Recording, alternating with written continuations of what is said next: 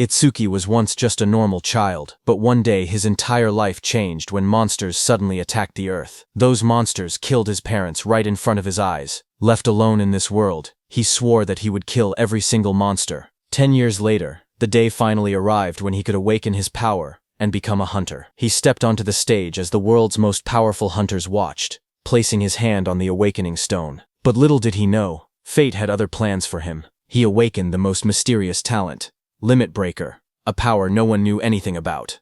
On top of that, he discovered that his level was fixed at level 0, meaning he could never level up. Now the question is, how will our protagonist take revenge on the monsters who killed his parents? This is only the beginning. There is much more to this story, so like this video before we begin this tale. This story starts with the memory of that day.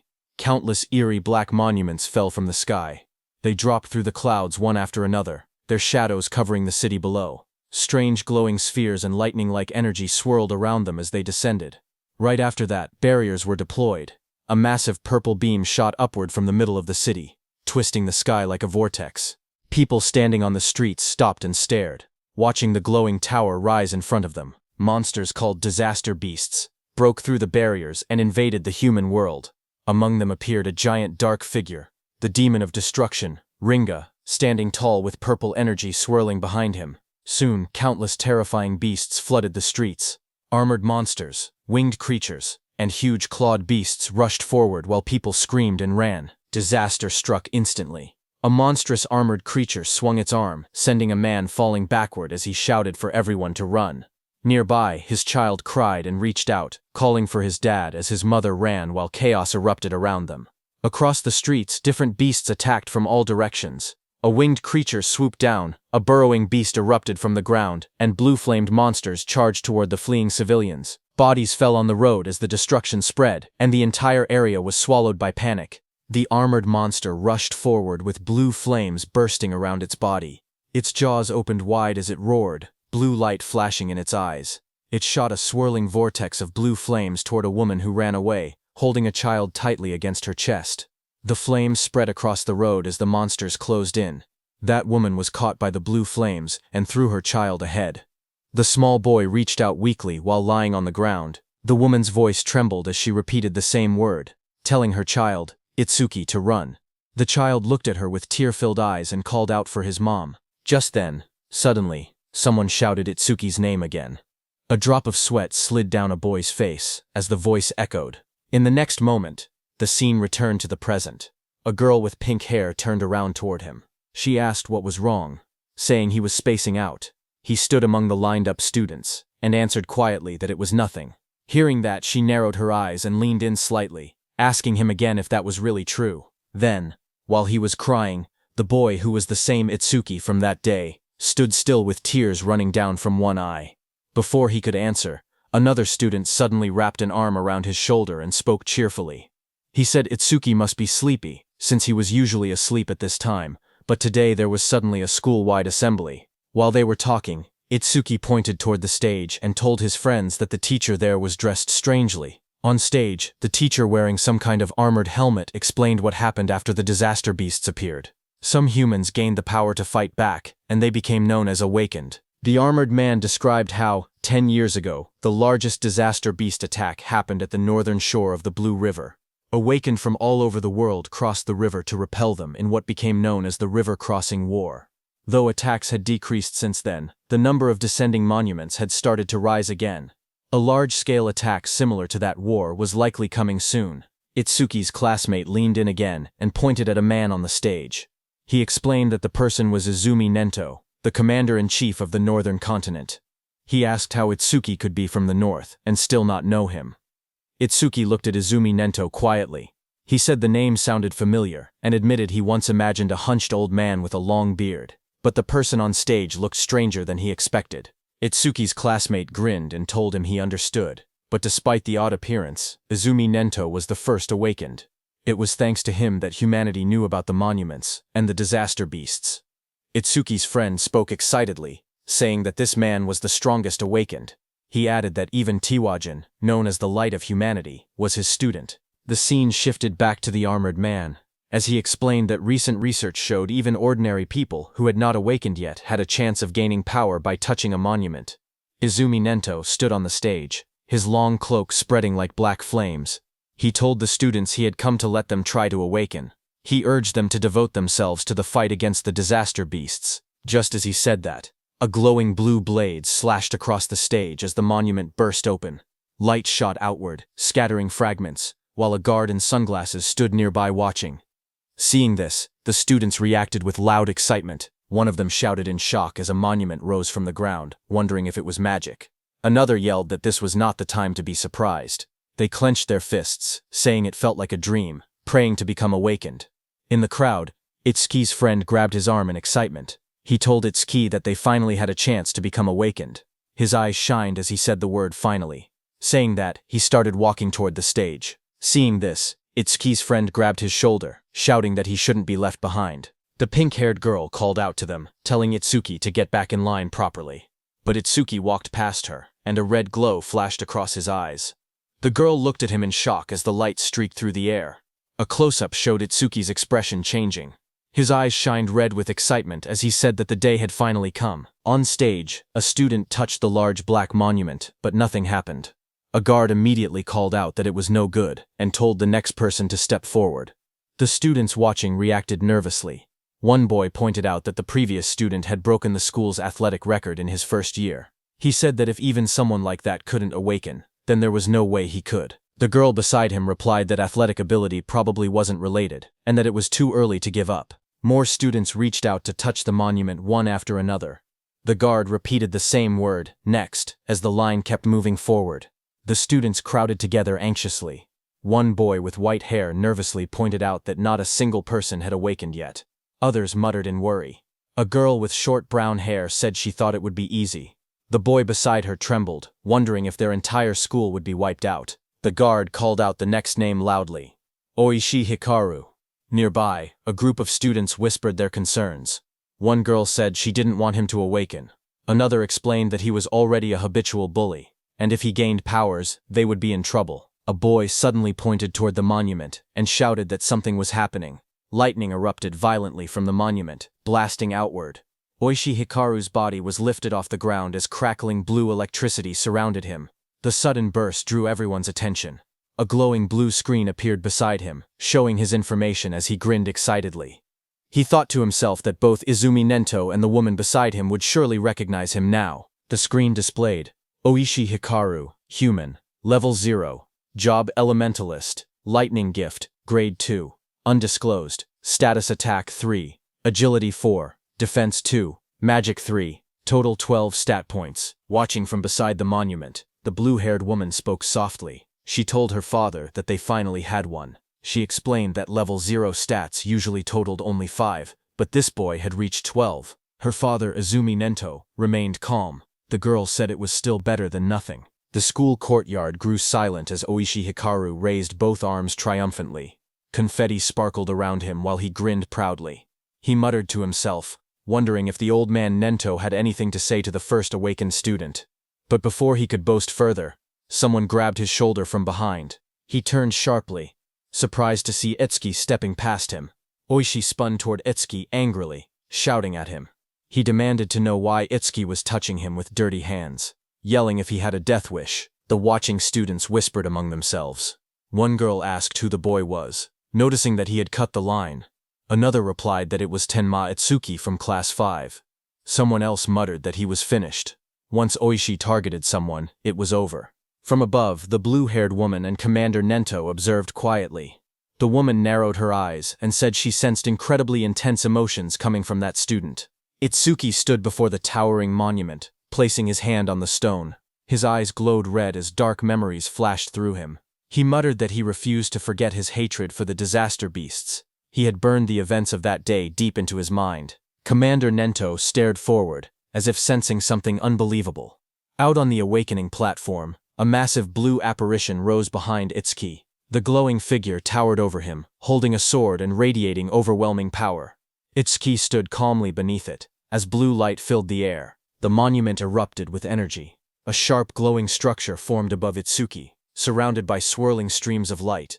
The light expanded outward, wrapping around the entire area like a giant lotus blooming in the sky. The crowd below watched as the school grounds were covered in a glowing dome. Students stared upward, speechless. One boy pointed out that the pillar of light reached hundreds of meters into the sky. Another said it looked far more spectacular than Oshi's awakening. Two of Itsuki's classmates watched with excitement. Both of them smiled and cheered proudly, shouting that this was exactly what they expected from Itsuki. The blue-haired officer stared at the sky in shock. She said that this phenomenon only appeared when the rarest job, Order Breaker, was born. She placed a hand near her mouth, unable to hide her surprise. Even Commander Nento said he looked forward to seeing how capable the student would be. Seeing that, Oishi's expression twisted with frustration as he glared at the overwhelming light. Itsuki opened his eyes in confusion. Surrounded by shimmering blue energy, he wondered where he was and asked himself if he had awakened. Looking around, he found himself sitting cross-legged in the center of a massive glowing lotus made of light. Countless petals surrounded him, floating in a calm, otherworldly space. Suddenly, a blue system screen appeared before him. Itsuki stared at it in shock as it displayed Tenma Itsuki's stats. He was a human at level 0, which was fixed. His job was Order Breaker, Nirvana. His gift was Nirvana, a special grade. His level was fixed. His stats increased when acquiring skills. It removed all debuffs and fully healed injuries. Just then, another blue window appeared, showing his skill, Over Mimesis, which was Z rank. It analyzed enemy attacks and allowed the acquisition of counter skills. Then another screen showed Itsuki's stats. His were Attack 0, Agility 0, Defense 0, Magic 0, Total 0. Itsuki's face went pale as he stared at the results. His jaw dropped, and he exclaimed silently that everything was at 0. But then, two blue system windows appeared in front of Itsuki. The first announced that the Z-rank skill Over Mimesis had been acquired. The second stated that the special grade gift, Nirvana, had activated, increasing all of his stats by 200. Another screen displayed the changes. Attack went from 0 to 200. Agility went from 0 to 200. Defense went from 0 to 200. Seeing this, Itsuki's expression brightened. He looked at the glowing screen with excitement and said he understood. He realized that whenever he gained new skills through Over Mimesis, Nirvana would raise his stats. Even if he couldn't level up like others, he could still grow stronger in his own way. He clenched his fist and smiled confidently. He admitted he didn't know what level this power compared to, but he had no doubt he had become an awakened. With determination in his eyes, he declared that he would annihilate the disaster beasts. A massive burst of blue light exploded from the monument. Students around him shielded their faces and shouted that the light was too bright. Some grabbed their eyes in pain. Through the blinding radiance, Itsuki's silhouette stood tall within the monument's glow. Lightning and energy swirled around him in a powerful display. Oishi stared at the scene, trembling with disbelief. His face twisted as he shouted that such a thing was impossible. The blue-haired officer gasped as she looked at the glowing monitor. She covered her mouth in shock and said that these stats were unbelievable for a rookie awakened. Even Commander Nento admitted that it was hard to believe, but stated that Itsuki was undoubtedly among the strongest of all new awakened in history. Outside, Itsuki stepped out of the light, petals of blue energy swirling around him, watching his silhouette shine with power. Just one word left Commander Nento's mouth: the strongest. A system window displayed his public information. Tenma Itsuki Human, Level 0 Fixed. Job Order Breaker. Gift Special Grade. Undisclosed. Skill undisclosed. Status, Attack 200, Agility 200, Defense 200, Magic 200, Total 800. In the crowd, students and teachers erupted in cheers. They shouted that Tenma's stats had shot up all at once. Someone cried out in disbelief, saying they never imagined their school would have someone this amazing. An older teacher yelled that this feat would go down in school history. But among the cheering crowd, Oishi trembled with rage. Lightning crackled around him as his eyes glowed red.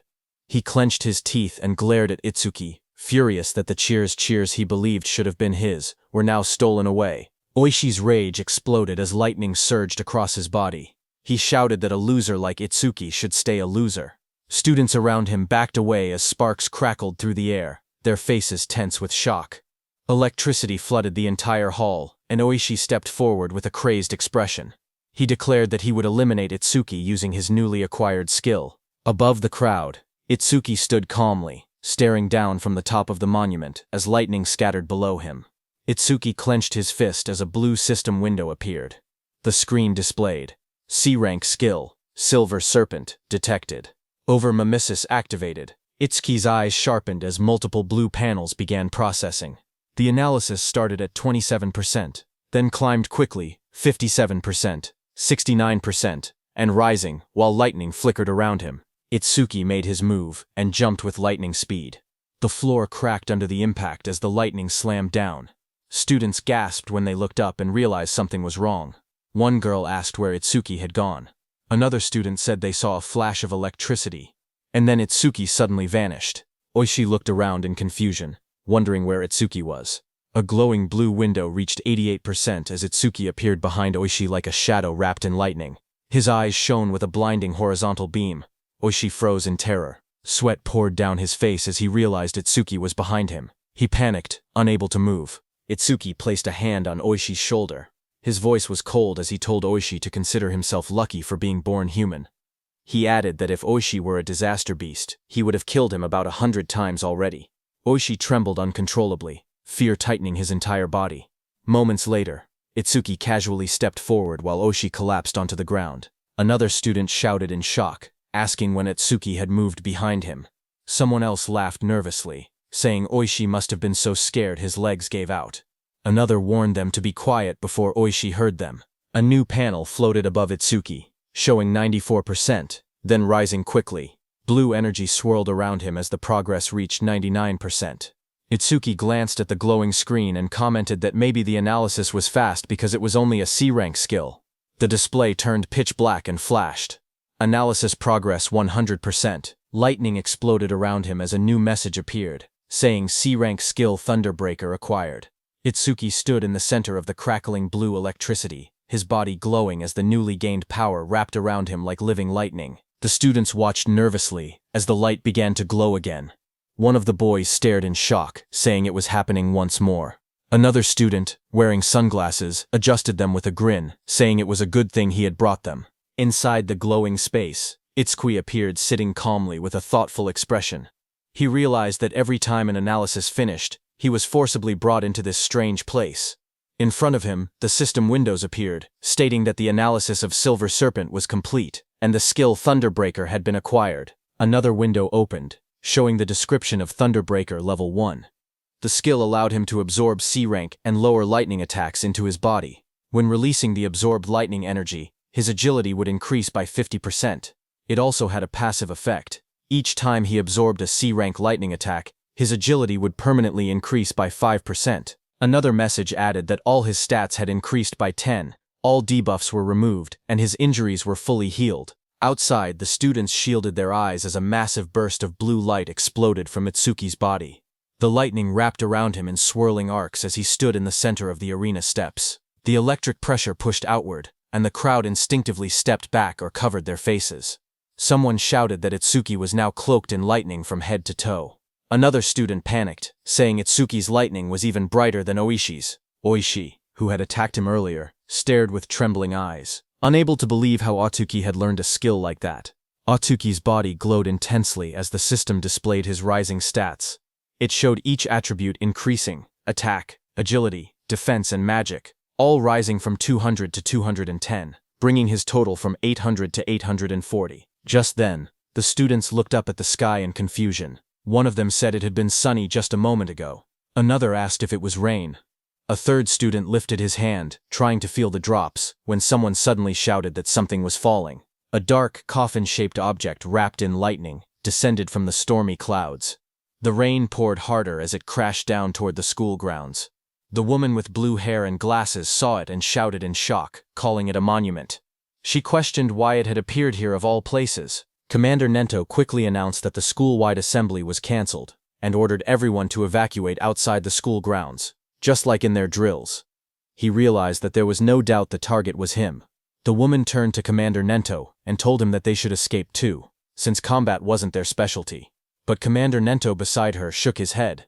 He warned that if they ran, everyone else would panic. He pointed ahead, telling her to look, because the boy standing there was calmer than both of them. Ahead of them, lightning exploded around the descending object. Students ran in all directions, fleeing in fear.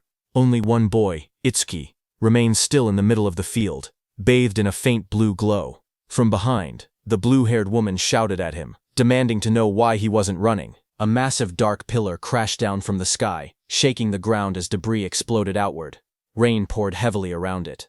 Nearby, a group of students panicked. One boy shouted that disaster beasts were coming and urged Itsuki to escape, but Itsuki, with glowing red eyes, stood still. His voice was cold as he declared that he would exterminate every single one of them. His friends stared at him in shock. One of them yelled that he would die if he didn't run. Another insisted that since he had only just awakened, he couldn't possibly fight disaster beasts. They told him to leave everything to the other awakened, but Itsuki shook his head. He calmly told them to trust him. The pink-haired girl hesitated, worry written all over her face. Finally, she shouted that if he died, he shouldn't blame them. She grabbed the other guy's clothes and dragged him with her. The glasses-wearing boy asked her if it was really okay to let him go, reminding her that the enemy was a disaster beast, a walking weapon of mass murder. As the two ran off, Itsuki looked ahead with a crazed smile. His eye glowed bright red through the rain. He muttered that his first enemy after becoming an awakened was the one who killed his parents, and that it was lucky. Lightning curled around him as he stepped forward. A glowing panel appeared beside him, displaying the status of the creature before him. It was Skeleton Soldier 10369. Level 8. Gift. Grade 2. Defense increases by 100%. If the enemy's attack exceeds its own defense, the gift becomes invalid. Skill. Bonefire. B rank. Its stats were: Attack. 15. Agility 10. Defense 120 plus 120. Magic 30. Total 295. The skeleton soldier stood covered in blue flames as Itsuki faced it head-on. A surge of lightning wrapped around Itsuki's arms as he tightened his stance. His red eyes glowed sharply as he wondered if he should test the skill he had just acquired. In the next moment, he charged forward, electricity exploding around his body. Blue lightning trailed behind him as he rushed toward the flaming skeleton beast on the field. The two forces collided, sparks scattering through the rain. The skeletal beast swung its arms to punch, but Itsuki dodged. Then Itsuki swung his electrified fist with full force, shouting that he would not let anyone else die. His punch struck the creature's chest, and a violent burst of energy erupted. The impact sent the disaster beast flying across the field, smashing through the school building. The ground trembled as debris scattered in all directions. Students watching from afar stared in shock. One student said Itsuki's strength was too overwhelming, that maybe they didn't need to run anymore. A female student was stunned, seeing how the impact had blasted the monster away in a single hit. The blue-haired inspector stared at the ruined wall, stunned that a rookie who had just become awakened could send a level 8 disaster beast flying with only one blow. Heavy rain poured down as Commander Nento watched from a distance, thinking to himself that Itsuki's speed and power were on a completely different level from other level zeros, but even then, he believed that defeating a skeleton soldier was impossible. He explained that skeleton soldiers had two troublesome abilities. The first was a gift that increased their defense. The second was a terrifying skill called Bonefire, a flame that burned anything it touched into ash. Blue flames erupted violently across the field, spreading like a wave toward Itsuki. The students gasped as the fire surged forward. Itsuki's friends cried out in fear, shouting Itsuki's name.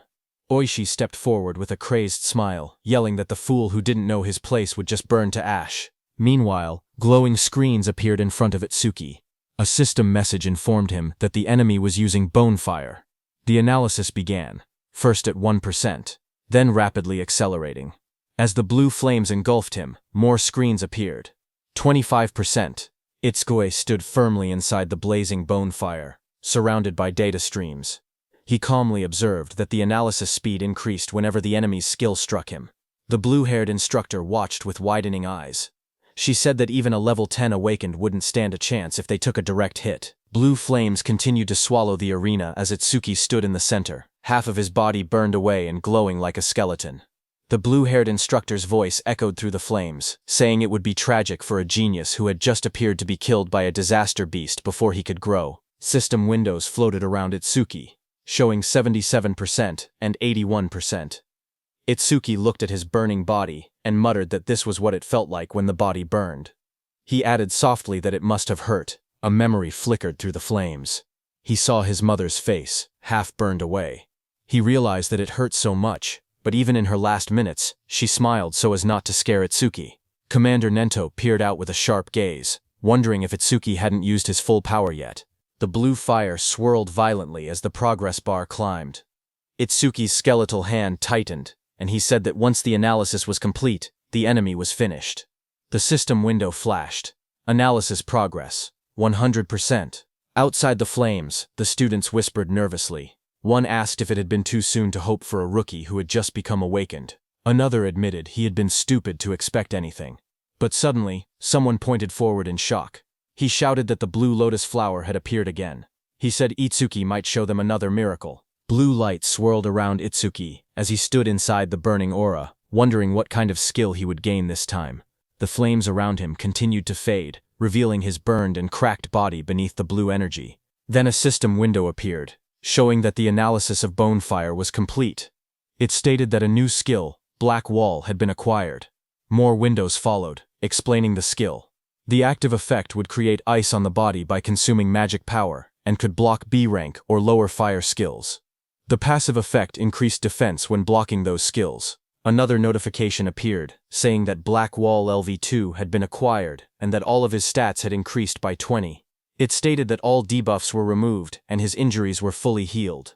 A new window showed his updated status. Attack, agility, defense, and magic had all risen from 210 to 230, bringing his total from 820. Itsuki looked at the glowing screen calmly. He remembered how even his strongest attack earlier couldn't break the skeleton soldier's defense. Now, with this new increase, he believed he should be able to do it. Suddenly, blue lotus petals unfolded around him, blooming like a massive light flower. Itsuki stood at the center, his body surrounded by shining energy. The students watching gasped in shock. One of them cried out in relief, saying Itsuki was alive. Others cheered loudly, convinced that he would succeed. Someone pointed out that a full recovery like this was practically a miracle. The blue-haired instructor stared in shock as she watched the scene unfold. She wondered aloud if Itsuki had a self-healing skill. She had seen him use a lightning element skill earlier, so she couldn't understand how he was recovering. Commander Nento was also shocked. He remembered that order breakers were considered the most mysterious job, but even among them, Itsuki seemed uniquely strange. Meanwhile, Itsuki stood in the center of the glowing lotus petals.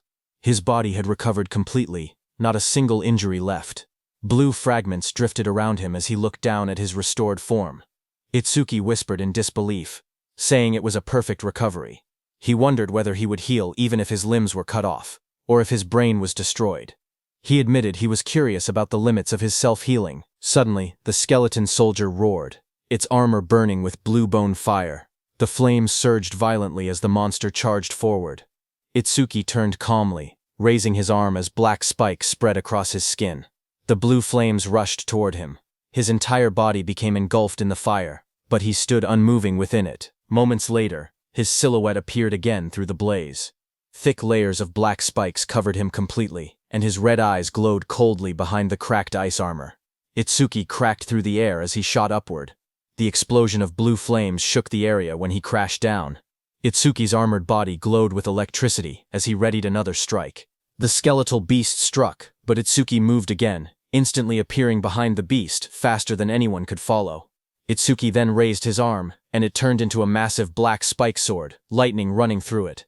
Itsuki moved with lightning speed, and with a single slash, cut the skeletal beast in two with that sword. The students watching from afar were stunned. One of them said that Itsuki moved behind the disaster beast in an instant, as if he had teleported. Another said that only awakened people could track movements like that. Oishi was also stunned, saying she couldn't see Itsuki's movements at all. She compared it to what she had seen before. The blue-haired instructor questioned if someone like Itsuki could really be a rookie. On the other hand, as the dust settled, Itsuki stood alone. As the black spikes on his body disappeared, he kicked and destroyed the skeleton beast's head. He was stunned to realize that it not only generated solid armor to protect his body, but could also shape that armor into any kind of weapon he wanted. A divine skill that combined both offense and defense. Suddenly, someone shouted his name. Itsuki turned his head in surprise as his friend rushed toward him and wrapped him tightly in a relieved hug, saying he was glad Itsuki had won because he had been worried the entire time. Itsuki stayed still for a moment before asking about Saya. His friend pulled back and admitted that Saya had been watching earlier with a face that looked like she might cry, but now she was nowhere to be seen. Itsuki looked toward the crowd, wondering why she didn't come. He scanned the students in the distance, confusion growing. He quietly wondered if she might be angry. Not far away, the blue-haired instructor watched the aftermath of the fight. She spoke seriously, noting that for a boy to defeat a skeleton soldier, Something even a level 10 awakened would struggle against was unbelievable. Commander Nento called the blue-haired instructor Choa and told her to stay and assist with the cleanup. He also told her to deliver his message to the principal that he would be taking Itsuki with him. On the other hand, Itsuki's friend patted Itsuki's hand, saying there was no way Saya would be angry after he won. He guessed that Saya was probably scared of falling behind Itsuki, so she might have gone to touch the monument instead. Itsuki lowered his gaze slightly and murmured that he hoped that was the case. Just then, a voice called out to him, asking if he was Tenma Itsuki. Itsuki turned and noticed someone approaching. Commander Nento, wearing a long cape, stood before him. Itsuki looked up at him in silence. People watching from a distance began whispering among themselves. They saw that Izumi Nento, a famous figure, was talking directly to Itsuki. Some wondered if he intended to take Itsuki as a student. Others doubted it, saying the only person Commander Nento had ever accepted as a student was Tiwajin, humanity's strongest. They insisted that no matter how strong Itsuki seemed, something like that wouldn't happen. Itsuki's friend stepped away nervously and said he would go look for Saya. Commander Nento then looked down at Itsuki and spoke calmly. He told Itsuki that he was quite special. Itsuki looked at Commander Nento and repeated the word softly, asking what he meant by calling him special. Commander Nento observed Utsuki closely and saw dark energy gathering around Utsuki. He told Utsuki that his heart seemed filled with anger and hatred. Utsuki stood in the darkness, a glowing light shining across his eyes. Commander Nento then stepped forward and said that he wanted to know the reason behind that hatred. Itsuki finally spoke, explaining that 10 years ago, his parents were killed by disaster beasts while trying to protect him. A scene from his childhood flashed before his eyes, his younger self crying helplessly as danger closed in. He remembered how he had nearly been killed as well, but an awakened appeared at the last moment and saved him. The powerful figure struck the beast right in front of the frightened Itsuki. Itsuki told Commander Nento that, right before his eyes, he had watched his mother die. A glowing blue flame slowly consumed his mother's body. Even as half her face vanished into bone and ash, she smiled gently at Itsuki and told him that he must walk the rest of the path on his own. Young Itsuki stared at her with trembling eyes, unable to understand. His voice cracked as he cried out for his mother. Anger raged inside him as he looked at the beast. Words echoed in his mind, reminding him that both his mother and father had died because of beings like this. Tears streamed down his face as he shouted in denial. Before him, a towering monstrous figure rose from the darkness, an enormous being surrounded by raging purple flames. Its shadow loomed over Itsuki as he realized the horrifying truth. The creature before him was the root of all evil. Shaking with rage, Itsuki glared upward. His eyes burned red as hatred filled his heart. On that day, he swore a vow. He would kill that demon, and every last creature of its kind. In the present, Itsuki clenched his jaw, a tear slipping down his cheek as he shouted that he would kill all of its kind. Commander Nento looked at him and commented that even with a heart consumed by hatred, Itsuki still shed tears. Itsuki raised a hand to his face and explained calmly. Ever since he witnessed the tragedy of his mother's death, his left eye had stopped producing tears, but his right eye had begun crying on its own. Thanks to that, he said, he never forgot his hatred for the disaster beasts. Commander Nento then asked if Itsuki would become his student.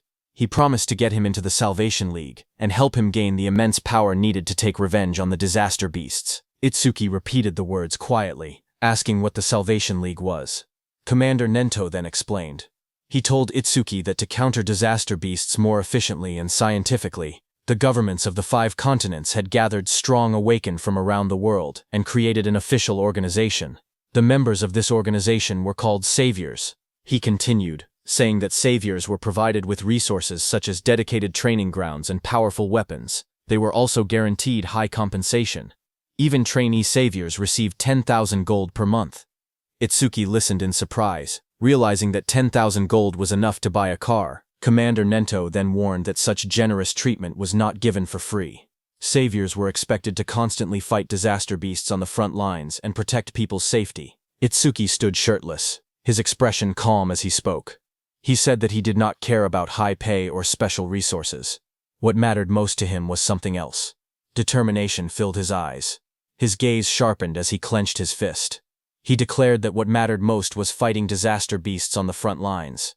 With unwavering resolve, he announced that he wanted to become a savior as well. Commander Nento then explained the process.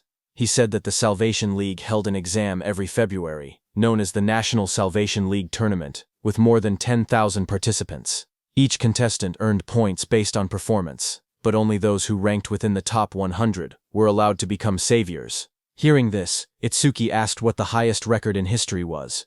Commander Nento told Itsuki that it would not be very useful as a reference. He explained calmly that the record was 115,000 points, set by Tiwajin 11 years ago. He added that passing required only 30% of that score, while securing first place required at least 50%. Itsuki silently recalled the name Tiwajin, the strongest awakened, known as the light of humanity, the one Rakuru had mentioned. Commander Nento told Itsuki that Jin was special, and that comparing himself to Jin would only bring despair. But even so, Itsuki should still have confidence, because he believed Itsuki could one day stand shoulder to shoulder with Jin. Itsuki stood shirtless on the training ground, his expression steady. With unwavering determination, he declared that he would surpass Tiwajin. Hearing those words, Commander Nento's eyes widened inside the helmet, reacting with surprise. He remembered something from the past, a time when he had stood with Tiwajin, and told him that he had become incredibly popular. The younger generation was trying to follow in his footsteps, but Tiwajin warned that following alone would never win the war against the disaster beasts. Someday someone would surpass him, just as a new sunrise replaces the setting sun. Tiwajin said that he looked forward to that day. Seeing Itsuki's resolve, Commander Nento thought that the sunrise Tiwajin had been waiting for had finally appeared. A few hours later, Commander Nento took Itsuki to another place. There, when Itsuki saw the massive dome-shaped structure rising in the distance, glowing under the sky, he asked quietly what it was. Commander Nento explained that these monuments acted as passages connecting the human world to the world of disaster beasts. He said that if the beasts were killed but the monuments were left untouched, new beasts would simply appear again. He pointed at the massive dome-shaped building, and explained that this facility was created to isolate monuments that couldn't be destroyed. Awakened individuals periodically entered it to sweep out the disaster beasts that emerged. This kept the danger under control, and also served as training. Itsuki looked at the building and asked if it was a training facility. Commander Nento, standing beside him, confirmed it, saying they called these places stages. He explained that the number and strength of the beasts inside couldn't be controlled, making it extremely dangerous. Commander Nento told Itsuki that the beasts in this specific stage were especially strong. Among all rookie-level stages, this one had the highest mortality rate. Because of that, people called it the rookie's graveyard. He told Itsuki that when Jin was still a rookie, he had cleared this deadly stage in 3 minutes and 14 seconds. Commander Nento turned to Itsuki and said that if Itsuki truly intended to surpass Jin, then 3 minutes would be his limit.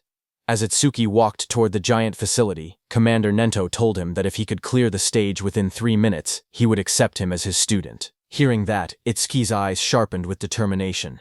He wanted to surpass Jin and become Commander Nento's student. People in the lobby turned their heads when they saw a familiar figure. Someone pointed and said that Mr. Izumi had arrived. Another person noticed Itsuki walking beside him and asked if that was the rumored rookie. The crowd stared in surprise, whispering that there was no way a rookie could walk next to Mr. Izumi unless he was an awakened on Tiwajin's level. Itsuki looked around quietly and wondered to himself if this person was really that famous. Thinking that, he walked toward the stage entrance and saw the display showing the disaster beast level inside, level 10. He noted that it was only 2 levels higher than the skeleton soldier he had faced earlier, and wondered how strong that really was. But what surprised him more was that even though several people were gathered nearby, none of them seemed prepared to enter the stage. He wondered why that was. Someone nearby muttered that the rookie looked way too confident, and assumed that a high-level awakened must be accompanying him. Another wished they could be taken along too, while someone else joked that the rookie probably came just to flirt with the receptionist, saying that with a decent face, he was getting cocky. At the counter, the receptionist approached him with a polite smile. She asked if he wanted to enter the stage and how many challengers there would be. He calmly replied that it would be just him. Hearing that, the area fell silent as the receptionist stared at him across the counter. Suddenly, she leaned forward and yelled angrily. She told him not to make unfunny jokes and asked if he was messing around. She warned him that if he was just there to hit on her, it was pointless. She explained that even if the place was an artificial stage, it was still dangerous. People could get hurt or even die. Itsuki stared at her in confusion, wondering what she was even talking about. Behind them, several people watching from afar started laughing. They joked that he really was there to hit on her. Some said that there were always people who treated the stages like dating spots, and those people usually got scolded and went home. Itsuki looked at the receptionist calmly and explained the misunderstanding. He told her he had absolutely no interest in her. He said he only came to challenge the stage, nothing more. But the receptionist sighed and rubbed her forehead. She told him he didn't have to act tough just because he was embarrassed. She even said she would give him her contact information so he should just go home. But Itsuki's expression darkened. A shadow fell over his face. He told her not to make him repeat himself. He didn't care about her contact information at all. He only wanted her to let him enter the stage. Hearing that, the receptionist reluctantly agreed, and told him not to blame her if he died. She held out a metal bracelet with a nervous expression, clearly shaken. Seeing that, Itsuki muttered that she should have just given permission from the beginning, instead of making him repeat himself. The people watching from behind whispered among themselves. One man called Itsuki an idiot, saying he could have gotten her contact information but chose to act tough instead. Another pointed out that a level 0 rookie challenging a level 10 stage was basically suicide. They guessed he would run out in less than a minute. Someone else noticed how confident he looked and wondered if he might succeed since he also had a special grade gift. But another person reminded everyone that for awakened people, gifts were just bonuses. The most important thing was level. No matter how special the gift was, it meant nothing if the level was low. On the other hand, standing in front of the gate, Itsuki checked his bracelet. He said that his personal information was registered on it, so scanning it would let him enter. A glowing screen appeared above his hand, confirming, "Entry by awakened Tenma Itsuki has been approved." Itsuki stretched his hands forward and took a breath. He reminded himself that the promise was within 3 minutes. Then he said it was time to begin. A bright digital timer appeared, showing 001 in green numbers. And just as the gate opened, Itsuki moved with explosive speed. Red energy surrounded his body as he dashed forward, his eyes glowing sharply. He looked around and noticed the vast area. He thought that the interior space was much bigger than he expected. As he ran across the grassy field toward a tall black tower, he told himself that it was his first time entering a stage, even if it was an artificial one. Suddenly, Itsuki noticed a creature rush in, and said that it was coming. That creature jumped toward him. It was a wooden monster from the Kodama tribe. A blue window appeared beside it, showing its information. Kodama Num 1307. From Kodama tribe. Level 4. Gift none. Attack 49, Agility 48, Defense 53, Magic 24, Total 174. Seeing it coming, black spikes formed on Itsuki's hand.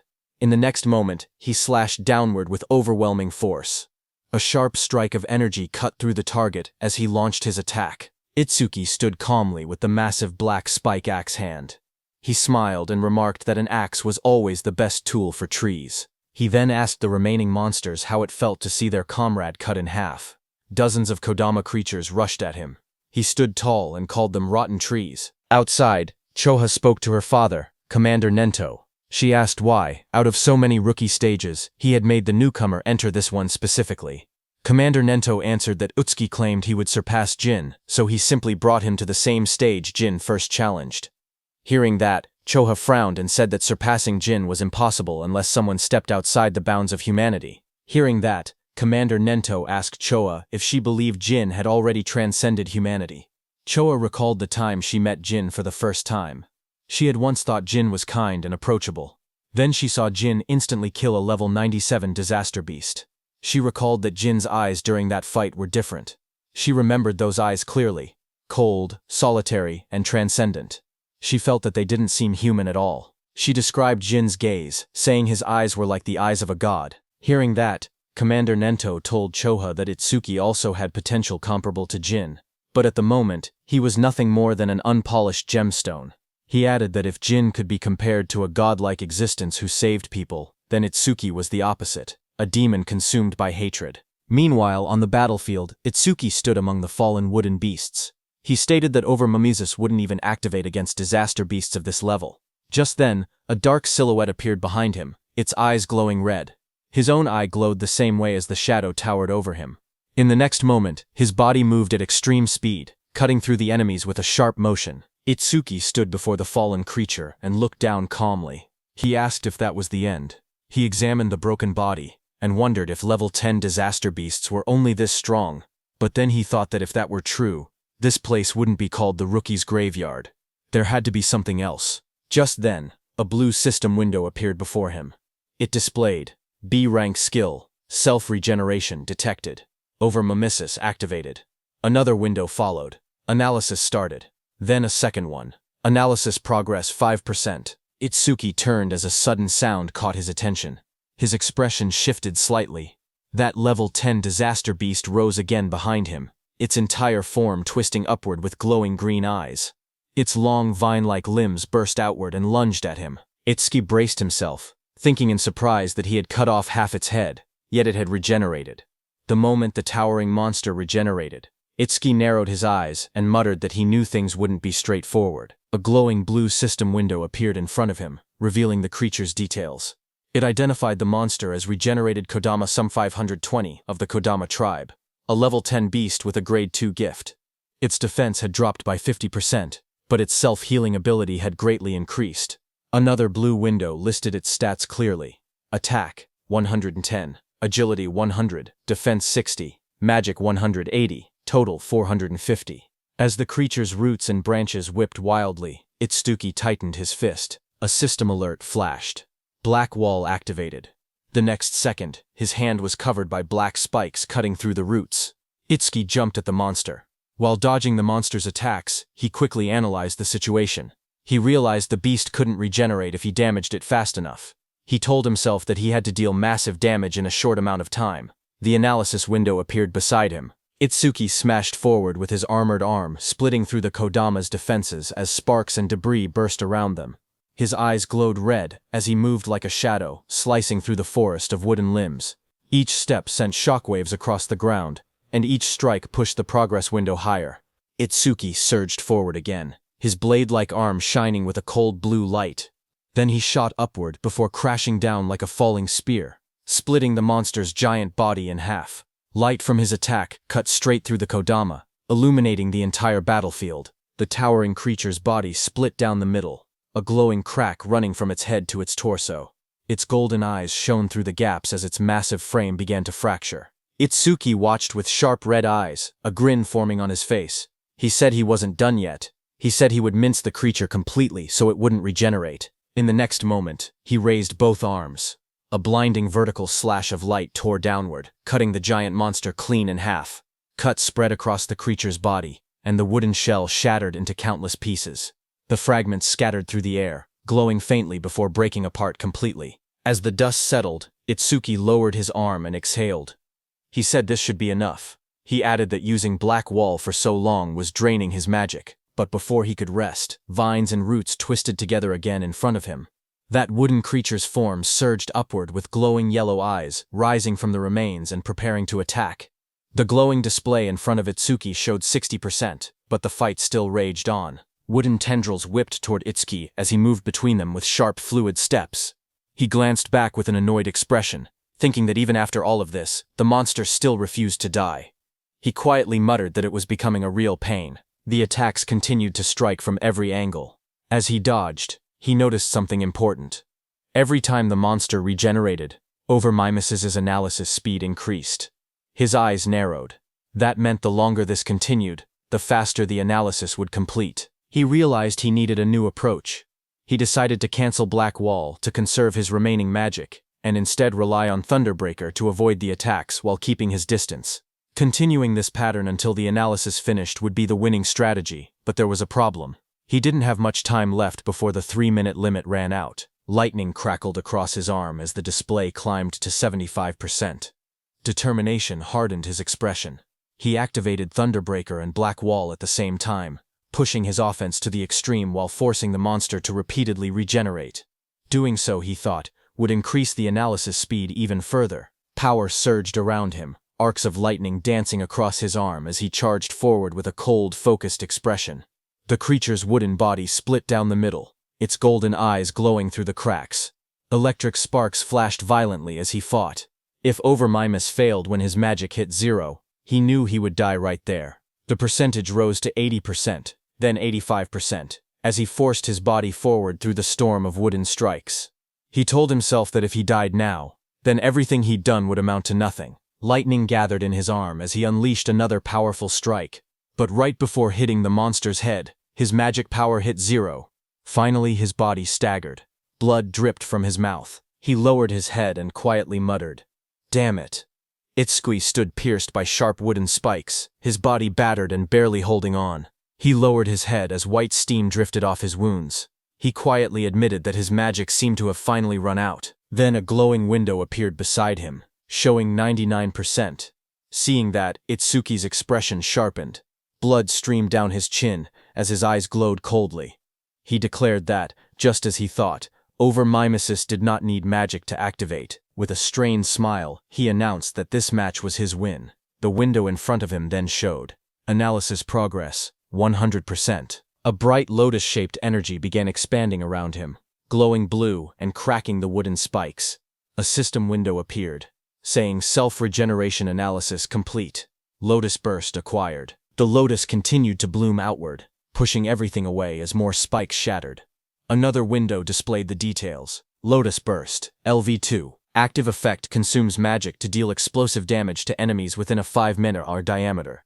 Power scales with magic consumption.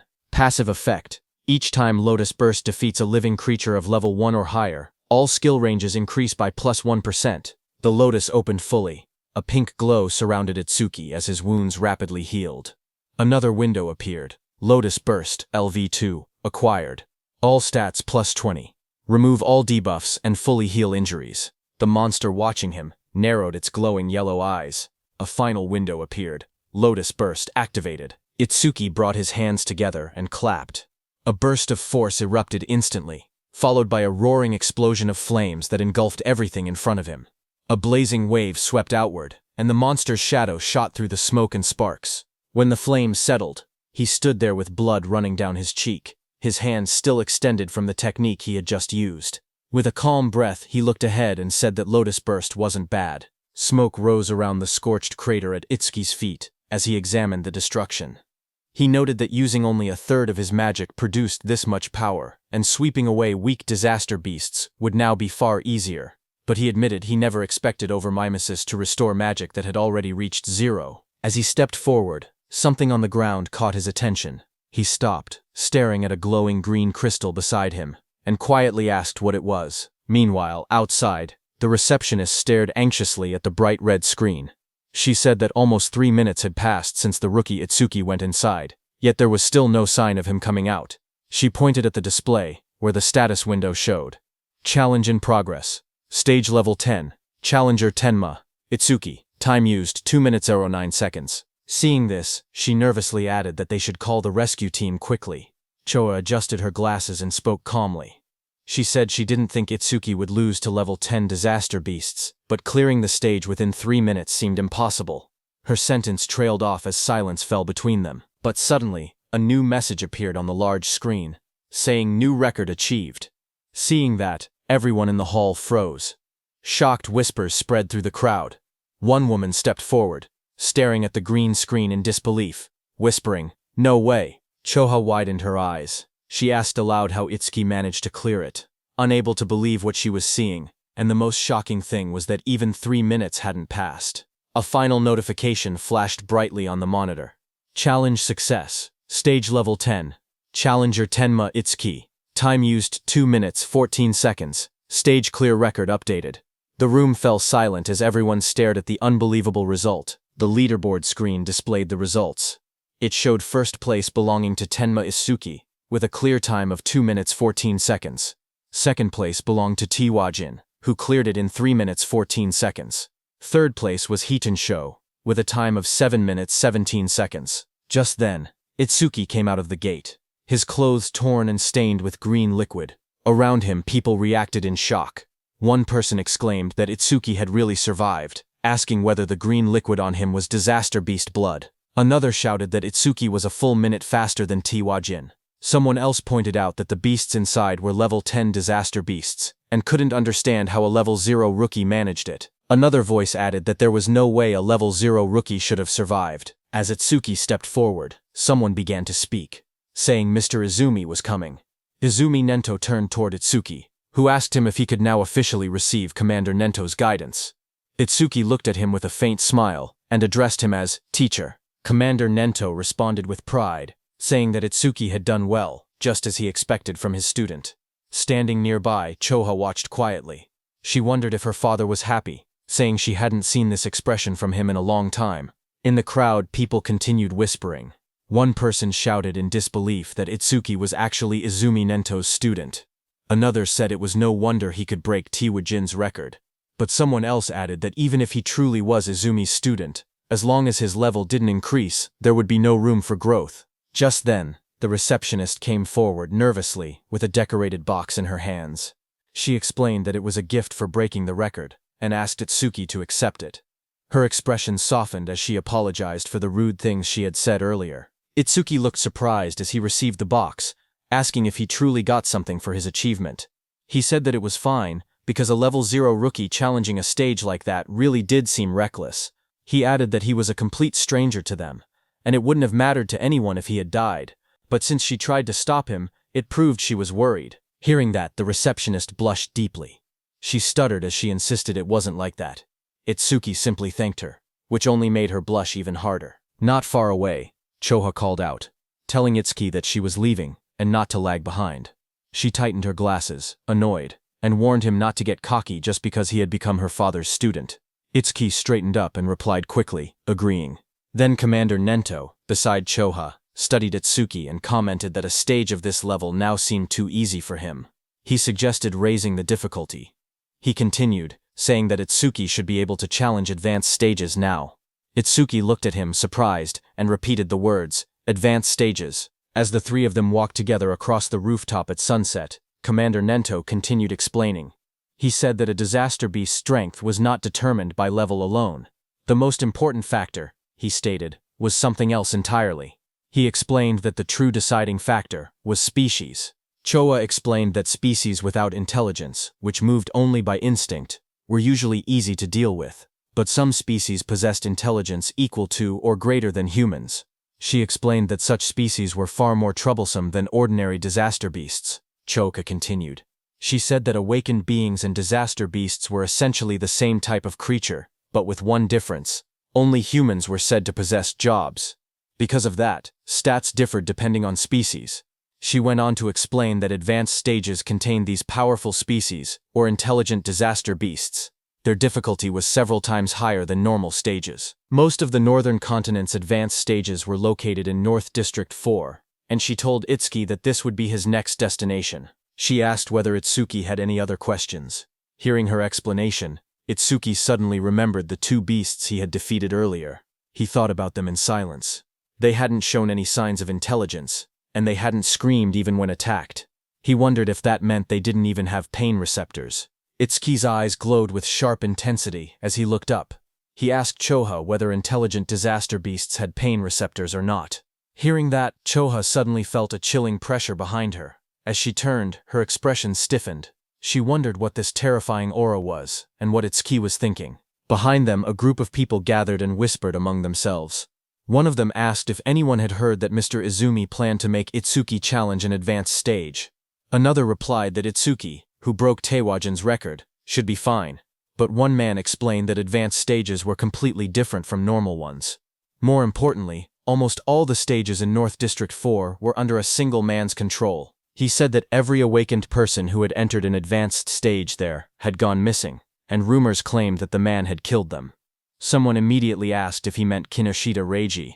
Another man began to speak disrespectfully, asking who Kinoshita Reiji even was, and suggesting he acted like a king. His friend quickly covered his mouth, hushing him in panic. He warned him that he would be killed too if that man heard him. After all, he said, that man was the son of the North District 4 governor, Kinoshita Reiji. The scene shifted to a luxurious room. A young man lounged confidently while servants stood around him. He was the infamous Kinoshita Reiji. A subordinate asked him when he would be departing. Reiji smirked as he answered. He said that all the stages in North District 4 were under his control, so he would go whenever he wanted. To him, waiting in line was something only commoners did.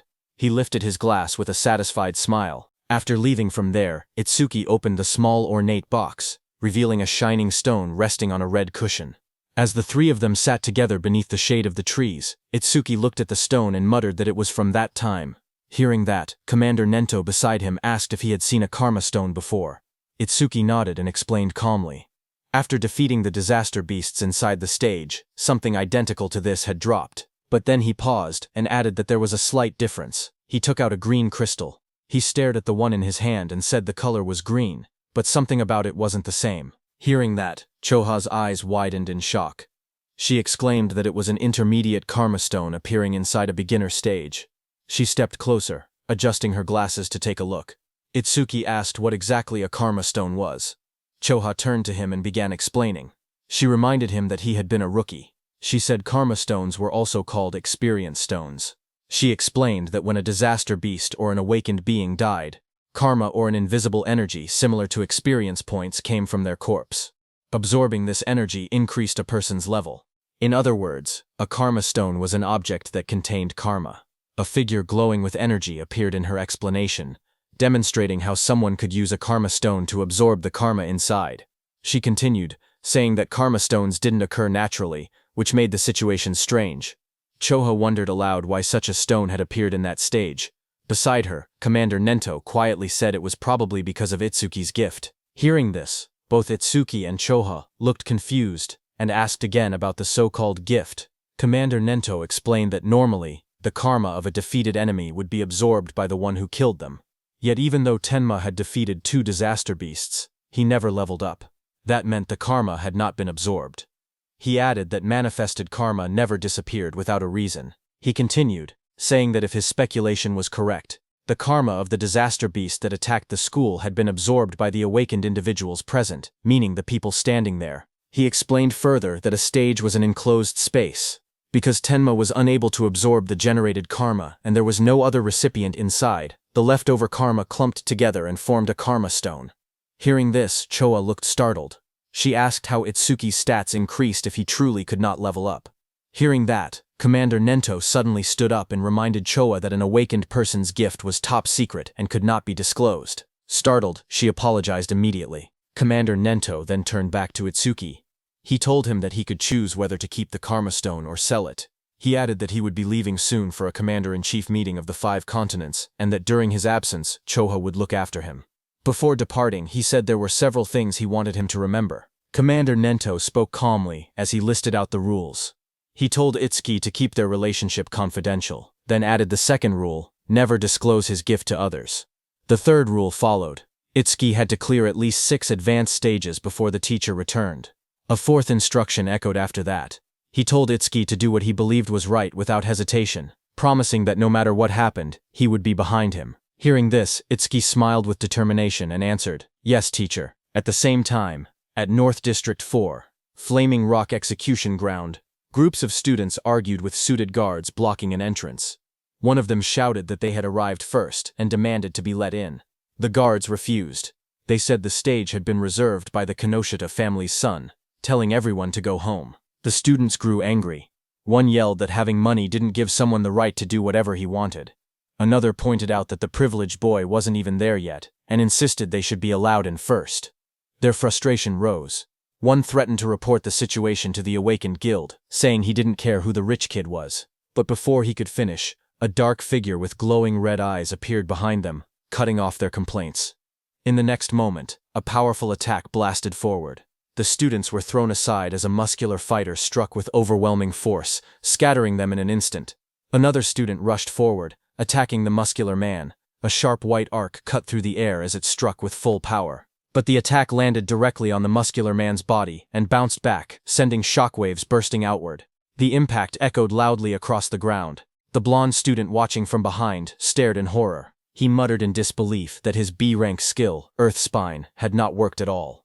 The muscular man turned, his face shifting into a terrifying form with glowing red eyes and metallic markings. He shouted that the attack didn't hurt or even itch. The blonde student trembled. He thought to himself that Earth Spine was a technique meant to pierce anything. He wondered if the man in front of him was actually a monster. Before the student could react, the monstrous man lunged forward and grabbed him, his red aura flaring violently as he towered over the frightened student. The muscular man smacked the blonde student's head. The blonde student slammed down violently. Blood burst from his mouth as his eyes rolled back, his body twisting from the impact. Around him, the spectators reacted in shock. They whispered that a level 7 and a level 8 student had been killed instantly without being able to defend themselves. They said the big guy was far too strong. Someone identified him as Oga Takuru, one of Kinushita Reiji's 4 pillars, and a level 12 gold elementalist. Hearing that, the crowd understood why things had turned out this way. Oka held one of the defeated students by the neck and warned everyone. He said he would not forgive anyone who tried to enter the stage without Reiji's permission. If anyone resisted, he would treat them the same way he treated the 2 lying on the ground. The other students watched nervously as Takuru lifted the struggling blonde student off the floor. The blue-haired student remained unconscious beside him. Oga shouted that nobody should think about helping them. The group of bodyguards in suits stood nearby, laughing. One of them told Oga not to go too far because the trash was watching. Another warned that if he kept beating weak students, the teacher would hear about it. Their laughter echoed through the area. Oga only scoffed. He tossed the blonde student aside with a flick of his arm, showing no concern at all. The injured blonde student collapsed forward, but before he could hit the ground, Itsuki caught him. Blood dripped from the student's nose as his body went limp in Itsuki's hands. Around them, the other students whispered in shock. One of them asked who the newcomer was and wondered why he didn't listen when they told him not to interfere. Another panicked voice said that a level 0 person was definitely going to die. Someone else stared at Choa and muttered that the beauty beside him looked familiar. Not far away, Oga glared at Itsuki. He shouted that nobody was allowed to pass without Reiji's permission. He warned that if Itsuki didn't want to end up like the unconscious student, he should just go home quietly. Hearing that, Itsuki lowered his head slightly. He calmly said that he understood. He wouldn't be able to enter the stage unless he defeated this man. Beside him, Choa raised her hand, saying she would contact the North District 4 administrator because this kind of behavior couldn't be allowed. But Itsuki stopped her. His eyes glowed bright blue as he said it wasn't necessary. He repeated what his teacher had told him, that he should do what he believed was right without hesitation. He then turned to Choha again and spoke plainly. He said he would leave the treatment of the injured students to her. Then he turned to Oga. As Itsuki stepped forward, a thought appeared in Oga's mind as he stared at him. He wondered who this man was. A status window floated beside Itsuki, showing his information. Tenmatsuki, human, level 0, fixed, job, order breaker, gift, special grade, skill, undisclosed, status, undisclosed. Seeing this, even though Itsuki was level 0, he stood firmly without any fear. Oga wondered if Itsuki had a rare job that allowed him to stay calm like this. Oga suddenly felt something strange. Even with his higher level, he felt pressured. He told himself that rare job or not, he was 12 levels ahead. The stat difference shouldn't be something Itsuki could bridge. Another window appeared beside Oga, showing his status. Oga Takeru, human level 12, job, elementalist, gift grade 2. After metallization, defense plus 50% in stationary state. Skill, metallization, status, attack, 110, agility, 100, defense 250, magic 145, total 605. As Oga stared, his expression changed. His eyes widened, and in the reflection of his pupil, he suddenly saw Itsuki rushing toward him at incredible speed. In the next moment, Itsuki's fist collided with Oga's body with overwhelming force, sending a shock through the frame as the impact landed cleanly. The crowd watched in shock as 2 students stared ahead, sweat running down their faces. One of them exclaimed that the speed was unreal and wondered if Itsuki was really level 0. The other admitted that even though he was level 8, he wasn't sure he could keep up with that kind of movement, but as the dust settled, it was revealed that Itsuki's fist had struck Oga's metal head, sending steam rising from the impact. Oga had blocked the blow with his metallization skill, his face hidden behind the shining metal layer. Seeing this, Itsuki pulled back slightly, his eyes narrowing as he realized the strike had been stopped. Oga then raised both hands, his arms transforming completely into polished metal. He looked down at Itsuki and commented calmly that the speed was good. Then he moved and lunged forward with overwhelming force, shouting that Itsuki's attack still lacked power. The floor shattered beneath him as debris exploded outward. Itsuki braced himself, analyzing the situation in silence. He thought about what it would take to successfully land a surprise attack on an enemy above level 10.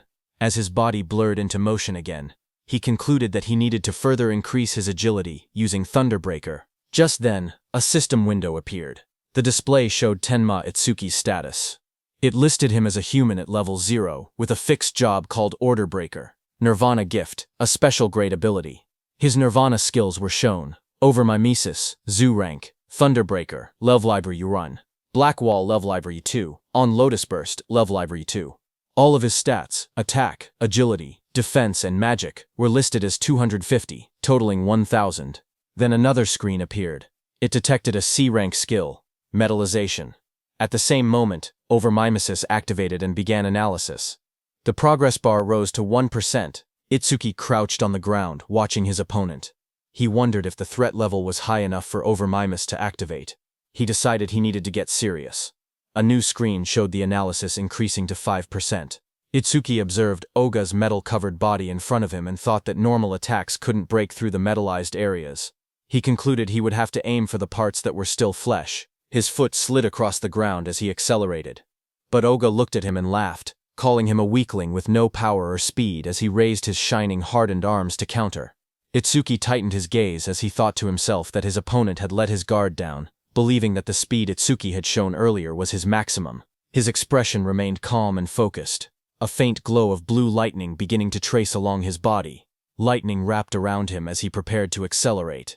He readied his fist, and in that moment, he decided to increase his speed using Thunderbreaker.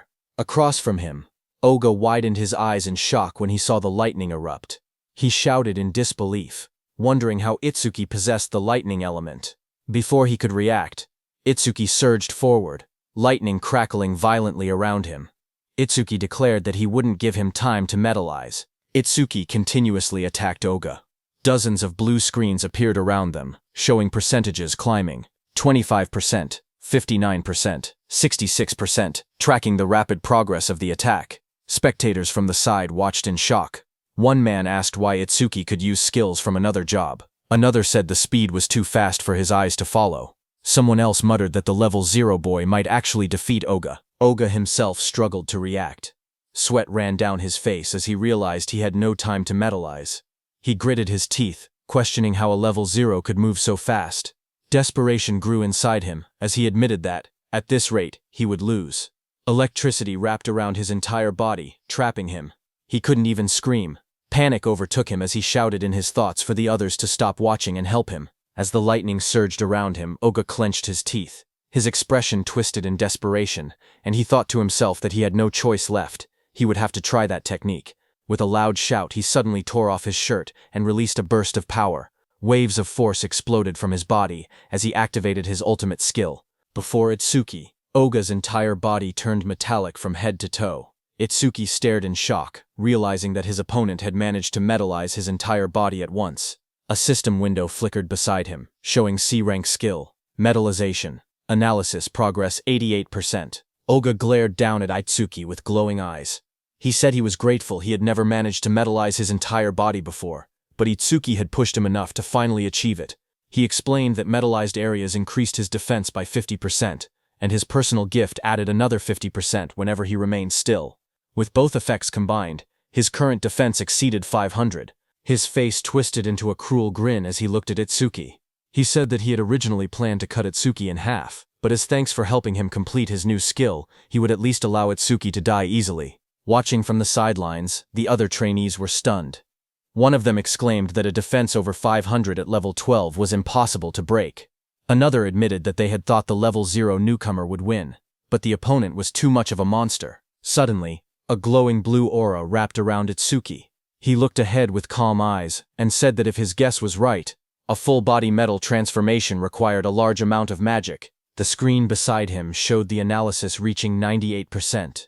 Itsuki continued, saying that if Oga had used most of his stat points on defense, then his magic shouldn't be very high.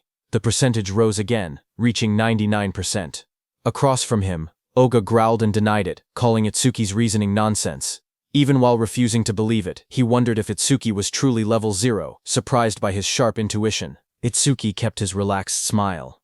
He said he wouldn't bother using a boring tactic like draining Oga's magic down to 0. Instead, he declared he would finish the fight quickly. At that moment, the blue screen flashed. Analysis progress reached 100%. High above, a blue lotus-shaped aura began to bloom. Choha, watching, whispered that the lotus had appeared again, and realized that Itsuki was about to become even stronger. Others stared at the giant lotus forming around him. One man questioned if this lotus was really a level 0 skill. Another wondered how Itsuki planned to defeat Oga since it didn't look like an offensive technique. A notification window appeared. The analysis of the metallization skill was complete, and a new skill called Clear Orb had been acquired. Another window described the skill, Clear Orb Level 1. Active effect. It shoots a perfect sphere along a fixed path. The sphere travels at 1 meter per second and pierces through every enemy in its path while ignoring all defense. Passive effect. Every time an enemy with higher defense than the user is defeated with clear orb. Seeing that this new skill had defense ignored, Itsuki thought that if he hit with this, he could definitely deal damage. But the problem was flight speed. At 1 men/s, even ordinary people could dodge it, so timing was crucial. But then Itsuki thought that against that sandbag Oga, who wouldn't even move, he didn't even need to think about timing. Itsuki's eyes glowed blue as he looked at Oga and declared that Oga's prized absolute defense would be thoroughly smashed to pieces. Just then, a system window appeared displaying Clear or B, Believe or 1, acquired. All stats plus 10, remove all debuffs and fully heal injuries. Status.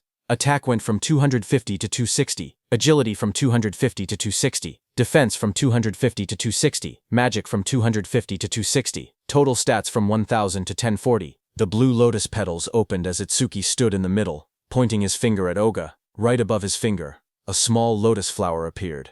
As the lotus spun and bloomed, Itsuki told Oga to now try to dodge this.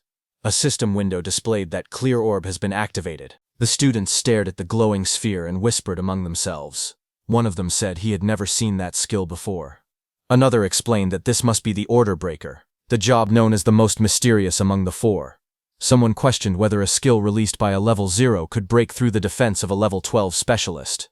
Another pointed out the confident look on Itsuki's face, saying that the technique must be incredible. A glowing lotus-like shape opened, revealing a small black orb. The orb floated forward, shining as colors scattered around it. The onlookers watched silently as the orb drifted through the air. Some students stared in confusion. One boy complained, saying it was just a tiny ball. Another asked if they were being serious, and called it disappointing. Oga glared at the orb. He mocked the attack, saying that such a small sphere couldn't make him move or cancel his gift, calling it naive. He stepped forward confidently. He asked if this was Itsuki's trump card. Then, the orb continued floating toward him. With a mocking glare, Oga shouted that Itsuki was going to die pathetically. For a moment he remained certain of his victory, until his expression suddenly shifted.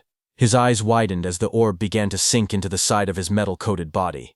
A faint crack appeared where it touched him. A heartbeat later, a violent burst of blood exploded from the wound. Oga screamed in agony as the clear orb tore through his arm, ripping it apart in a single clean line. He collapsed to the ground, clutching the bleeding stump, shouting desperately about his arm. Itsuki walked toward him calmly. He told Oga that he had warned him to dodge. Itsuki said that because Oga was human, he had only aimed for the arm. If he had been a disaster beast, the attack would have been aimed at the neck. Itsuki then looked at Oga's men standing frozen nearby. He ordered them to stop staring and take Oga to a hospital, asking if they couldn't hear him. When no one moved, he turned back with cold eyes and repeated sharply that he was telling them to get lost. Immediately Oga was carried away by the guards, blood covering his back and dripping onto their suits. One guard looked shaken while another wiped sweat from his face. In the distance, the crowd began cheering. Choha smiled proudly as the students around her celebrated. Someone shouted that Itsuki won. Another yelled, "Well done," and others said it served Oga right. Immediately, 2 students rushed up to Itsuki. One asked if he wanted to team up with them, saying 3 people could clear the mission quickly. The other quickly insisted he should join their team instead, explaining that with only 2 members he would get more experience points. They argued again, asking if he planned to challenge the Flaming Rock execution ground with 3 people. They warned that all the disaster beasts inside had defense equal to Oga's. One of them added that their team had a healer, who could restore his magic and let him fire the orbs endlessly. Itsuki looked ahead calmly. He thought that beasts with defense equal to Oga's were perfect. He reminded himself that Clear Orb's flight speed increased each time he defeated an enemy with higher defense. He decided he would increase the orb's speed inside that stage. The 2 boys leaned forward eagerly, asking Itsuki to let them know which team he would choose. Itsuki lowered his gaze and spoke quietly. He said he was going alone. Around him, the others reacted in shock. One person shouted in disbelief that he was challenging a level 15 advanced stage by himself. Another complained that he had become overconfident just because he defeated Oga. Those 2 students walked away. One of them admitted that Itsuki was strong, but insisted there was a limit to arrogance. The other added that they must not meet his standards, and suggested they look for someone else instead. Choha stepped forward and spoke calmly. She explained that all the disaster beasts in this place had defenses similar to Oga's. She said she understood he had a way to defeat them, but questioned whether his magic would last long enough. Itsuki turned toward her with a small, confident smile and told her not to worry, he would be fine. Hearing that, Choa's face immediately reddened. She replied sharply that she wasn't worried. She said she only asked because her father would blame her if he died. Then she turned away, saying she would go treat the injured and that he could do as he pleased. Before she left, she adjusted her glasses and added one more warning. She explained that the Stone Tribe had no intelligence, but they moved in groups. She told him to be careful about his magic consumption. Itsuki stepped toward the glowing entrance device and raised his hand. A soft beep echoed through the air as the system confirmed him. A notification projected beside the door, stating that entry for the awakened Tenma Itsuki had been approved. Once inside, Itsuki looked ahead with sharp eyes. He muttered that there were more enemies than he had expected. Right in front of him, countless stone beasts filled the rocky canyon, their bodies made of thick boulders and glowing yellow eyes.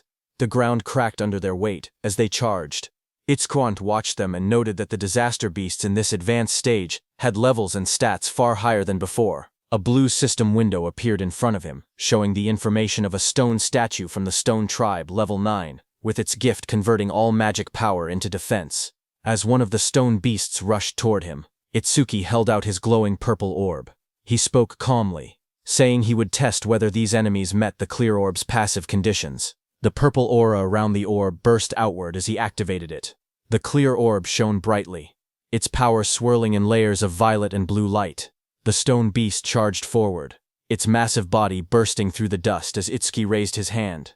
The purple orb floated above his palm, swirling with bright light as he aimed it at the incoming monster. The orb shot out instantly, tearing straight through the beast's rocky body. A large hole opened behind it, and Itsuki stepped through the fading purple glow as the system window appeared.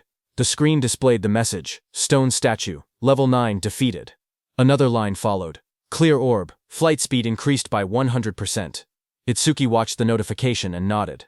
He thought to himself that it was exactly as he expected. More stone beasts roared as they appeared in front of him, their yellow eyes shining from within the broken cliffside. Itsuki stood calmly among them, the purple light reflecting across his silhouette. Lightning began crackling around Itsuki's body, and his eyes glowed red. He looked ahead and said that these slow beasts with poor evasion were perfect prey for the clear orb. System windows continued to appear one after another. Stone Statue, Level 9 defeated.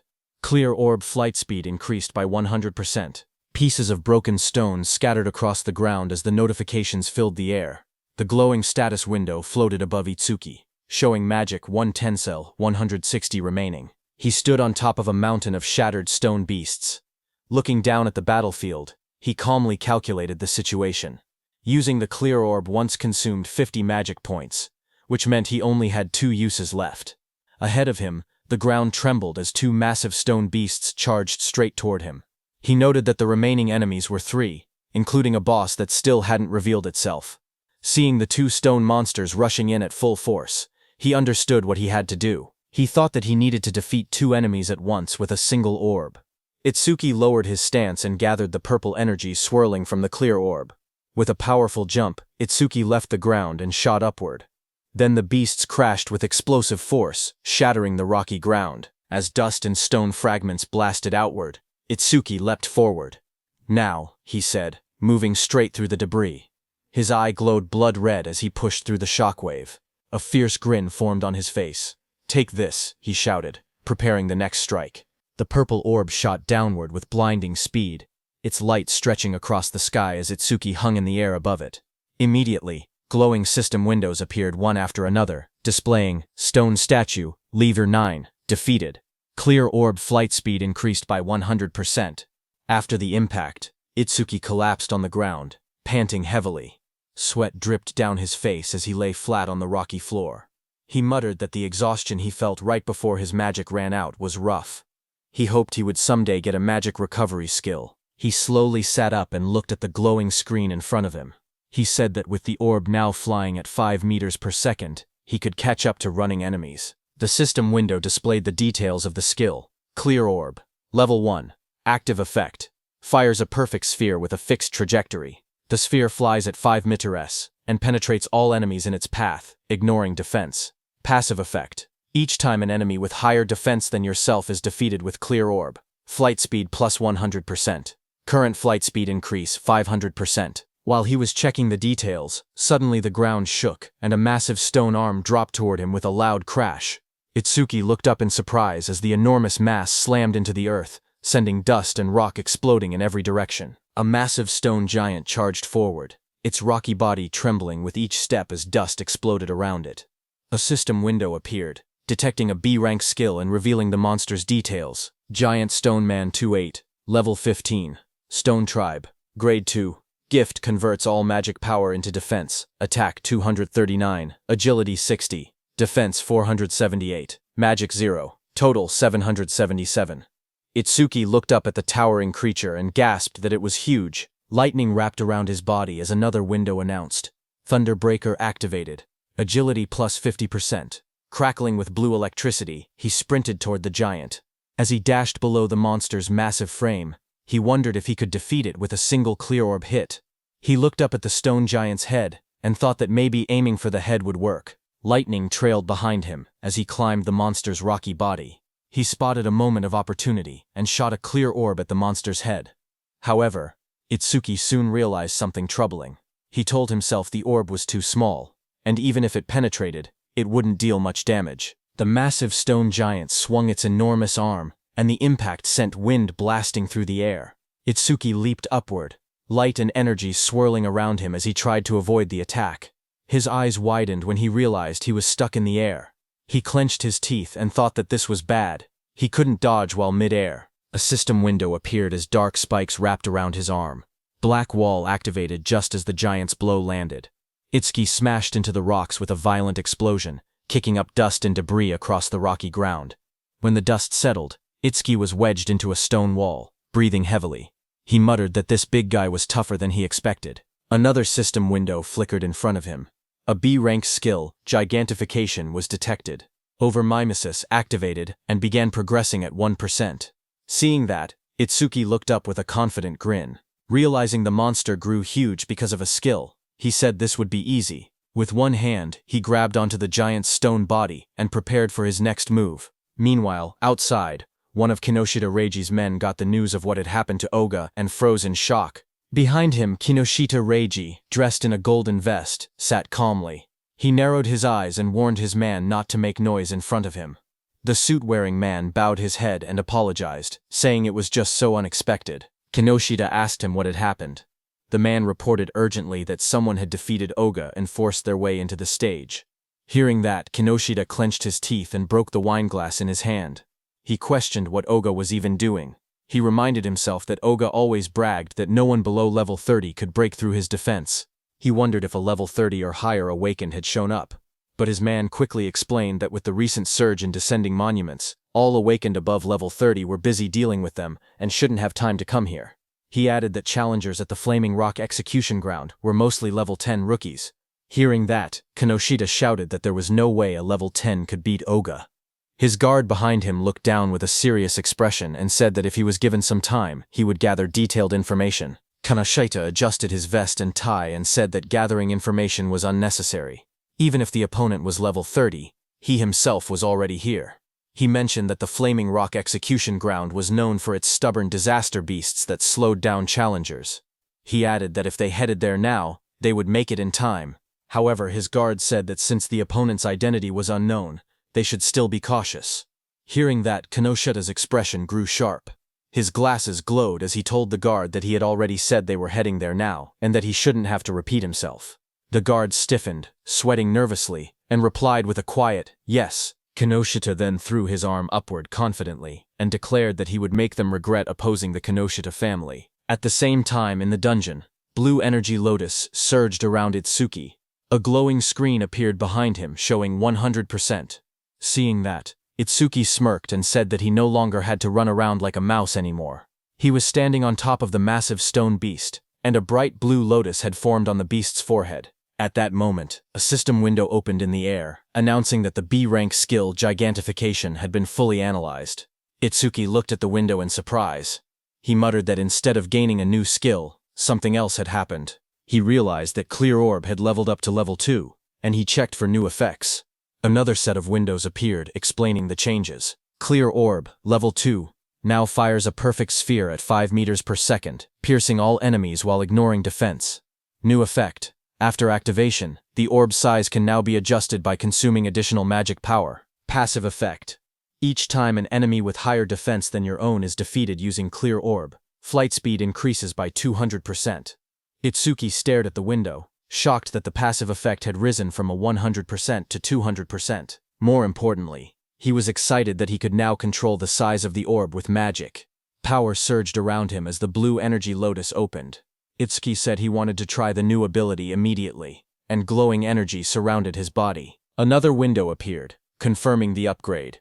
Clear Orb Level 2 acquired. All stats plus 20. All debuffs removed. Injuries fully healed. A second window showed his new status. Attack went from 260 to 200 in. Agility from 260 to 200 in. Defense from 260 to 200 in. Itsuki then jumped above the massive stone beast, and a massive dark glowing flower appeared beside him, pulsing with power. He thought to himself that it was consuming all his magic to create the maximum orb it could produce right now. The stone beast glared up at him with bright yellow eyes as cracks of energy spread across its body. Itsuki shouted, telling the stone beast to take the biggest clear orb. The giant flower opened like petals, and released a powerful clear orb. The massive orb shot downward and struck the stone beast, blasting through its body as Itsuki unleashed the attack with full force. After landing the blow, Itsuki lowered his hand and smiled. He joked to himself, asking if he had pushed it a bit too far. A small window beside him showed that his magic had dropped to 0 out of 280. As the stone man was destroyed, a system window appeared, announcing that the giant stone man, level 15, had been defeated, and the clear orb's flight speed had increased by 200%. Amid the collapsing stone debris, Itsuki looked at the destruction around him. He realized that the orb he created by consuming all his magic had grown this huge. He examined its power calmly. The orb's flight speed had reached 7 meters per second. He thought to himself that if he cleared this stage 2 more times, it would become as fast as a car. Just then, a new system panel displayed the skill information. Clear Orb Level 2. Active effect. Fires a perfect sphere on a fixed path. The sphere travels at 7 meters and penetrates all enemies, ignoring their defense. After activation, the orb's size can be adjusted by spending more magic. Passive effect. Each time he defeats an enemy with higher defense than his own using Clear Orb, the orb's flight speed increases by plus 200%. The current total increase had reached 700%. Itsuki held a glowing green crystal in his hand while reading the information.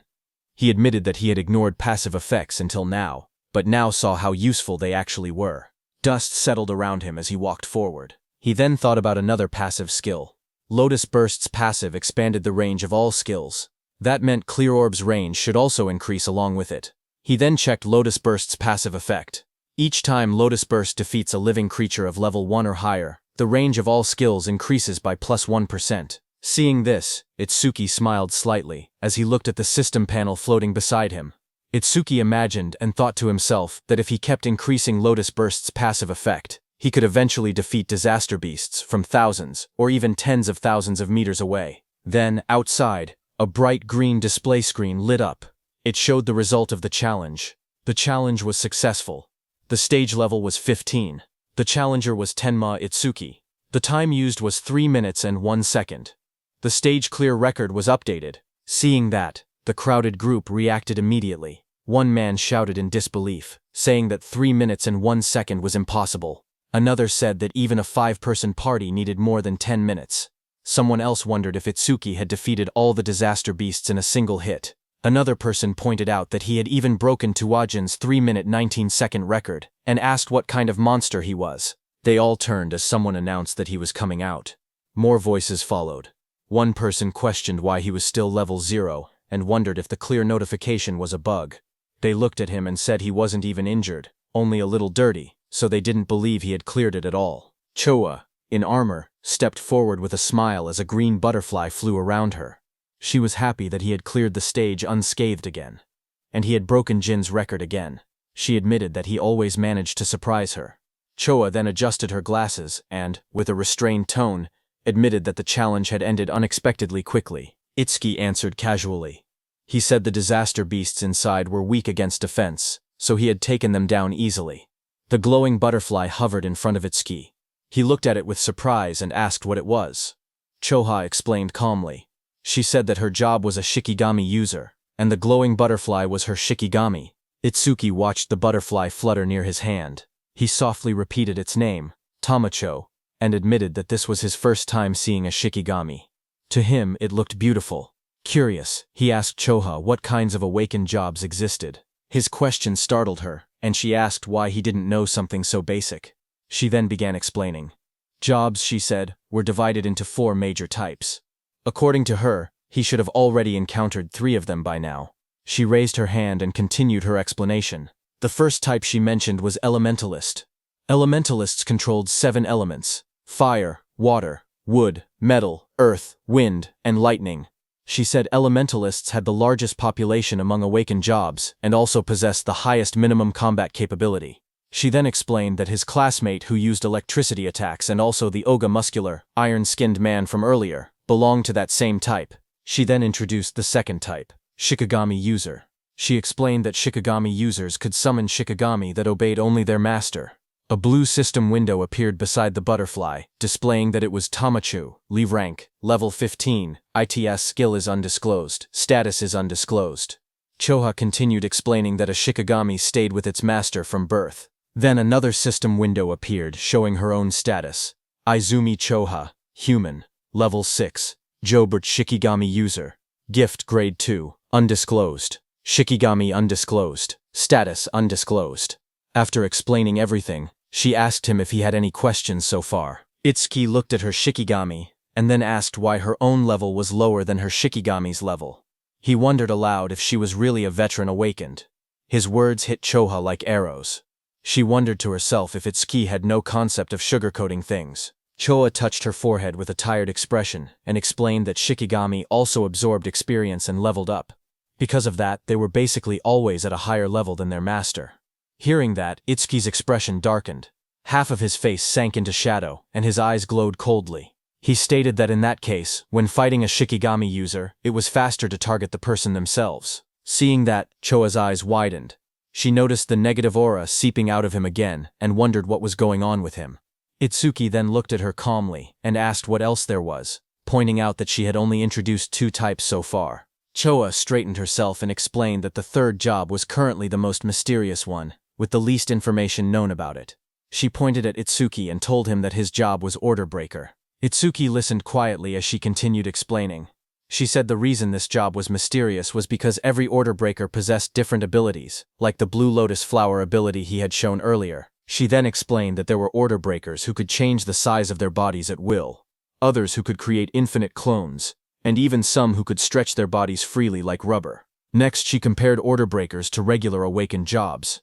She explained that normal jobs had skills divided into 4 ranks, C, B, A, and S, while order breakers had only Z rank skills, abilities that stood completely outside that ranking system. Choa said that order breakers were treated differently because of these rare exclusive skills. She warned that if an order breaker's abilities became known to their enemies, they would lose their greatest advantage. That was why her father had scolded her earlier when she tried asking about his skills. She looked at him seriously and added that he was an irregular existence, even among order breakers. From what she had observed, he could already use at least 3 different skills, and 2 of those skills were normally only possible for elementalists. Hearing her words, Itsuki looked uneasy as he realized the teacher wasn't there. He thought to himself that he would be in trouble if Choha continued talking about him. Itsuki then asked her about the last job, adding that he had never seen it before. When Choha heard Itsuki asking about the last job, she kept a calm expression and told him she would only explain it after he actually saw it. She added that this was his punishment for never telling her anything about himself. Hearing that, Itsuki let out a quiet sigh and answered with a simple, "Fine." As she turned away, Choa reminded him that the students he saved were now safe. Then she asked what he planned to do after this. Itsuki replied that he was thinking of clearing the stage a few more times. Choha looked back at him sharply. She asked him if he really didn't know anything, explaining that stages had cooldown times. She warned him that this one had an especially long cooldown, meaning he couldn't enter again for at least 2 days. Hearing that, Itsuki's eyes widened in surprise. He wondered aloud if cooldown times really existed. He realized that this must be why Kinoshita monopolized the stages. Determined, He decided that if he couldn't raise the passive effect of his clear orb skill, then he would increase the power of his lotus burst instead. Itsuki then turned and asked Choa if there was a stage filled with disaster beasts. Choa thought for a moment, trying to remember any stage filled with disaster beasts. She then smiled confidently and chose a stage for him. She explained that in that stage, the levels of the disaster beasts were not very high, but the number of them was enormous. The place was called Locust Wasteland. She explained that there were at least 100 locust-type disaster beasts, even by a conservative estimate, and many awakened people backed out just from seeing how many there were. She then looked at him seriously and asked what he planned to do, since it would be difficult without AoE skills. For those who didn't know, AoE meant Area of Effect, or Area Attacks. Itsuki answered firmly that he was going. In his thoughts, he remembered that he hadn't used Lotus Burst in front of her yet, so she didn't know he actually had an area attack. A shocked Choa asked him again if he was really going.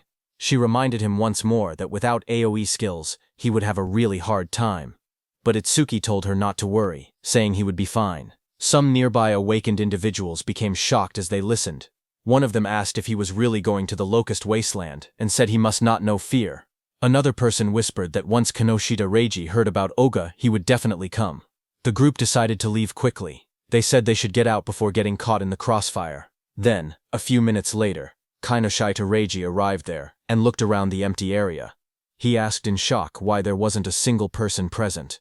His bodyguard in a suit stood behind him and reported that the target had gone somewhere. Kinoshita Reiji asked how it was possible. It had only been 30 minutes since the target entered, yet the target had already cleared the Flaming Rock execution ground.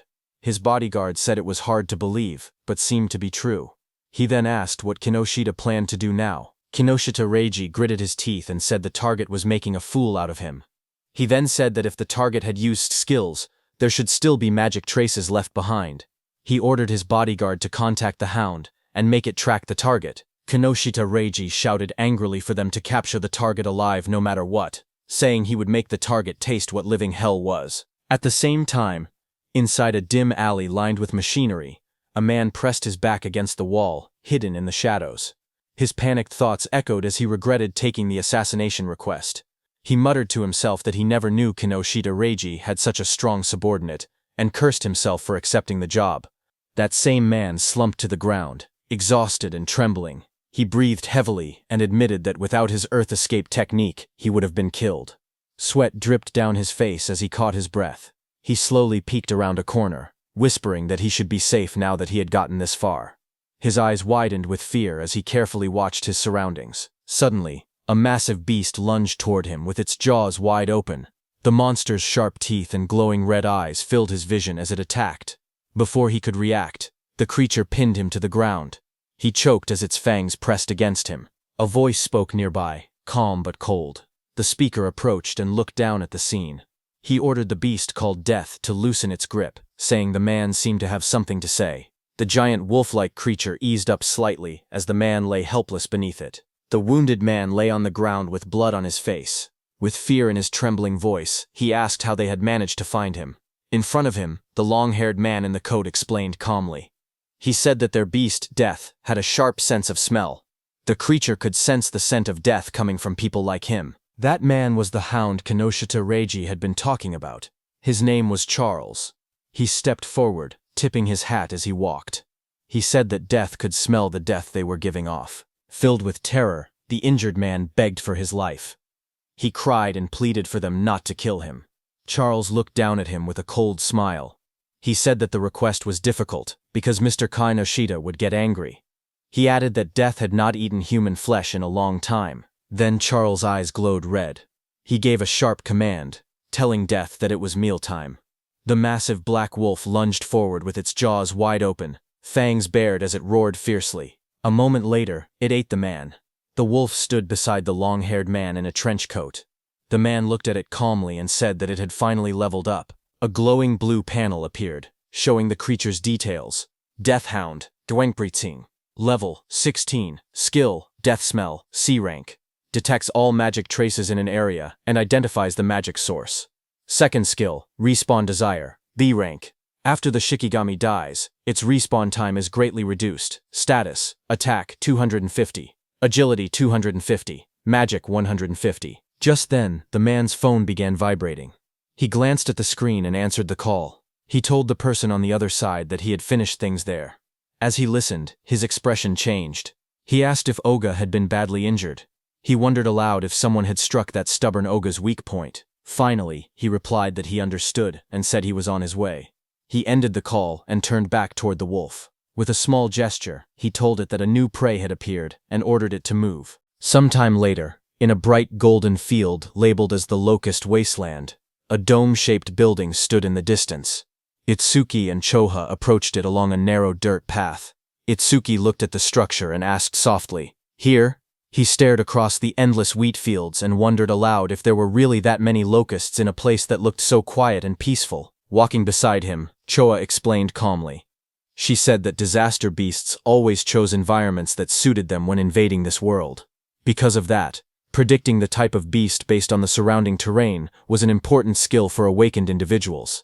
Hearing that, Itsuki nodded. As they moved closer, he noticed there wasn't even a reception desk. Choha touched her forehead and explained that the danger level of this stage was extremely high, so high that it had already reached the point of a dismantlement resolution. Confused, Itsuki compared it to the Flaming Rock execution ground, noting that this stage was actually below level 13. He asked why such a drastic decision was made. Choha replied that in normal stages people could still escape if they couldn't win. But here, the disaster beasts were unnaturally aggressive and appeared in overwhelming numbers. As they studied the stage's environment, Choha explained the danger. She said that if an awakened person let their guard down even a little, they would quickly be surrounded by countless locusts. She continued, saying that anyone caught like that would be devoured completely, down to the marrow of their bones. Hearing all of this, Itsuki only smirked. He said that it was perfect if there were really so many disaster beasts here. His excitement made Choha stare at him in disbelief. She asked if he was in a rush to die. He calmly replied that he wasn't desperate enough to die by being eaten by bugs. Moments later, he stepped toward the entrance of the glowing stage gate. Choha watched him, noting from his attitude that he seemed confident enough. She reminded herself that he had entered this stage by his own choice, and she had already given him all the advice she could. With a quiet sigh, she accepted the situation. If something happened inside, it would be entirely his own responsibility. But Choha suddenly froze, as worry washed over her face. She wondered what she should do. She realized she had forgotten to tell Itsuki an important detail. Locusts inside the stage would continue spawning endlessly unless the boss was defeated. Panic rose as she decided she had to enter the stage and warn him herself. But suddenly she heard some noise from behind. Just as she turned, her expression stiffened. Someone had appeared behind her. She saw a tall man wearing a hat, with glowing red eyes, standing beside a giant hound. The man looked at her and spoke with a cold smile, saying he was looking for someone. On the other hand, inside the stage, Itsuki stepped across a ruined field. Dirt and trampled crops surrounded him. He looked around and muttered that it was a mess. Then he clapped his hands together lightly and smiled with confidence. He called out to the unseen swarm, telling the pests to wake up. He had come to exterminate them. A lone scarecrow stood in the middle of the dry, cracked wasteland as countless small insects flew around it. Itsuki looked at the scene and noted that the enemy's individual levels were surprisingly low. He said that since they met the requirements for Lotus Burst, there would be no problem. Information windows appeared one after another. Evil Locust 2231, from Insect Tribe, Level 1. Gift, none. Status, undisclosed. There were also some Level 2 evil locusts mixed in. Itsuki stared at the dark sky as an enormous swarm of locusts covered everything. He commented on the incredible number of enemies. But instead of being worried, he said that this worked in his favor. Flames rose around him as he formed a glowing lotus of light in his hands. He explained that the more the locusts clustered together, the less effort he needed. Once they entered the range of Lotus Burst, he said he would crush them all at once. The ground shook as a vortex of locusts formed around him.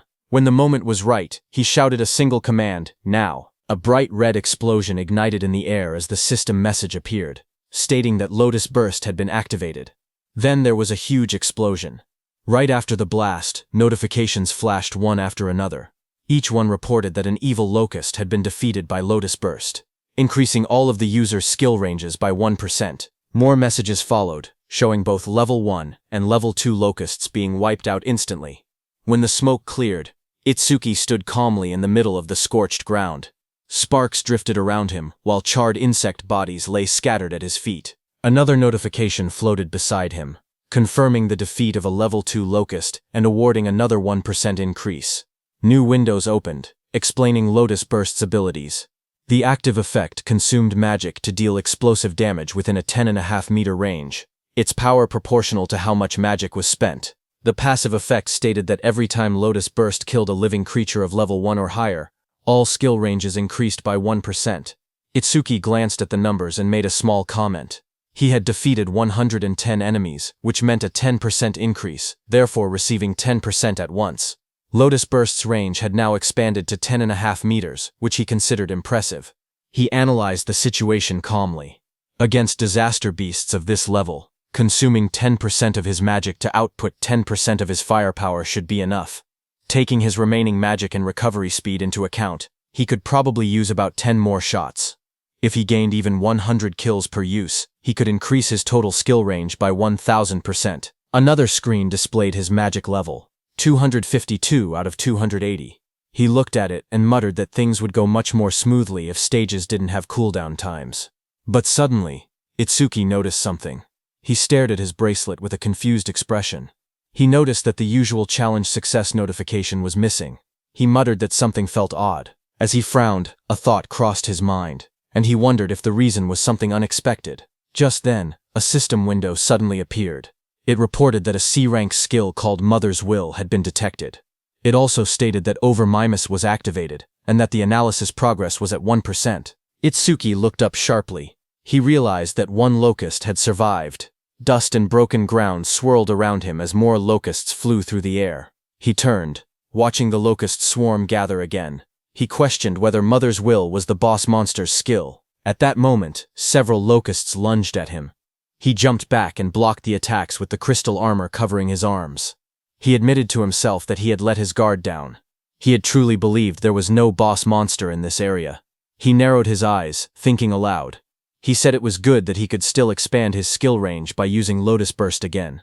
But he also stated the bigger problem. He had no idea where the boss actually was. The glowing lotus-shaped energy expanded from Itsuki's hands as he activated his skill. His expression hardened with resolve.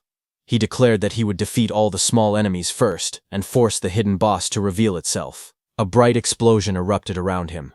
The ground shook as countless evil locusts were blown apart by the blast. System notifications appeared one after another.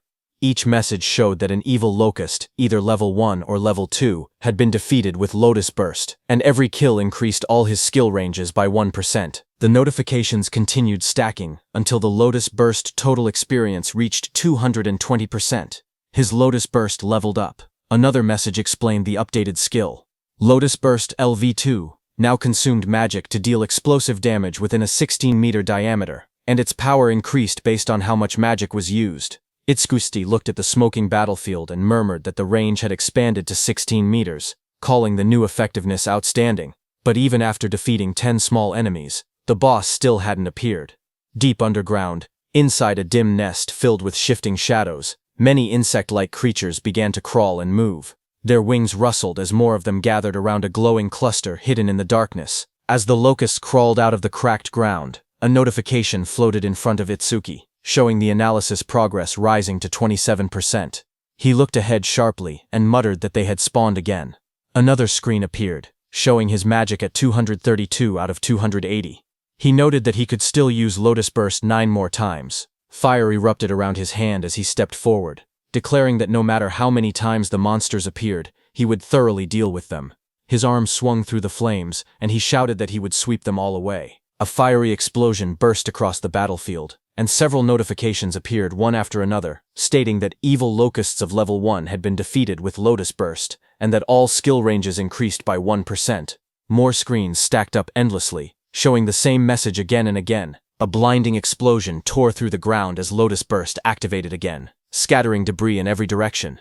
Bright light flashed across the stage, and the blue notification window appeared with the same message, Lotus Burst.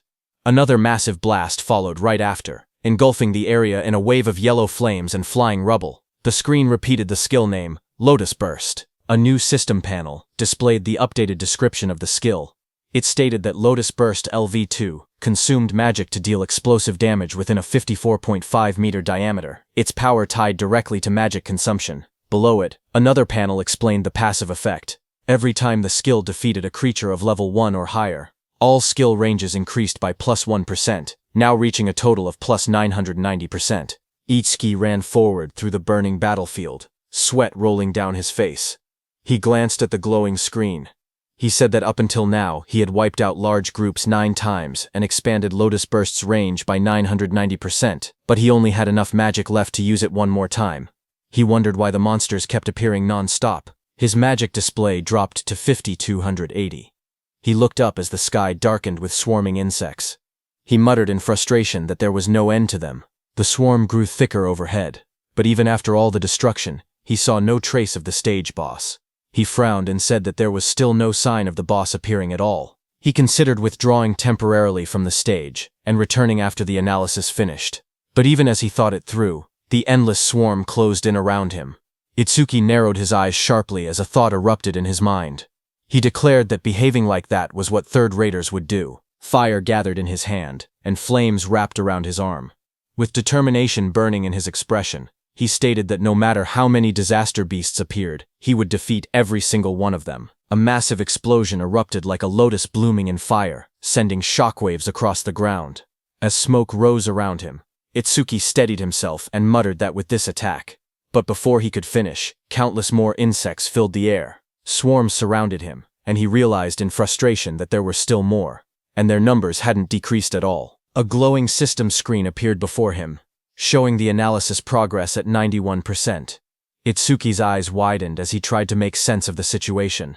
He wondered what was happening. All the disaster beasts that had appeared since the first defeat were still only level 1. Their bodies were small too, as if they had just hatched. As he connected all the dots, he realized the truth at once. The boss's ability was infinite reproduction. A massive golden insect, the queen locust, crouched in the darkness as glowing eggs shot out from its abdomen. A system window identified it. Queen locust Sumbro 379, insect tribe, level 13, gift, grade 1, lays large quantities of evil locust eggs, skill, mother's will. Itsuki looked up, sweat trailing down his face. If the queen could reproduce endlessly, then fighting the small ones meant nothing. The only way forward was to defeat the boss itself. His magic was nearly gone. But the analysis bar floated in front of him, rising steadily. 98%. He clenched his teeth as the final percentage completed. The blue sphere of the analysis pulsed outward. Analysis progress, 100%. A new message appeared. Mother's will. Analysis complete. Skill acquired. Magic detection LV1. Another window followed. Magic detection LV1. Active effect. After activation, continuously consumes magic to sense magic flow within a 100-meter diameter. Passive effect. Range expanded to 1100 meter because of Lotus Burst's passive effect. Additional passive. Each time one enemy unit is detected, the user's magic recovers by 10%. Seeing this, Itsuki's eyes widened as he read the description. A detection skill. Its effective range now stretching over 1,000 meters, and every enemy detected would restore his magic. A smile curved across his lips. The passive effect was perfect for this stage. Hunting the smaller creatures again and again would now benefit him greatly. He tilted his head slightly, his eyes shining with confidence. He thought that leaving the queen alone for a moment and clearing out more enemies wouldn't be a bad plan at all. As he lowered his gaze, he thought quietly to himself. He realized he had been keeping Choha waiting. For now, he decided to finish clearing the stage before returning. A blue system window appeared before him, announcing that magic detection level 1 had been acquired. All of his stats rose by 10 points. All debuffs were removed, and his injuries were fully healed. Another window displayed the updated numbers. His attack increased from 200 to 290. His agility rose from 200 to 290. His defense moved from 200 to 290. His magic stat climbed from 200 to 290, where Turening his total grew from 120 to 1160. Itsuki then raised his hand to his forehead, as swirling energy surrounded him. He activated the new skill, focusing intently. He began locating the boss using magic detection. Wide ripples of energy spread out from his body, expanding across the entire area like rings on water. The waves traveled far into the distance, lighting up the surroundings as they moved. Down below, the massive golden insect boss lifted its head, its yellow eyes glowing as the waves passed over it. Itsuki's eyes suddenly sharpened. In the next instant, He spotted the reaction in the distance. He slowly raised 2 fingers and pointed them forward, a confident smile forming on his face. A surge of dark, swirling energy formed at his fingertips, twisting the air around him. He was going to use his clear orb skill. Amid the chaos, his steady voice echoed. He said that even if the enemy used its children as shields, it would be useless. The clear orb began to glow, merging with the power of Lotus Burst. A bright lotus-shaped light burst outward, illuminating the battlefield.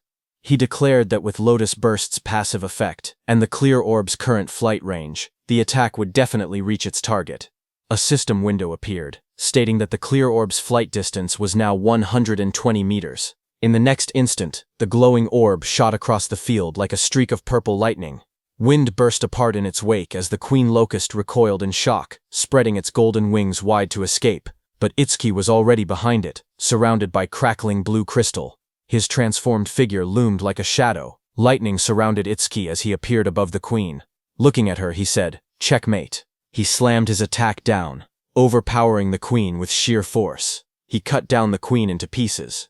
Immediately, the whole insect swamp was disturbed. Seeing that, he realized the swarm fell into chaos after losing its queen. Itsuki turned toward them with cold eyes. Flames erupted from his crystal-covered arm as he promised to send the remaining creatures to their mama right away. After the Lotus Burst explosion, all insects fell to the ground. Itsuki stood in the settling dust, looking at the battlefield calmly. He stated that all his skill ranges had increased by 1210%, that Lotus Burst's explosion radius now reached 65.5 meters, and that the clear orb's flight distance had expanded to 131 meters. A system window appeared, describing Lotus Burst at level 2. It explained that the active skill consumed magic to cause explosive damage within a 65.5 meter diameter, its power tied to magic consumption. The passive effect showed that every time Lotus Burst defeated a living creature of level 1 or higher, all skill ranges increased by 1%, now totaling plus 121-10%. A second notification appeared, showing the flight distance of the true ball, 131 meters. Itsuki looked at the result and smiled, saying it had been a good harvest. He held a green leaf in his hand while sitting on the ground, surrounded by rising dust. He then thought to himself that when the cooldown ended, he would challenge it again and raise Lotus Burst's passive effect to 5 digits. As he returned to exit the dungeon, a new notification appeared, stating new record achieved. Another line reported time used, 17 minutes 7 seconds. Standing in front of a glowing blue portal, Itsuki looked at the timer and noted that it had taken 17 minutes. He thought that Choha must be worried. He imagined Choha waiting outside. He believed that when he returned safely, she would probably act aloof again, yet he knew she was actually kind and considerate. He thought her inability to be honest was somewhat cute. Stepping out of the portal, surrounded by a swirl of blue energy, he lifted his hand and greeted her, saying he was back and sorry for worrying, but then his eyes widened sharply, shock filling them. Right in front of him, Choha appeared injured, blood on her lips. A man with glowing red eyes held her up by the collar. He looked down at Itsuki and spoke coldly. He said that going solo and coming out of the stage safely could mean only one thing. Itsuki was the guy Reiji had been looking for. Charles in the wide-brimmed hat looked at Itsuki and spoke calmly. He said the timing was perfect. He had been trying to get information about Itsuki from Choha, whom he had captured, but even in her current condition she refused to talk. Charles added that Choha had more backbone than most men. Across from him, Itsuki stepped forward. His voice was cold as he told Charles to let go of Choha with his filthy hands. He warned that if Charles did not do so now, he would only be half killed. Hearing that, Charles laughed loudly. He mocked Itsuki and told him not to get cocky, calling him just a level 0 rookie. But in the next moment, blue electricity burst from Itsuki's body as he shot forward with incredible speed. His eyes glowed with a sharp red light as he charged toward Charles. Charles flinched in fear, shouting that he was fast, then called out to Death. Before Itsuki's blow could land, Death, a giant black beast, suddenly leapt between them. Itsuki's lightning-covered punch slammed into Death instead, sending sparks and force blasting outward as Death roared. Just as Death appeared in front of Itsuki, a glowing system window appeared, announcing that a B-rank Shikigami called the Death Hound had been detected. Another window followed, showing that Overmimesis had activated, with analysis beginning at 1%. When Itsuki saw the notification, he realized the truth. This dog was a Shikigami, which meant the man wearing the hat was its user. The analysis window continued to rise, reaching 12%. Charles narrowed his eyes as he watched Itsuki move. He noted that there were no wasted movements and that his opponent's speed was extremely high. He understood now why Oga had lost. Oga likely did not even have enough time to metalize before being defeated. But Charles showed no fear. He grinned and declared that he had death and a hostage. Behind him, Choa struggled weakly in his grasp. Hearing this, Itsuki shouted her name, his expression tightening in alarm. Itsuki, who stood firm and was holding Death's snout with one hand, got distracted. Death broke free from his grip and roared, baring its sharp teeth as it lunged. The monster's glowing red eyes locked onto him. Charles smirked as he spoke. He said that Death's bite force could crush any enemy with a defense lower than 30. At best, he said, Itsuki would get his arm bitten off. But the next second, Charles's expression suddenly froze. His eyes widened in shock as he looked ahead. In front of him, black spikes grew around Itsuki's body, blocking the beast's bite. Immediately, Itsuki used his Lotus Orb skill, aiming at Death. With a violent burst of energy, the Lotus Orb was released from Itsuki's hand and hit Death directly in the head. It tore through Death's skull, ripping out its core and ending its life instantly. A blue window appeared, showing the analysis progress climbing. The number reached 77%. Itsuki stood calmly over the defeated hound. He explained that without a Shikigami user was basically defenseless. Charles stared at him in disbelief. He wondered if Itsuki did not know that as a rookie, the Shikigami could respawn. On top of that, because of the B-rank skill Respawn Desire, Death's respawn time was greatly reduced. The next second, Death respawned and attacked Itsuki from behind. Charles warned Itsuki that staying careless like that would make him Death's prey. The beast charged, jaws wide open, but suddenly waves of magical detection spread out as Itsuki activated his skill, Magic Detection. Itsuki sensed Death's attack and moved with lightning speed to counter it. Well to himself that keeping Magic Detection active ever since he acquired it had been the right choice. The analysis progress climbed. 89%, 91%. Itsuki glanced at Charles, who was watching while holding Choa, and noted that the analysis would finish soon. He thought that if the Blue Lotus appeared from over Mimas, Charles might become wary. The progress bar reached 95%. Seeing Itsuki move and kick Death without even looking back, Charles started sweating. He realized the truth: this opponent had more power and more speed than Death and even possessed detection skills. He panicked, realizing he could not launch a surprise attack at all in this situation. Charles pulled Chosha in front of him and tightened his grip around her neck.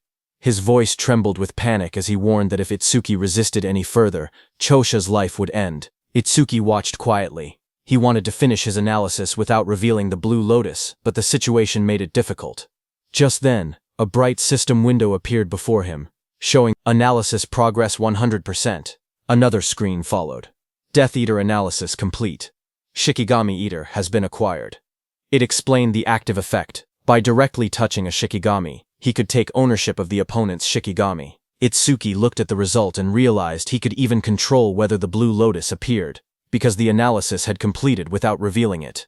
More system messages appeared, saying Shikigami Eater, Level 2 acquired. All stats increased by 20. Then a system notice explained that because Over Mimas had activated incompletely, debuff removal and full recovery had failed. Itsuki's updated status flashed. Attack, agility, defense and magic increased from 290 to 310, and his total stat points increased from 1060 to 1240. Seeing the notification, Itsuki thought to himself that skipping the Blue Lotus came with a price, since it lost its recovery ability. But he had already fully recovered once during the last stage. Because of that, he could still fight at almost full strength even without recovering now. Just then, Death charged forward with its jaws wide open, roaring as it rushed toward Itsuki. In that moment, Itsuki realized something important. He understood that this new skill allowed him to steal other people's Shikigami. He looked down at the glowing energy gathering in his hands, calm despite the danger. He thought to himself that if that was the case, then he already knew what he should do. Blue energy burst around him as he raised his hand. With sharp determination, he placed his hand on top of Death's head, deciding that he would take Charles's dog. Blue flower petals erupted like a storm. Death's body was wrapped in swirling petals of energy as the power pulled it away. The next second, Itsuki stepped forward with overwhelming speed and kicked Death, sending it blasting across the field. Death went flying and fell behind Charles. Seeing that, Charles panicked. He stared at the scene and cursed angrily, calling Death a useless mutt. He shouted in frustration, demanding to know what he had fed it all that experience for. Charles tightened his grip on the injured Choka and shouted in rage. He warned that if Itsuki resisted any further, he would snap her neck. Choka, battered and barely conscious, forced her eyes open. With a trembling voice, she told Itsuki not to worry about her. Across from them, Itsuki slowly raised both his hands in surrender. He called out, telling Charles not to touch her. Seeing that, Charles smirked coldly. He said that if Itsuki had been obedient from the beginning, Choa wouldn't have had to suffer like this. Itsuki glared at Charles and asked why he was being targeted, saying he didn't remember doing anything to earn such a grudge. Hearing that, Charles sneered, accusing him of still trying to probe for information. He then explained that it didn't matter, because Itsuki would meet him soon anyway. He told Itsuki that Kinoshita Reiji was furious that Itsuki had entered a North District 4 stage without permission. He introduced himself, saying he was Charles the Hound, sent under Reiji's orders to capture him. Hearing that name again, Itsuki muttered that he needed to meet Kinoshita directly and talk things out. Charles grinned and said that Itsuki would meet him soon, but only in a battered body.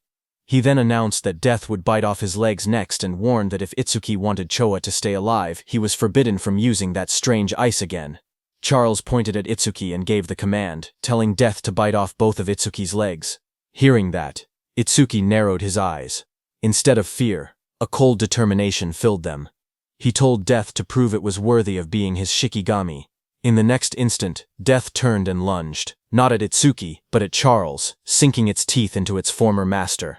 Taking advantage of the moment, Itsuki moved at lightning speed, appearing behind Choha. Blue sparks burst around him as he caught her gently in his arms, pulling her away from danger. Charles screamed as he stared in shock. Sweat ran down his face as he shouted, asking why Death was attacking him. Its own master. Shikigami Death stood beside Itsuki with glowing red eyes. Death growled quietly as Itsuki praised it, telling it that it did well. Itsuki then held the injured Chotra in his arms. Blue energy surrounded him as he spoke coldly. He said he would return the pain Chocha suffered 10 times, no, 100 times over. He warned that Charles would regret laying hands on them, crying and wailing. Hearing that, Charles fell back, terrified.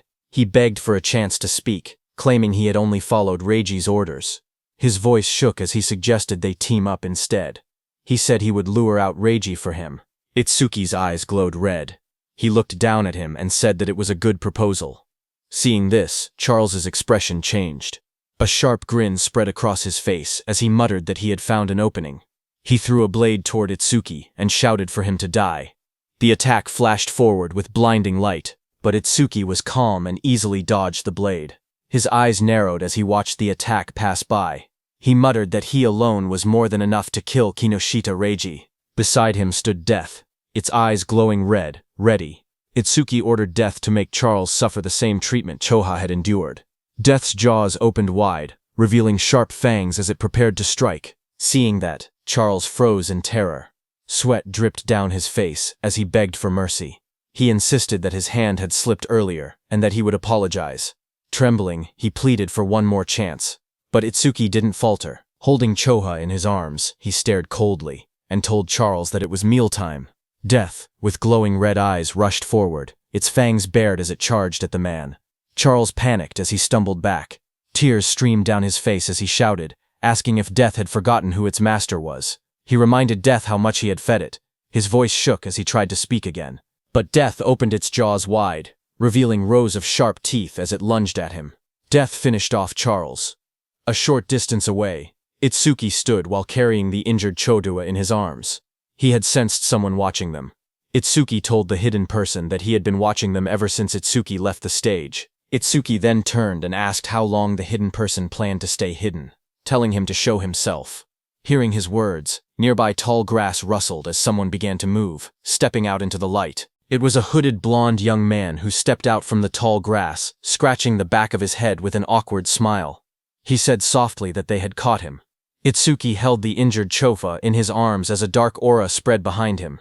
His eyes glowed as he asked the blonde man if he was working with Charles from earlier. Startled, the blonde man waved his hands frantically and shouted that he wasn't an enemy.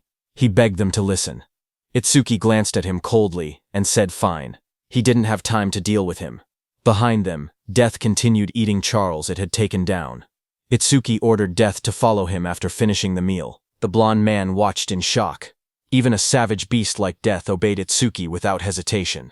He thought that someone like Itsuki might actually be able to help him. He quickly approached and introduced himself as Iberia, asking for Itsuki's name. Excited, he said the fight earlier was amazing, even though there were some terrifying moments. He added that Itsuki must be the mysterious man who defeated Oga Takeru. Itsuki answered calmly. His name was Tenma Itsuki, while continuing to hold the unconscious Choga in his arms. Iberia nervously followed beside Itsuki. He smiled awkwardly and asked if Itsuki could lend him a hand. He said he would pay him, or he could give him karma stones, or even a weapon. Itsuki stayed silent, walking forward with the injured Choha.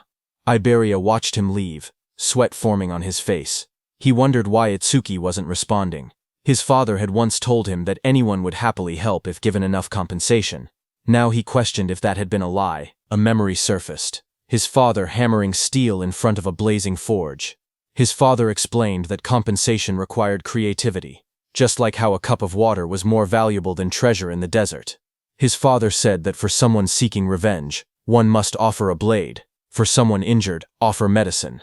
He said that was enough compensation for them. Back in the present, understanding flashed across Iberia's face. He clenched his fist with excitement and said he finally understood. Iberia called out from behind, reminding Itsuki that he had come on foot. He said that with an injured person it was impossible to move quickly, and that the nearest hospital was dozens of kilometers away. He warned that if Itsuki walked that slowly, the woman he was carrying would die. Iberia then reached into his bag and held up a glowing scroll. He said that he happened to have healing items. But even hearing that, Itsuki continued walking. Iberia shouted in a hurry that he could save her. Hearing this, Itsuki stopped and turned his head, asking if that was really true. Iberia explained that he couldn't fully heal her right away, but he could save her life. The two of them knelt beside the injured Choha. Itsuki asked if the healing could be done through her clothes. Iberia replied that the bandage he was using wasn't ordinary. He wrapped the glowing bandage around her, explaining that it was a rare karma tool made from bandages worn by the Shadow tribe and bark taken from the Kodama tribe. Itsuki looked at Iberia and repeated the unfamiliar term, asking what a karma tool was. Iberia studied him and said that at his level he must have just become an awakened. He explained that it was no surprise Itsuki didn't know. Iberia explained that modern weapons didn't work on disaster beasts. Guns were useless against them, so firearms couldn't be used in real combat. However, crafters were able to forge special anti-disaster beast items known as karma tools, created from monument materials and the body parts of disaster beasts. He said that karma tools were divided into 4 ranks depending on the crafter's skill and the materials used. The 4 ranks were normal, rare, epic, and unique. Iberia then explained using a simple longsword as an example. Normal karma tools weren't much different from regular weapons, except they were capable of damaging disaster beasts and awakened beings. The sword was labeled an ordinary longsword. The next weapon was the ocean sword, rare, which increased agility and magic. Iberia said that rare karma tools boosted their owner's stats.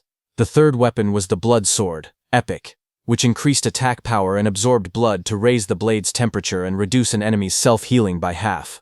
Iberia explained that epic karma tools not only boosted stats but also possessed special effects. Iberia continued by explaining the final rank of karma tools, which was the holy sword, unique. It granted increased attack and agility. Its unique effect allowed the user to obtain the inexhaustible magic sealed inside it, enabling infinite magic usage.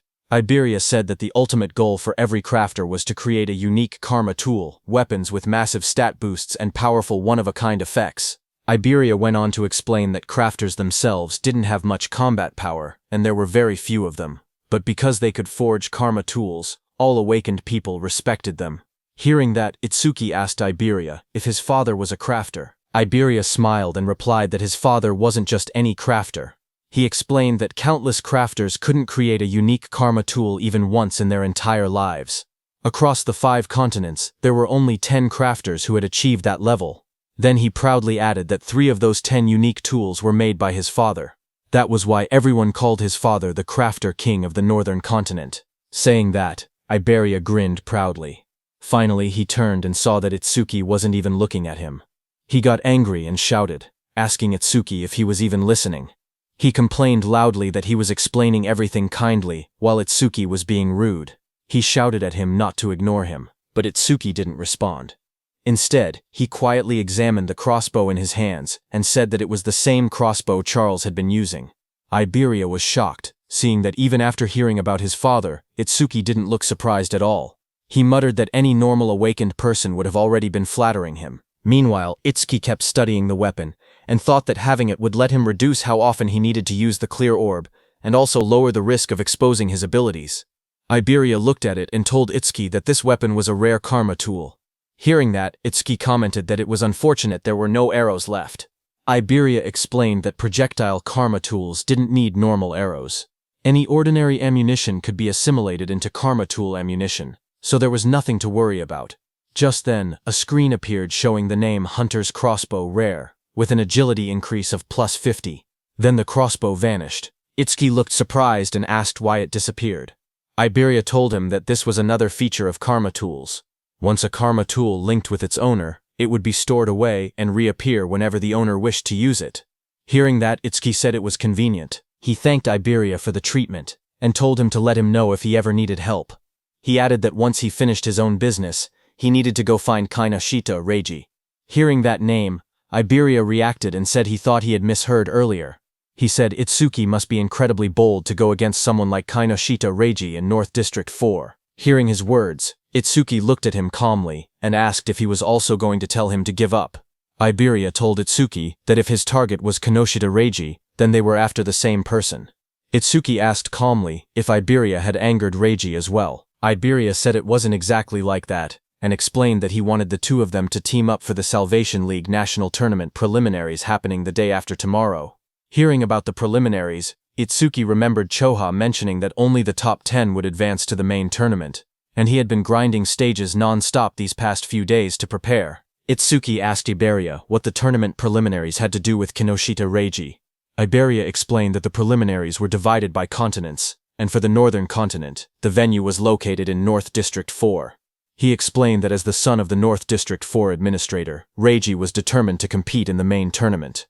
His older brother was also a savior, so failing to reach the top 10 would disgrace the Kinoshita family name. Hearing that, Itsuki then understood why Reiji monopolized all stages in North District 4 to level up quickly. He looked at Iberia and asked why someone like him would want to team up with him, especially since he had been receiving help from him this whole time. Iberia raised his voice confidently, saying it was because Itsuki was strong. He believed that if they teamed up, they would definitely pass the preliminaries. Itsuki then asked why Iberia was so fixated on this year, pointing out that he was younger and had plenty of opportunities ahead. Hearing Itsuki ask that, Iberia looked tense as he clenched his fist. Then he answered softly that there was a reason. He recalled his childhood. Since he was young, he had watched his father create karma tools right in front of him. His eyes had always sparkled as he watched. Every completed karma tool looked perfect, like a piece of art. His admiration for his father kept growing. He remembered his dream.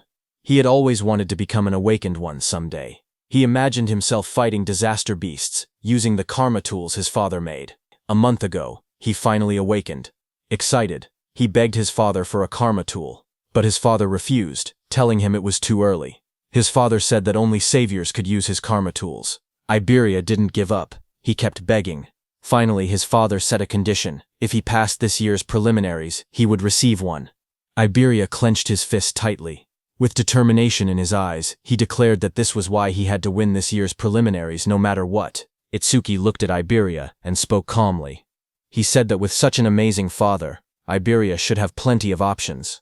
There was no need for him to team up with someone like a level 0. Iberia lowered his eyes and replied that his father had thought of that too. So before he left, his father told him to pass the preliminaries with his own skills.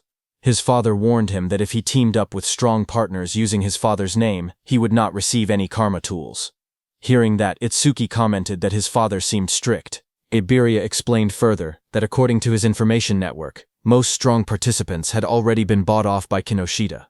What remained were lone wolves who disliked teaming up, or groups with fixed members. He had no prospects for teammates. With excitement, Iberia grabbed Itsuki's hand and explained that 2 days ago, he had heard news that someone had defeated Oga Takeru, one of the 4 pillars, and even broken stage records. Because of this, he dug for information continuously and eventually found his way here. Itsuki first freed his hand and then agreed to team up. He said the team was no problem, But first he wanted to take Choa to the hospital. With excitement, Iberia declared that he would come along. From now on they were a duo. Iberia then said they needed a duo name. He brought up possibilities, combining Tenma Itsuki and Iberia. He suggested Iba-ten, but rejected it because it sounded like a store name. He tried Ibeitsu, then Tenmaria, then Tenibe, changing ideas one after another. Nearby, Itsuki carried the unconscious Choha in his arms. He looked tired and thought to himself that he was in trouble, because Iberia talked even more than Rikuru. Suddenly, Itsuki thought about Rikuru and Saya. He wondered how they were doing and whether they were participating in the preliminaries now that both had awakened. Just then, Iberia suddenly brightened with an idea. He said that since both of their names contained the letter I, they could call their duo Double I. Far away, as Itsuki thought of Rikuru, Rikuru suddenly sneezed while training. Saya looked at him and asked if he had caught a cold. Rikuru scratched his head and said maybe someone was talking about him. Maybe Itsuki. Saya lowered her gaze and quietly asked how long it had been since the attack incident. She said she never expected them to be apart for so long, and wondered if Itsuki was doing well. Rikuru looked at her strangely. He said that if she was that worried, she should have gone to see Itsuki after the disaster beasts were defeated. Saya blushed deeply and bowed her head in embarrassment. A moment later, she thrust her hands forward and released a burst of water, sending Rikuru flying back as he shouted in surprise. Rikuru shouted that attacking suddenly was unfair, but Saya quickly replied that fair or not, it was sparring practice, and he was the one who left an opening. Just then, their teacher appeared behind them. Both students straightened up in shock. Rikuru called out, "Sensei," while the teacher scolded them, reminding them that the national tournament preliminaries would start the day after tomorrow. He asked if this was really the time to fool around. Saya's eyes lit up. She said she was excited to finally fight other awakened people, because sparring only with Rikuru had become boring. A glowing screen appeared beside her, revealing her stats as an awakened water elementalist. Rikuru looked at his own status window as well. He said he had never been to North District 4 and had heard it was a prosperous town. He said he wanted to see it with his own eyes soon. Elsewhere, someone opened a metal case holding 3 sharp crystal stones. It was Kinoshita. He looked at the crystals and frowned impatiently. He commented that the hound still hadn't arrived and said it was unusual for him to be late. His bodyguard standing behind him wondered if something unexpected had happened. Hearing that, Kinoshita's expression darkened. He muttered that those useless fools had failed again. His glasses glowed red as a message appeared, saying the Karma Stone had been used and experience had been gained. His bodyguard asked if they should send people to search. Kinoshita looked frustrated and said to forget about that person. The national tournament preliminaries were the top priority now. He muttered that if he failed, his father would lock him in the confinement room again. Then he asked about the matter he had assigned his bodyguard. His bodyguard reported the results. Out of the 3,113 participants in the northern continent, he had persuaded 87 to cooperate. All of them were level 5 or above, just as ordered. Hearing that, Kinoshita smiled and said his subordinate had done well, and that he was the only one he could rely on. He then took another glowing stone. His bodyguard told him that it was the last Karma Stone. Light surrounded Kinoshita as he broke it. The experience was absorbed, and his level went up. Power surged around Kinoshita as lightning burst from his body. He said it was enough and that he would use this strength to crush the commoners. A status screen appeared, showing Kinoshita Reiji, at level 12, job Lightning Elementalist, gift grade 2, attack 135, defense 130, agility 168, magic 170, total points 603. Then few hours later, a bright blue teleportation column formed outside the hospital. As Itsuki stood calmly in the front of it, he lowered his head, said sorry to his teacher, as he had let Choha end up in such a condition. His teacher commander Nento came out of the teleportation portal and asked what he wanted to do. He said he could dispose of Kinoshita if Itsuki wished. Itsuki looked up and answered firmly, telling his teacher to leave Kinoshita to him. His teacher agreed. He told Itsuki to explain the details of what happened later. Nearby, Iberia watched in amazement. He realized that the Northern Continent Commander-in-Chief had been Itsuki's teacher. Iberia understood why Itsuki wasn't surprised even after hearing who Iberia's father was. Iberia thought that Izumi Nento was truly a mysterious person. He even wondered if he should ask for his autograph later. Then, in the hospital room, Itsuki calmly explained what had happened and told his teacher that that was why he chose to participate in the Salvation League National Tournament preliminaries. His teacher said he understood and turned toward Choha, asking how she was feeling. Choa smiled softly. She said Tamacho had treated her, so she had fully recovered. A glowing green butterfly floated near her hand. She added that Iberia's rare karma tool had also helped in her healing. Hearing that, Izumi Nento looked at Iberia in surprise. He said that since Iberia possessed the rare karma tool Kodama bandage, crafted by Aiden, he must be Aiden's son. Iberia was surprised to hear that. Realization hit him as he thought to himself that Izumi Nento knew about karma tools, and even recognized his father. He reminded himself that he needed to show the dignity of the Crafter King's eldest son. He pointed proudly at himself, and shouted with confidence that he was Aiden's father. Hearing that, everyone stared at him in silence. Then Itsuki told him that he had gotten it backwards. Hearing that, Iberia lowered his head, hiding his red face behind his hand. In a shaky voice, he apologized and admitted that Aiden was his father. Commander Nento cleared his throat and tried to shift the atmosphere. He said he was grateful that Iberia had saved his daughter. He added that once the preliminaries ended, he wanted to visit Aiden together with Tenma. He then reminded Itsuki and Iberia that they had to prepare for the tournament and told them to head out. He promised that he and Choha would come to watch tomorrow. Iberia raised his fist excitedly and agreed. He told Commander Nento that he could relax because they would definitely pass the preliminaries. Beside him, Itsuki stood quietly and nodded. After they left, Choha commented that her father had really taken a liking to Tenma because she remembered how, when he used to meet with Jin, he would always bring her along to meetings. Hearing that, Commander Nento told her that because of childhood trauma, whenever Itsuki faced disaster beasts, powerful self-destructive impulses would awaken inside him. But Itsuki's self-destructive impulses weakened only when someone he wanted to protect was nearby. He explained to Choha that this was the reason he placed Choha by Itsuki's side. Hearing that, Choha realized that her father wanted her to become Itsuki's friend, become his weakness, and become the person he wanted to protect. Choha repeated the thought quietly, wondering if she was truly the one Tenma wanted to protect. While she was lost in her thoughts, the commander then stood up and revealed to Choha that the disaster beast attack at Itsuki's school had been planned, not a coincidence. Hearing that, Choha reacted with surprise. Commander Nento added that more traitors were joining the disaster beasts, and that similar attacks on commanders-in-chief had happened across other continents as well. The commander turned toward a large window, his silhouette dark against the night. He said that for now humanity's future was pitch black. Then he added softly that Itsuki would surely be the one to illuminate it. His voice rang out that Itsuki would become a light of hope. Then, at the national tournament preliminary venue in North District 4, the massive circular arena sat in the middle of the wasteland. Inside, a crowd gathered. Itsuki looked around and remarked that there were more people than expected. Iberia explained that once news spread that Commander Nento would be watching, many who originally refused suddenly decided to participate. The number of contestants rose from about 3,000 to nearly 5,000. On the side, Reiji glared in frustration. He muttered that Izumi Nento had increased the number of unpredictable variables far more than expected.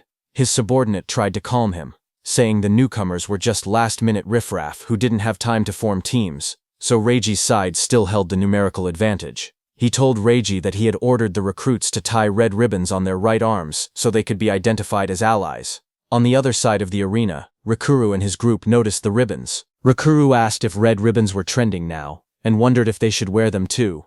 Saya beside him commented that since Commander Nento was coming to watch, maybe Itsuki would also appear. Then the host of the national tournament preliminaries, Shinshihara Soryu, stepped forward and addressed the crowd. He told everyone that he would explain the rules before the preliminaries began.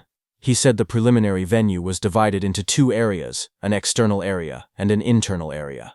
In the first stage, the participants would start from 4 different directions in the external zone. A large diagram of the arena appeared on the screen, showing the outer ring and the inner circle labeled as the internal area. Soryu continued explaining that the first challenge was a race based on time. Everyone had to reach the internal area as fast as possible. The moment someone entered the inner zone, their rank would automatically be recorded on the bracelet they were wearing. Only the first 50 to arrive would advance to the second stage. Then a hologram of the bracelet lit up, showing how it displayed the rank of the participant. Some competitors reacted immediately. Rikuru raised his arm and commented that the bracelet had a surprising function. Hearing that, Saya beside him thought that eliminating thousands of people in just the first stage was extremely harsh. Next, Soryu explained that each person was allowed to carry up to 2 karma tools. Participants were also free to team up with anyone they wanted, and use any method necessary. Results were all that mattered. As the rules were being announced, Iberia nudged Itsuki and pointed ahead excitedly, asking Itsuki to look. He was pointing at the Reiji team in front of him. As the host announced that the first stage would end with rankings and an explanation of the second stage, Iberia pointed at Kinoshita Reiji standing in the middle of a group and told Itsuki that he was Kinoshita. Meanwhile, Kinoshita ordered the people he had recruited to obstruct anyone running ahead of him. Watching from the side, Iberia guessed that the people standing near Kinoshita were the ones he had bought off. He suggested that they should rush into the internal area as soon as possible. His plan was to launch a surprise attack once Kinoshita lowered his guard after entering the interior. But before he could continue explaining, Iberia suddenly froze with a shocked expression. He saw Itsuki walking toward Kinoshita. Shocked, Iberia asked if he had even been listening. One of Kinoshita's men noticed Itsuki approaching. He asked who Itsuki was. Another man warned everyone to be careful because Itsuki didn't have a red ribbon. Just then, from high above, the host raised his voice and declared that the first stage was beginning. The host looked at the students and commented that more and more young people wanted to join the Salvation League, which he found reassuring. But suddenly, a voice told him that having numbers without quality was meaningless. It was a black-haired man. He said that in their time, there had been many participants above level 15. This black-haired man was also an instructor. A blue screen appeared, showing Heitan Akira's information, but most of it was hidden. Instructor Soryu corrected him, saying that only 2 participants had reached that level in Heitan's year. That year, Heitan Akira was at level 18, and along with him was Taewajin at level 21. Remembering the past, Instructor Heitan commented that things were boring now without rookies like Taewa. He said he hoped someone similar existed in the current group. But Instructor Soryu shook his head and replied that geniuses like that did not appear easily. Instructor Heitan stepped forward and asked Commander Nento about a rumor. He said he had heard that a student from the northern continent had defeated a level 8 skeleton soldier right after awakening and later became Commander Nento's pupil. Instructor Soryu widened his eyes and asked if it was true, calling it ridiculous for someone to defeat level 8 monsters immediately after awakening. Commander Nento, covered in dark flames, answered calmly, saying that the rumor was true. Hearing this, Instructor Heitan asked if that person was in the group they were watching. Instructor Soryu thought that since this was Azumi's second recognized pupil after Taewajin, it meant the student must possess exceptional talent. Examiner Soryu looked at the participants list and wondered who the mysterious participant could be. The tablet displayed the first candidate. It showed Horino Rakuru, a level 10 metal elementalist. Examiner Soryu noted that Rakuru's gift was only an ordinary grade 2, and decided it couldn't be him. Another profile appeared. Kisaragi Saya, a level 11 water elementalist with a grade 1 gift. She specialized in support-type abilities, so he assumed she wasn't the one either. The next image revealed Hanyu Kana, a wood elementalist at an unusually high level 16. Seeing this, he guessed she must be the hidden talent, but when he looked at Commander Nento, he didn't say anything.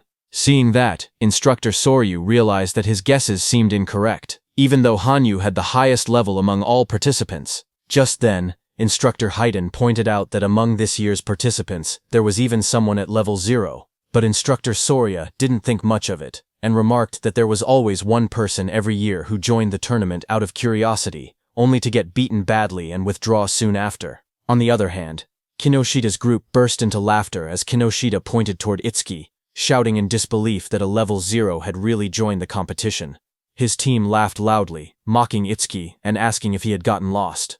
Hearing them, Itsuki stepped forward silently and raised his hand, showing the mechanical glove of Charles on his hand. Kinoshita froze when he saw the glove. He stuttered, recognizing it as something belonging to Charles. Fear spread across his face as he demanded to know who Itsuki was. Itsuki stared directly at Kinoshita and asked if Kinoshita was the one who had been looking for him this whole time. Hearing that, Kinoshita grew furious. He refused to believe it. He shouted that there was no way a level 0 could have defeated Oga. He insisted that Itsuki must have been sent by someone just to shake him up. He then pointed forward and yelled for his group to attack. The men beside him grinned confidently and stepped forward. They said they would handle it and make Itsuki regret provoking them. While Kinoshita's men stayed back to block Itsuki, with a burst of purple lightning, Kinoshita rushed toward the center, saying he didn't have time to deal with trash like Itsuki. As Kinoshita left, his remaining men formed a circle around Itsuki, ready to attack him. From the watchtower, Instructor Heitan watched everything, and thought that there were 3 level 6 fighters and 2 level 7 fighters present, so there was no need to wait for the results. He thought that if Itsuki just begged for mercy now, he might survive. On the ground, Iberia also grew nervous and started calculating the situation. He thought he could take down one opponent, but even with Itsuki's strength, fighting 4 enemies at once would be impossible. That meant he had no choice but to use a certain technique. Thinking that, he stepped forward slowly while reaching toward the item at his side. Suddenly, one of Kanoshida's men, a red-haired man, smirked as he looked at Itsuki. He said he had expected a strong opponent to appear, but the first one they encountered was just level 0 trash. Hearing that, Itsuki lowered his head slightly, his face hidden in shadow as he told the man in front of him to move. The red-haired man widened his eyes in surprise on hearing that. He hadn't expected such blunt words. For a moment, he froze, then burst into loud laughter, throwing his head back. He mocked Itsuki's attitude, but Instructor Hiton smirked instead when he heard Itsuki. He said he liked that attitude, and offered to step in later, claiming he would save Itsuki when things got bad. Then the red-haired man leaned forward with a twisted grin. He told Itsuki to let him crack open his head and see what was inside. Itsuki didn't reply to him. Instead, the next second, Itsuki struck. His fist slammed into the red-haired man's face with overwhelming force, sending blood and broken teeth flying. As the red-haired man fell backward, screaming, Itsuki repeated in a cold voice that he had already told him to move. Instructor Hiton was shocked to see that Itsuki's opponent had been 7 levels higher than him. Yet Itsuki had defeated him instantly. He couldn't believe that Itsuki had instantly killed the red-haired man. Kinoshida's other fighters stared in shock. One man shouted that Honda was level 7 and couldn't understand how a rookie defeated him. Another tried to calm him, saying the rookie must have caught Honda off guard. Flames swirled violently in the hands of that fighter as he growled that he would burn the rookie to a crisp. A system window appeared beside him, showing that he was using the B-rank skill flamethrower at full output. A massive wave of fire shot out. Iberia, watching, gasped, saying the attack was so fast he couldn't even use his karma tool in time. The flames roared across the arena. One of Kinoshida's fighters commented that the attack was overkill for a level 0, but the fighter who threw the fire said deaths in the preliminaries were common. He added that if the rookie wanted to resent someone, he should resent himself for acting cocky at level 0. But another fighter suddenly pointed forward, shouting that something wasn't right. As the flames cleared, everyone looked toward the center of the blast. Itsuki had created a huge black ice wall. Flames danced around it. One fighter stared at the scene and yelled, asking what this was. Inside the black ice wall, Itsuki and Iberia stood unharmed. Iberia stared at the scene with wide eyes. He shouted in shock that Itsuki had blocked such a wide-range flame attack completely. To him, it was exactly what he had expected from someone that strong. Itsuki didn't react to the praise. Instead, he looked to the side and told Iberia to get away from him. A system window appeared beside him. It stated that he had blocked a B-rank fire skill using Black Wall, and his defense increased by 10%. Another window listed his updated stats. Attack 310, Agility 310, Defense 341, Magic 310. Seeing that, Itsuki noted that his defense had increased by 31. He thought to himself that he needed to confirm whether Black Wall's passive effect would activate again if he blocked the same skill more than once. From a distance, one of Kinoshida's fighters pointed at Itsuki in disbelief. He asked how Itsuki was still unscathed, and wondered if that strange ice-like shield was really his ability. He looked around in confusion, saying there wasn't even a water elementalist present, so how could Itsuki use ice skills? Itsuki then stepped forward and raised a finger. His voice was steady as he told the fire user to use that technique one more time, saying that this time he wouldn't block it. Hearing this, the fire user glared angrily at him as flames rose around his hands. He asked if Itsuki was making fun of him. He shouted that Itsuki shouldn't go back on his word. Itsuki calmly replied that he promised. Hearing that, the fire user gathered even more flames. He yelled that he would finish Itsuki for sure this time using his strongest technique. A massive fiery blast formed in front of him as he used his B-rank skill flamethrower, Overheat. Seeing the fireball coming, Itsuki just stood there, unfazed in front of the swirling firestorm. He noted that the power was stronger than before, but it was still just a fire attribute skill. A wave of flames roared forward, engulfing Itsuki and the whole area around him. Seeing that, the fire user pushed both hands out desperately. Another fighter behind him looked shocked and said he was taking things too seriously. But the fire user muttered that the attack's power probably rivaled level 8. Sweat dripped down his face as he felt his magic drain instantly. He thought to himself that this was his ultimate technique. It felt wasteful to use against a level 0, but he declared that the farce would end now. But the next second, the fire user fell back in shock, his eyes wide and sweat dripping down his face. He stared at Itsuki standing calmly before him and shouted that it was impossible. Across from him, Itsuki examined the black ice covering his arm. He muttered to himself, realizing something. When the same skill came from the same target, Blackwall's passive effect no longer activated a second time. With a quiet nod, he said that he understood. He stepped forward confidently. Cracks of heat and smoke spread across the ground as he declared that the verification was over, and now he would finish this. Seeing this, the fire user trembled. He couldn't believe that his ultimate technique had been defeated so easily.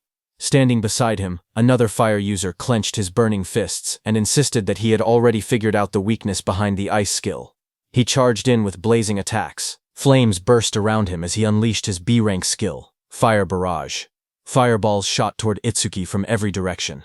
Surrounded by heat and swirling flames, he looked unfazed. He asked calmly if they were planning to win just by numbers. His whole body got covered by black ice as a glowing notification appeared, saying Blackwall activated. The explosion of flames erupted across the arena, shaking the ground. The large fire user shouted confidently that even if their opponent had a powerful skill, a level 0's magic capacity was meaningless. He claimed that if they drained all of Itsuki's magic so he couldn't produce water anymore, they would win. As the flames roared, suddenly someone grabbed that large fire user's hand.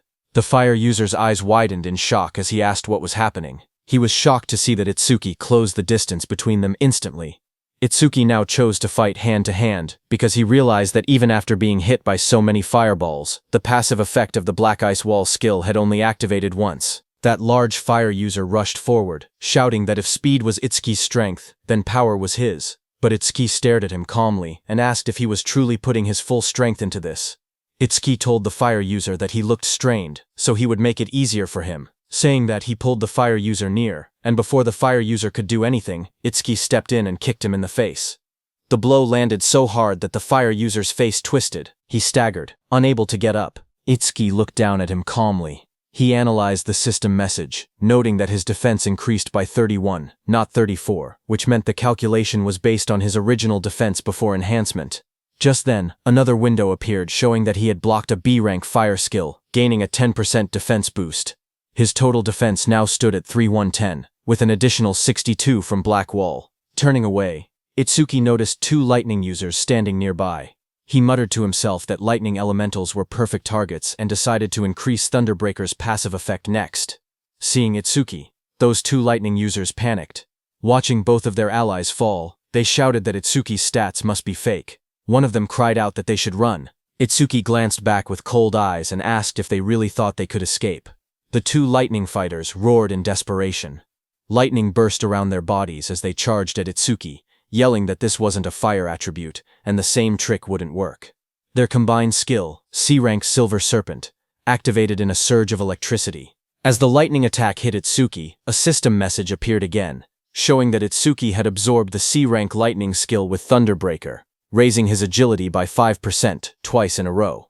His new stats displayed. Attack increased to 310, his agility to 341, defense to 372, and his magic to 310. Making his total 133 points. Instructor Haiten, watching from the control room, was shaken. He realized that Itsuki before him was defeating awakened individuals several levels higher than himself, and he was doing it as if it were nothing.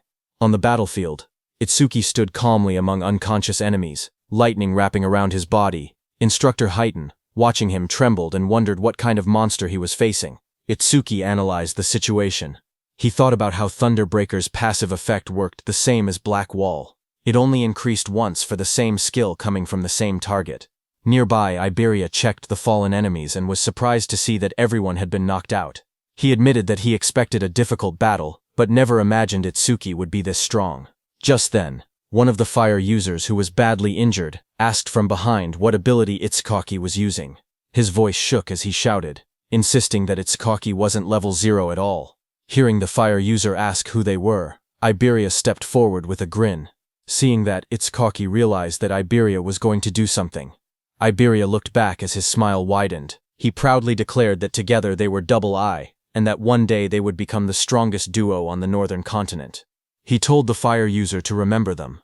but before he could finish his proud introduction, Itsuki cut him off and said they should stop talking and chase Kinoshita.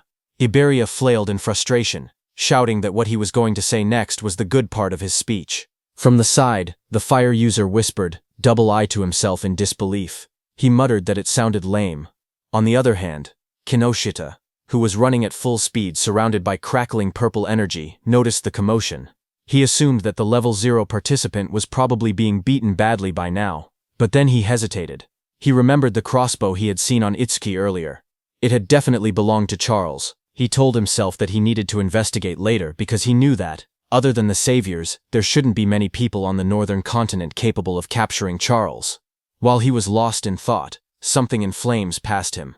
It was another participant who shot into the sky. Kinoshita's eyes widened in surprise as the fiery trail blurred past his face. That brown-haired participant, moving with extreme confidence, smirked as he rushed forward. He thought to himself that he had passed another opponent with ease and had overtaken yet another one. Unlike the brute force types, he considered himself someone who specialized in pure speed. But before he could enjoy that pride, a violent surge of purple lightning hit him from behind. It swallowed him completely. The brown-haired boy screamed as the electricity tore through his body. He crashed onto the ground, coughing out smoke. Still stunned, he muttered in disbelief, wondering how an attack managed to hit him even while he was running at full speed. He struggled to understand who could possibly land such a blow. Just then, a shadow appeared behind him, followed by a sharp kick, smashing that brown-haired boy's head into the ground. It was Kinoshita, wrapped in purple lightning, stepping forward. He looked down coldly and declared that this was what happened when someone dared to run ahead of him. He then turned and shouted at the group he had hired, telling them to get it together. He reminded them that they needed to conserve stamina for the second stage, and ordered them not to waste time on the trash in front of them. Commander Nento, seated in the control room, looked down at Kinoshita and asked Instructor Soryu if that arrogant boy was the son of the North District 4 Administrator Kinoshita Genkyo. Instructor Soryu said yes and wondered what kind of education he had received to act like that. Choha was also there and was very angry, but Instructor Soryu told them that what Kinoshita was doing wasn't against the rules, so they couldn't intervene. Kinoshita stood surrounded by flames and crackling power. He said that thanks to the others clearing obstacles for him, their stamina was almost full. He confidently declared that they could pass the second stage easily like this. He looked at the gigantic blue barrier ahead and said that the internal area was right in front of them. He called the entire process surprisingly easy, but suddenly, lightning burst across the sky and someone shouted, calling Kinoshita's name. Kinoshita's eyes widened in shock. A cold sweat rolled down his cheek as he turned his head sharply, startled by the sudden shout calling his name. He asked who called him by name. The group behind him immediately panicked. Some of them raised their hands in fear, insisting it wasn't them. One man stuttered that he didn't do anything. Another voice said the call came from behind. Just then, someone suddenly pointed, saying it was the level 0 rookie. Whispers spread through the crowd as they cleared the way to look back. From behind, two shadows appeared, moving forward. Hearing that it was level 0, Kinoshita was shocked, thinking it shouldn't be them. But as those two figures came forward, they turned out to be Itsuki and Iberia. Kinoshita recognized Itsuki instantly and shouted that it was that guy. Kinoshita froze. His eyes trembled as he realized that his men had been taken down. He gritted his teeth, saying there had been too many enemies for just a level 0 and level 7 to handle. But then his expression twisted. He convinced himself that Itsuki must have bought them off. Kinoshita leaned forward with a furious glare. His voice dropped into a snarl as he demanded to know how far a level 0 trash planned to follow him. Rain poured heavily as Itsuki and Iberia stood side by side. Itsuki told Kinoshita that he would stay here until the matter was settled. Standing beside him, Iberia admitted that he had made it this far only because of Itsuki. Every enemy they met had been taken down instantly, and without Itsuki he would have been defeated long ago. Ahead of them, Kinoshita turned and raised his hand. He said he was too busy to deal with them himself, but he would prepare some playmates to handle them. Then Kinoshita's eyes glowed red as he shouted for his men to take out Itsuki. Hearing that, his group of armed men stepped forward. One of them mocked Itsuki, saying he was just a level 0 kid. Another said he had guts for calling Kinoshita by name and promised to drill manners into him. Someone else laughed and said he would show them hell. Iberia stared in shock as he counted their numbers. It was no less than 100 people. Fear tightened his voice as he asked what they should do. Itsuki grabbed him by the hood and pulled his head down, telling him to keep it low. Iberia looked up in surprise and confusion. Blue lightning ripped across that group of men before they could understand anything. Itsuki, using his lightning skill, moved very fast. He reached Kinoshita and grabbed him from behind. Kinoshita's expression froze as the lightning wrapped around his collar. Before anyone could react, Itsuki pulled Kinoshita off his feet and slammed him into the ground with overwhelming force. And before Iberia could understand anything, Itsuki threw him toward the blue barrier. Both Iberia and Kinoshita landed on the ground. Shock filled their faces as they didn't understand what had just happened. In front of Kinoshita, Itsukoshi stepped forward and said it seemed he hadn't been clear. Then he corrected himself and told Kinoshita and his men that until everything was settled, no one was going anywhere. His cold gaze made everyone freeze where they stood. Inside the internal area, Saya dropped to her knees, breathing heavily. A screen beside her showed her result. Internal area arrival rank 4th place. She complained that the guys wearing red ribbons had all teamed up and obstructed them again. Beside her, Rikaru lay on the ground, catching his breath. His own screen showed internal area arrival rank 5th place. He said that if they had acted separately, they might have fallen before reaching the area. Rikaru looked up, shocked, saying he thought they were pretty fast. But now he realized there were people even faster. A huge man holding a large hammer stood nearby. He was Ubo Gale, who ranked in 3rd place. He clicked his tongue, annoyed that he only placed 3rd. At his feet, a cat-eared girl stretched lazily. She was Akagami Shion in 2nd place. There was a cat on her back that yawned. Akagami Shion told her she had just eaten and was already hungry again. Then the two looked toward another girl across the room. She was Hanyu Kana in 1st place. She sat calmly on the ground, a cloak draped around her. They whispered that she was already level 16. Looking at all of them, Saya thought about Itsuki. She said he would definitely act alone, and if he was obstructed like they were. But suddenly Rikuru pointed upward, panicked, saying someone was flying toward them. She slowly lifted her head, eyes widening as she looked up at the sky.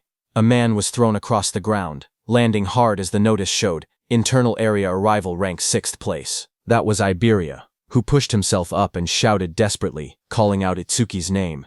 Saya and Rikuru both heard it. Rikuru stared in surprise and asked if that boy had really said Itsuki. Saya looked over and confirmed that she heard the same thing. As they looked out into the arena, they saw a silhouette standing in the rain.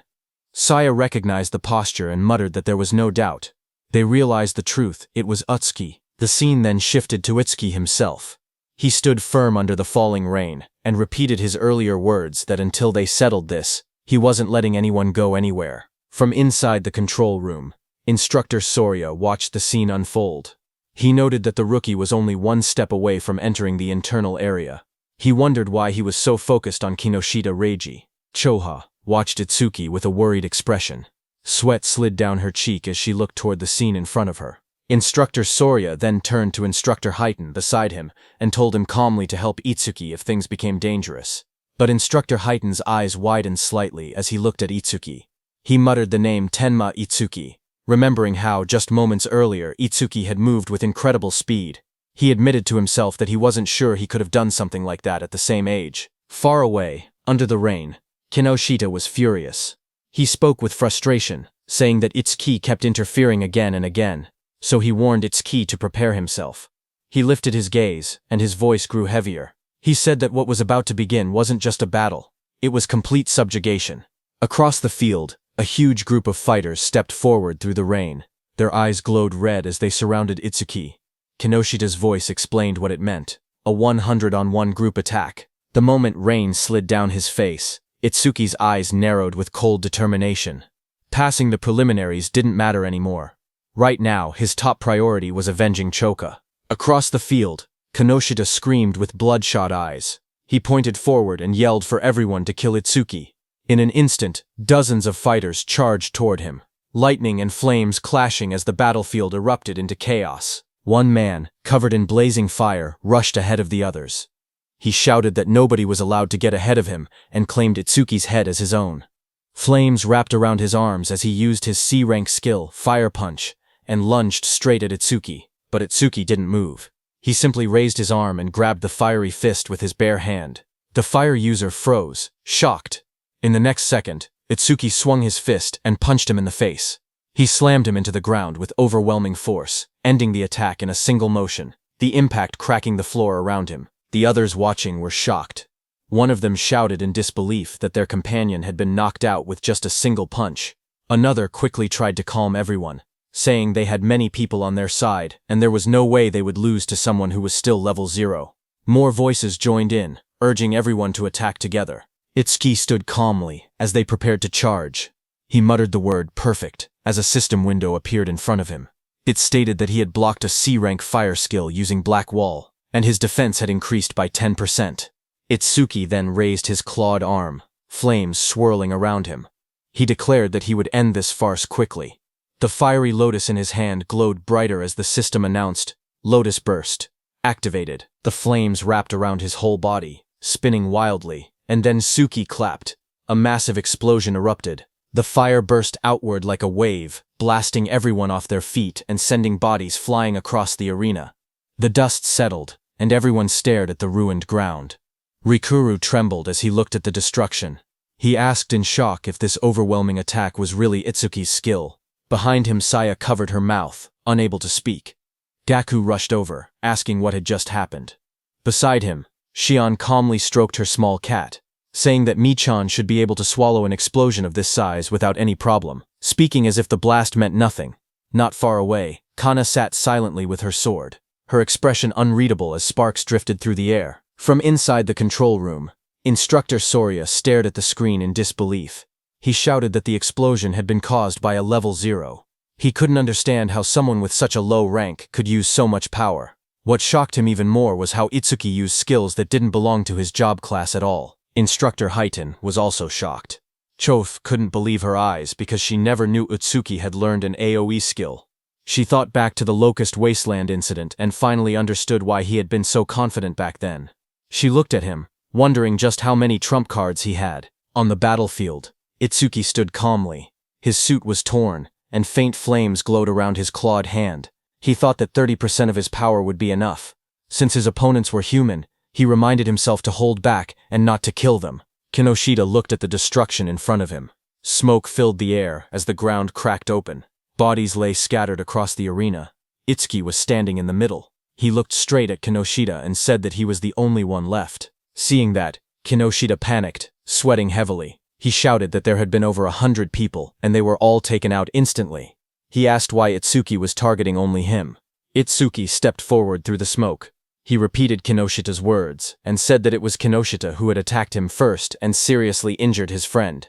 Itsuki said now he would return the pain she had suffered back to him. Enraged, Kinoshita released a surge of purple lightning. He called himself the young master of the prestigious Kinoshita family, saying every stage in the area was under his control.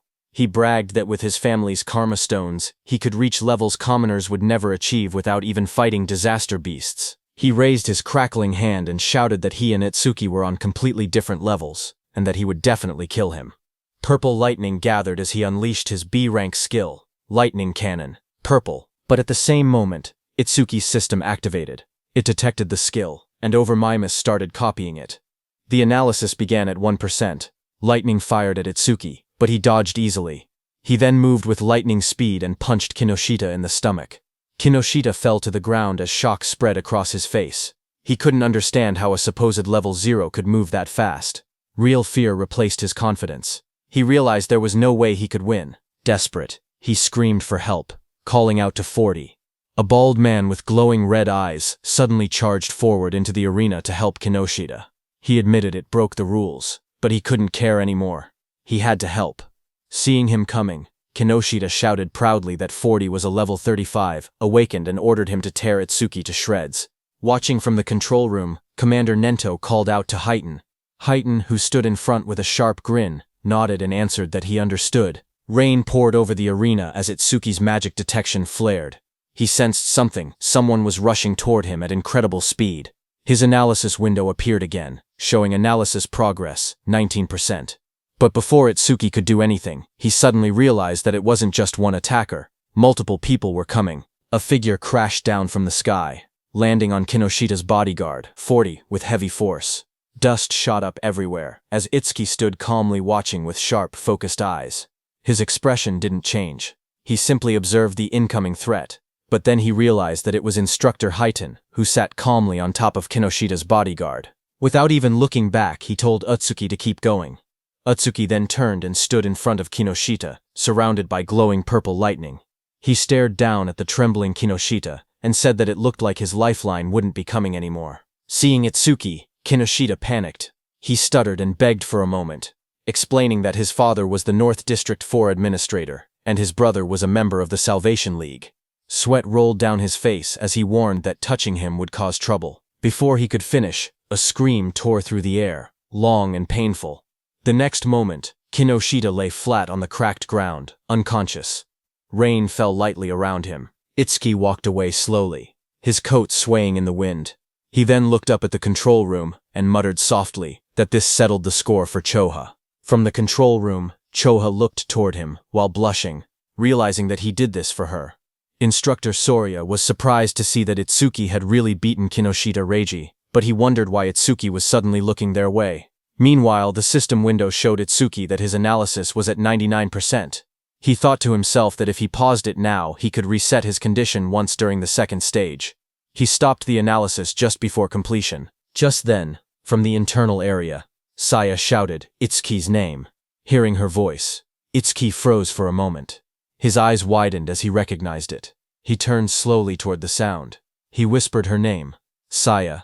As he saw her standing in the internal area with Rikuru and Iberia, Saya stood in the rain, holding her arm as the cold wind hit her. She looked up and softly asked Itsuki to hurry inside. She told him he would catch a cold if he stayed out any longer.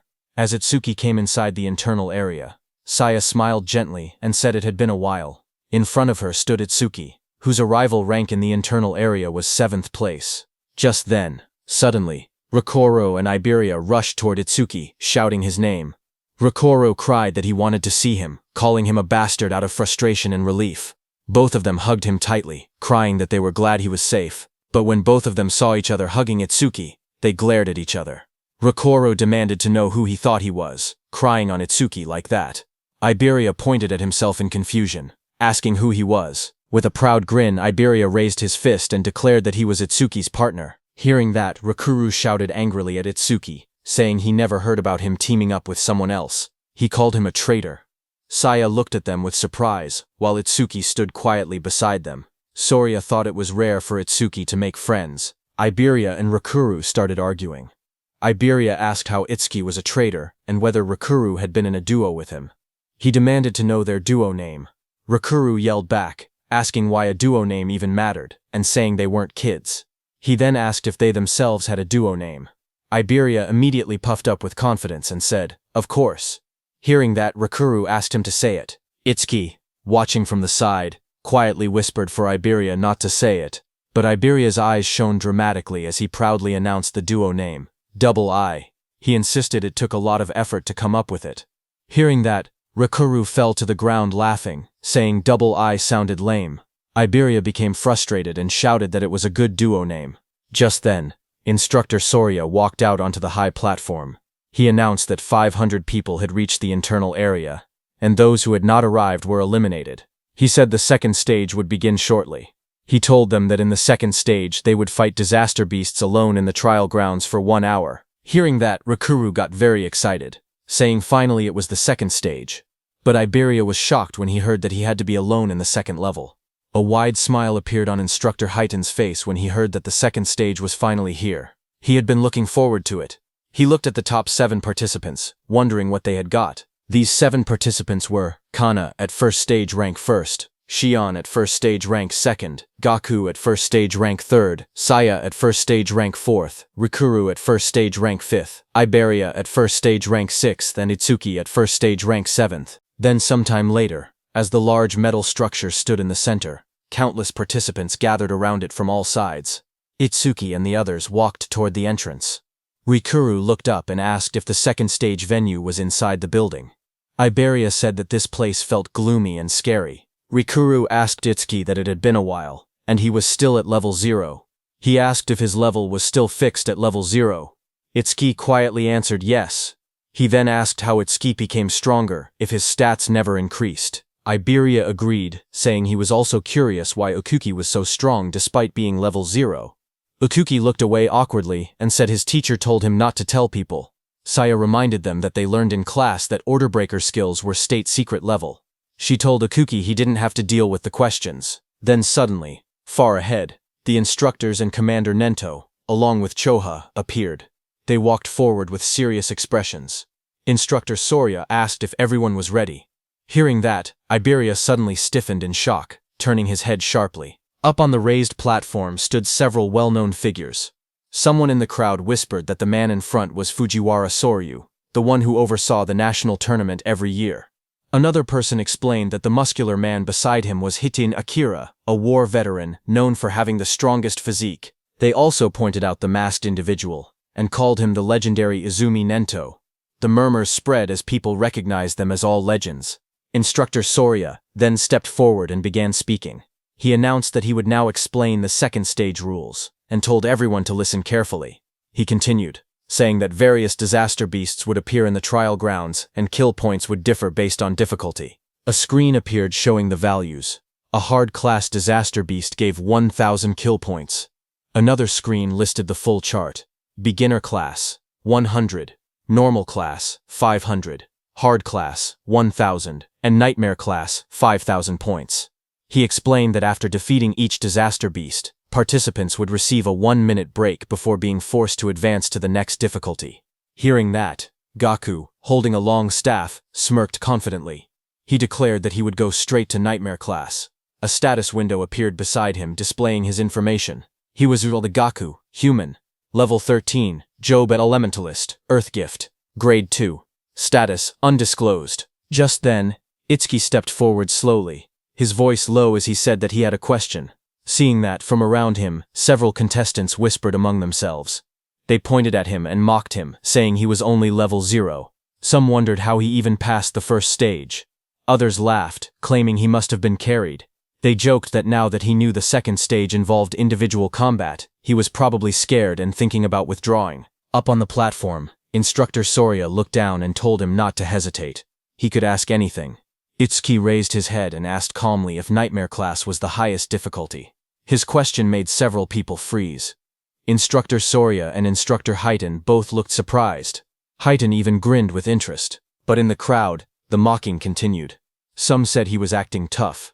They whispered that if a level 0 encountered a Nightmare class disaster beast, he wouldn't stand a chance. Others scoffed, saying he couldn't even beat a beginner class beast. One of them clicked his tongue, calling him trash who only talked big. Instructor Soria then explained further. He said that theoretically, there was no upper limit to disaster beast difficulty. He told them they would understand once they actually defeated a Nightmare class beast. Hearing this, Itsuki's expression darkened as he repeated that there was no upper limit. Rikuru told Itsuki that thinking about such things was pointless, because Nightmare class required at least level 10, and defeating a hard class would already be amazing for them. Instructor Soria continued explaining the rules. He said that points earned in the preliminaries carried over to the main tournament. In other words, today's performance would greatly affect whether they could join the Salvation League in the future. Down below, hearing that the points earned here would also become points in the main tournament, Rikuru got very excited, but Iberia got nervous, thinking he had no choice but to use that thing. Itsuki watched silently. He thought about Tiwajin's record of 115,000 points, which included what he earned in the preliminaries. To surpass him, Itsuki believed he needed to take advantage of this opportunity. Soon, the order was given. The instructor announced loudly for everyone to enter the trial grounds. The announcement echoed through the dome, declaring that the second stage of the preliminaries had begun. Itsuki stepped into the vast arena and quietly noted that the trial grounds didn't look much different from the regular stages. Just then, from the darkness around him, multiple red eyes appeared, watching him. A moment later, disaster beasts rushed out. A system window showed their details. Beginner class disaster beasts. Mad dogs of calamity. Level 1. There were 10 of them, and killing them gave 100 kill points. Seeing them, Itsuki tightened his stance, saying he could finally fight disaster beasts. A blue notification flashed around Itsuki, showing that Black Wall had been activated. He moved forward, focused, thinking that he couldn't increase his stats with low-level monsters like these, so he needed to finish the battle quickly. Meanwhile, in the control room, Instructor Soria looked at the screen and asked if Instructor Heiton was monitoring Itsuki again. He added that he also wanted to see that Hanyu girls battle, but Instructor Heiton beside him stared at the screen with a grin. He said that Itsuki was more interesting. Suddenly, he pointed at the screen with excitement and shouted for Instructor Soria to see. Instructor Soria beside him looked confused and asked calmly if it was really so surprising every single time. On the battlefield, Itsuki moved like a flash. In just 1 second, he cut through the pack of disaster beasts. The system window appeared, stating that 1 second had passed and 100 points were earned. Back in the control room, Instructor Soria stared at the numbers in shock. He muttered that it normally took several minutes. Instructor Highton only laughed and reminded him that he had already said this. Itsuki guy was far more interesting. Instructor Soria explained that the Mad Dogs of Calamity came in large numbers but were only level 1. Someone strong enough could instantly kill them if they went all out. But the next opponent was level 8, and instant killing something that strong should be impossible. Inside the trial grounds, a massive red salamander covered in flames appeared. The system window identified it as a level 8 salamander worth 500 points. Itsuki stepped forward to face it, his expression calm. From the control room, Instructor Soria commented that fighting a disaster beast 8 levels higher would make anyone struggle, but Instructor Highton disagreed, saying the level 8 salamander didn't seem like much of a threat. Just then, Commander Nento, standing behind, asked them how the other participants were doing. Instructor Soria apologized, saying he got too focused, and switched the display to multi-screen mode so they could watch the top 10 contestants at once. Choa beside him narrowed her eyes and remarked that her father was clearly trying to divert attention away from Itsuki's performance. Instructor Soria checked his screen and spoke calmly, saying that most participants were still fighting beginner-class beasts. On the screen, Saya unleashed swirling water as she attacked a beast, while Gaku slammed his giant hammer down with force. Instructor Soria continued watching and noted that only Hanyu Kana was managing to keep up with Itsuki. Kana stood in the trial grounds surrounded by disaster beasts, her staff glowing brightly as she fought them back. While they were watching the others, suddenly Choha, watching Itsuki, grew worried. Shock filled her face as she exclaimed that something bad was happening to Itsuki. On the battlefield, Itsuki was swallowed by a massive explosion of flames from the salamander. The fire roared around him as the monster unleashed its attack. Watching from the monitoring room, Instructor Soria panicked. He wondered if Itsuki had used too much stamina on the earlier enemies and failed to dodge. He shouted that taking those flames head-on would end badly and ordered the medical team to be called. But Instructor Highton beside him stopped him with one arm. He told Instructor Soria to wait and watch a little longer. With the speed Itsuki had shown earlier, he believed dodging this level of attack should be easy for him. On the battlefield, as the flames disappeared, Itsuki came out covered in dark ice-like armor wrapped around his entire body.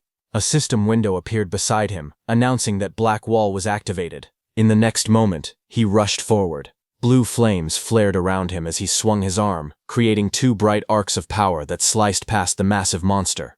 The creature's huge body trembled, a clean cut appearing across its scales, its giant body splitting apart. In front of it, Itsuki stood calmly, smoke drifting from his shoulders. A system window appeared in front of him, displaying that time used was 5 seconds, and he earned 500 points. Watching from the control room, Instructor Soria stared at the screen in shock. He shouted in disbelief, wondering how Itsuki remained completely unharmed, and whether the ice armor covered his entire body. Instructor Highton beside him narrowed his eyes, questioning why Itsuki chose to take the monster's attack instead of instantly killing it. Just then, another system notification appeared beside Itsuki showing that he blocked a C-rank fire element skill with Black Wall. His defense increased by 10%. Itsuki looked at the message and thought to himself that he needed to take every chance available to increase his stats. Just then, a blue screen appeared beside Itsuki, showing his updated stats. It stated that his defense had now risen to 484. A full status window opened. It displayed, Tenma Itsuki, Human, Level 0, Fixed, Job, Order Breaker, Nirvana Gift, Nirvana Special Grade. Skills, Overmimesis, Z Rank, Thunderbreaker Level 1, Black Wall Level 2, Lotus Burst Level 1, Clear Orb Level 1, Magic Detection Level 1, and Shikigami Eater Level 1. His status was, Attack 310, Agility 341, Thunderbreaker Increase, 10%, total 1395 points. Then another screen appeared, counting down. Remaining break time, 58 seconds. There was an option to skip break. Itsuki lifted a finger toward the yes option and pressed it. He calmly decided that he wanted to test his enhanced defense against the next disaster beast. From the control room, instructors observed the next trial. Instructor Haydn asked Instructor Soria if this upcoming difficulty would test a participant's speed and combat sense. Instructor Soria nodded. On the battlefield, as the next stage monster, a glowing blue creature appeared next, an Aleki rhino. Instructor Soria continued the explanation that the rhino stored electricity in its horn when charging and could unleash a double physical lightning attack. A status window showed that it was a hard-class disaster beast, level 10 Aleki rhino that gave 1,000 kill points. Instructor Soria warned that taking the attack head-on carried 2 risks. With low defense, the horn would pierce the body, and with low lightning resistance, the shock would paralyze the body, leaving the person unable to move. Instructor Soria quietly explained that to defeat the Aleki rhino, there was only one method. He said a fighter had no choice but to rely on speed, using clever movements to wear the beast down and strike only when it was exhausted. But then his eyes widened. He suddenly leaned forward, shocked, and asked aloud what Itsuki was planning.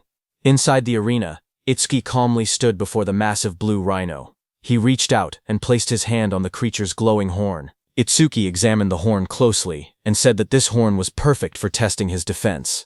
The rhino didn't like Itsuki touching it. The Aleki rhino let out a heavy breath, electric sparks rippling across its body as it prepared to attack. Power surged through its horn. The next second, the rhino hit Itsuki with its thunder horn, sending him flying upward, heading straight toward the rooftop. The impact sent Tenma flying backward as swirling energy wrapped around his body. Chosha saw him fall and screamed his name in panic. Instructor Haydn watched quietly and remarked that Itsuki always acted unpredictably, yet his results always went beyond imagination. A massive explosion shattered the rooftop as Itsuki hit it hard, but he was completely fine. A system window appeared, stating that Itsuki had absorbed a C-rank lightning element skill called Thunderbreaker, increasing his agility by 5%. Itsuki crouched amid the broken rooftop and noted that the test was complete. Attacks from disaster beasts below level 10 could no longer injure him. With his eyes glowing red, he lifted his head and declared that it was time to settle this. Lightning wrapped around Itsuki's body as the system announced that Thunderbreaker had been activated. His speed shot upward as his agility increased by 50%, and he launched himself forward like a bolt of blue lightning. The Aleki rhino exhaled steam, its glowing horn crackling with electricity as it braced for impact. Itsuki's swirling sphere of lightning tore across the ground. Before the rhino could even react, Itsuki's speed overpowered it. In a flash, the lightning sphere struck. A moment later, Itsuki stood over the fallen rhino. He had pinned his hand, covered by ice wall, into the rhino's head. Mist swirled around him as the result window appeared. Time used, 7 seconds. 1,000 points earned. From inside the control room, Instructor Haydn stared at the screen in disbelief. He said that the total time Itsuki used so far was under 15 seconds. He laughed, saying Itsuki was even faster than he had been in his youth, and it still didn't look like Itsuki was using his full power. But then Instructor Soria narrowed his eyes, his tone shifting. He said softly that what came next was on a completely next level. Its sharp claws moved swiftly, slicing enemies into shreds. Iron chains shot out, and a giant mouth opened wide, ready to swallow everything. The creature's massive body was covered in a rigid, armor-like exoskeleton. Instructor Soria explained that a ferocious disaster beast possessed all these traits. It was the most powerful creature in the preliminaries, and the greatest goal for every participant. A system window appeared, showing the identity of the monster. Nightmare-class disaster beast, Inferno Giant. Level 15. Kill points 5,000. The giant charged forward with a roar as chains rattled around its body. Seeing that, Itsuki raised his hand and purple energy gathered around his hand. A system notification came, saying his skill Clear Orb activated.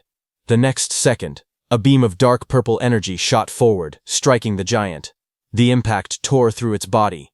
Itsuki lowering his hand after using his skill. A system window appeared below him.